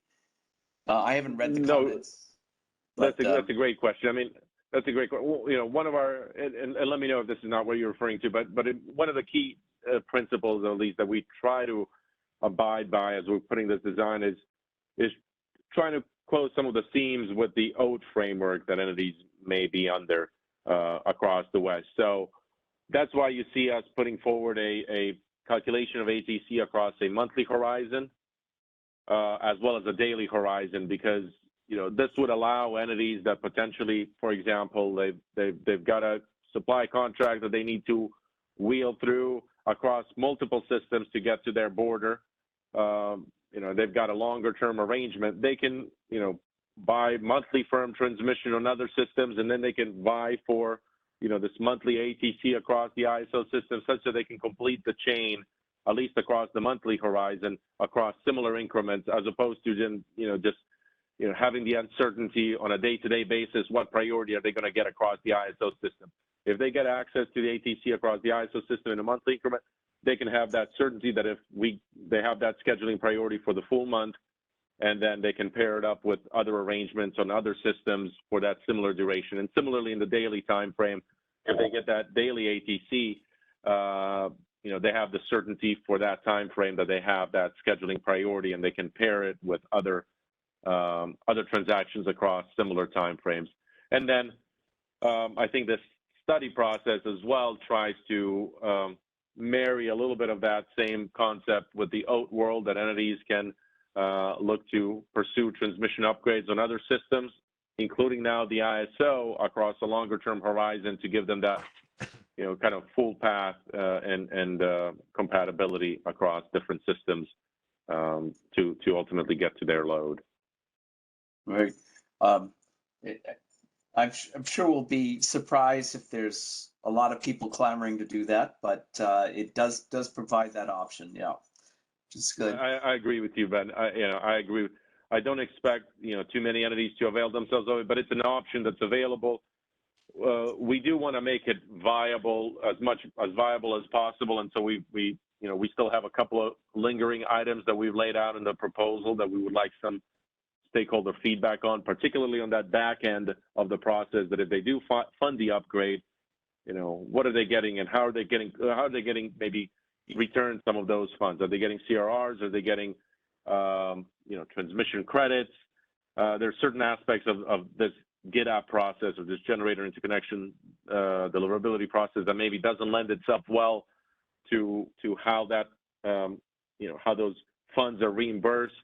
I think the GIDAP process provides for 5-year reimbursement, but I think in this instance may not necessarily be the most appropriate method for reimbursing some of these longer term arrangements for funding upgrades across the system that only provide wheel through scheduling priority. There may be different ways of refunding those amounts over time as the entity's taking service and paying for transmission. That gives us the assurance that if I upgraded this for a 2-year, somebody asked for just 2 years of priority, that there's the appropriate incentives in place that there are, if they fund those upgrades, that they're taking that service and that they're getting their money back either through credits or CRRs over time. But I think that's the only lingering aspect here in particular that we're seeking stakeholder comment on, and we'll be eager to see what they say. But certainly appreciate your input. Okay. Yep. This is helpful. I've learned a lot from discussion. I think, Jim, do you have any further questions or? No. Scott? I do. We got the stakeholder. We got Doug. Yeah, Doug, I see that you've queued up. Come on down. Thanks. This is Doug Boccignone for the Bay Area Municipal Transmission Group. I just had 2 comments. The first is about the calculation of the native load needs and this the new term of including these non-RA commitments. I think that that's a helpful addition. I'm a little concerned that it may not go far enough. I think the previous proposal was to look at the actual, imports. But I do think if you are going to have this term, you need to make sure it includes CAISO CPM import transactions.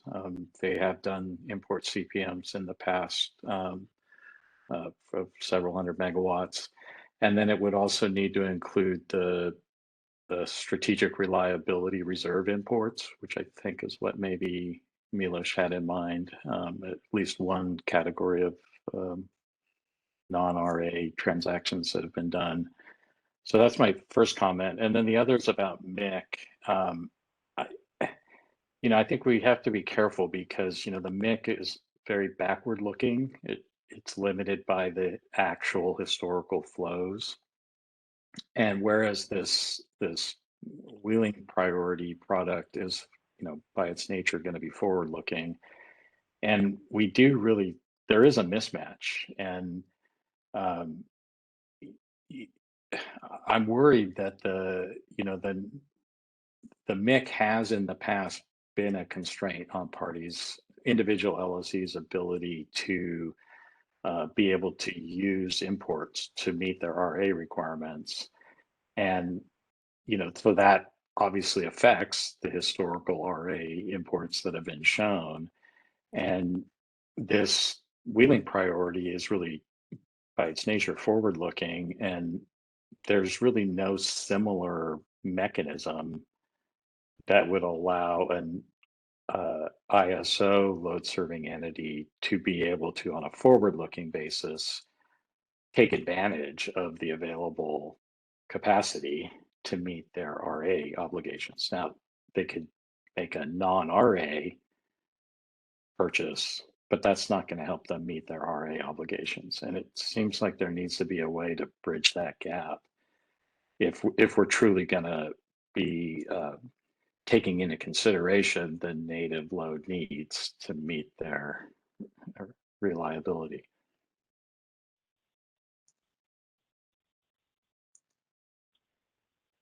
Yeah, thank you, Doug. I appreciate those points. I think on the first one, I think that's a fair consideration that I think we've noted. I can't remember exactly where in the paper, but I think we've noted that CPM that's contracted, could count here as well, and we're looking forward to the stakeholder comments on that.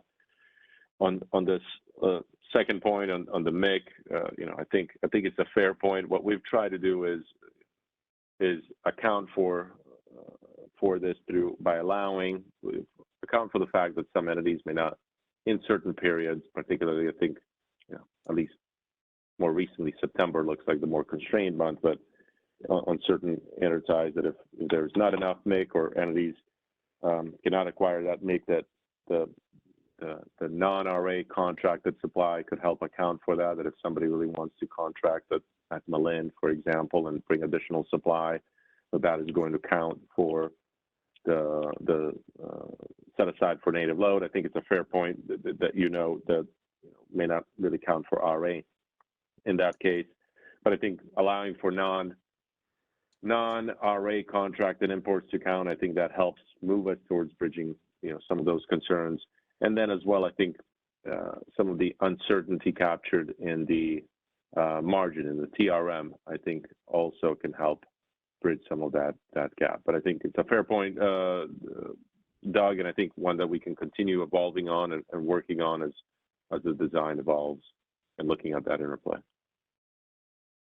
Thanks, It seems like Doug's point goes to the problems with the MIC, and what we ought to do is fix the MIC so that capacity doesn't go unused and unallocated indefinitely, that it gets, there's some way for it to get allocated to the LSCs that need it. Exactly.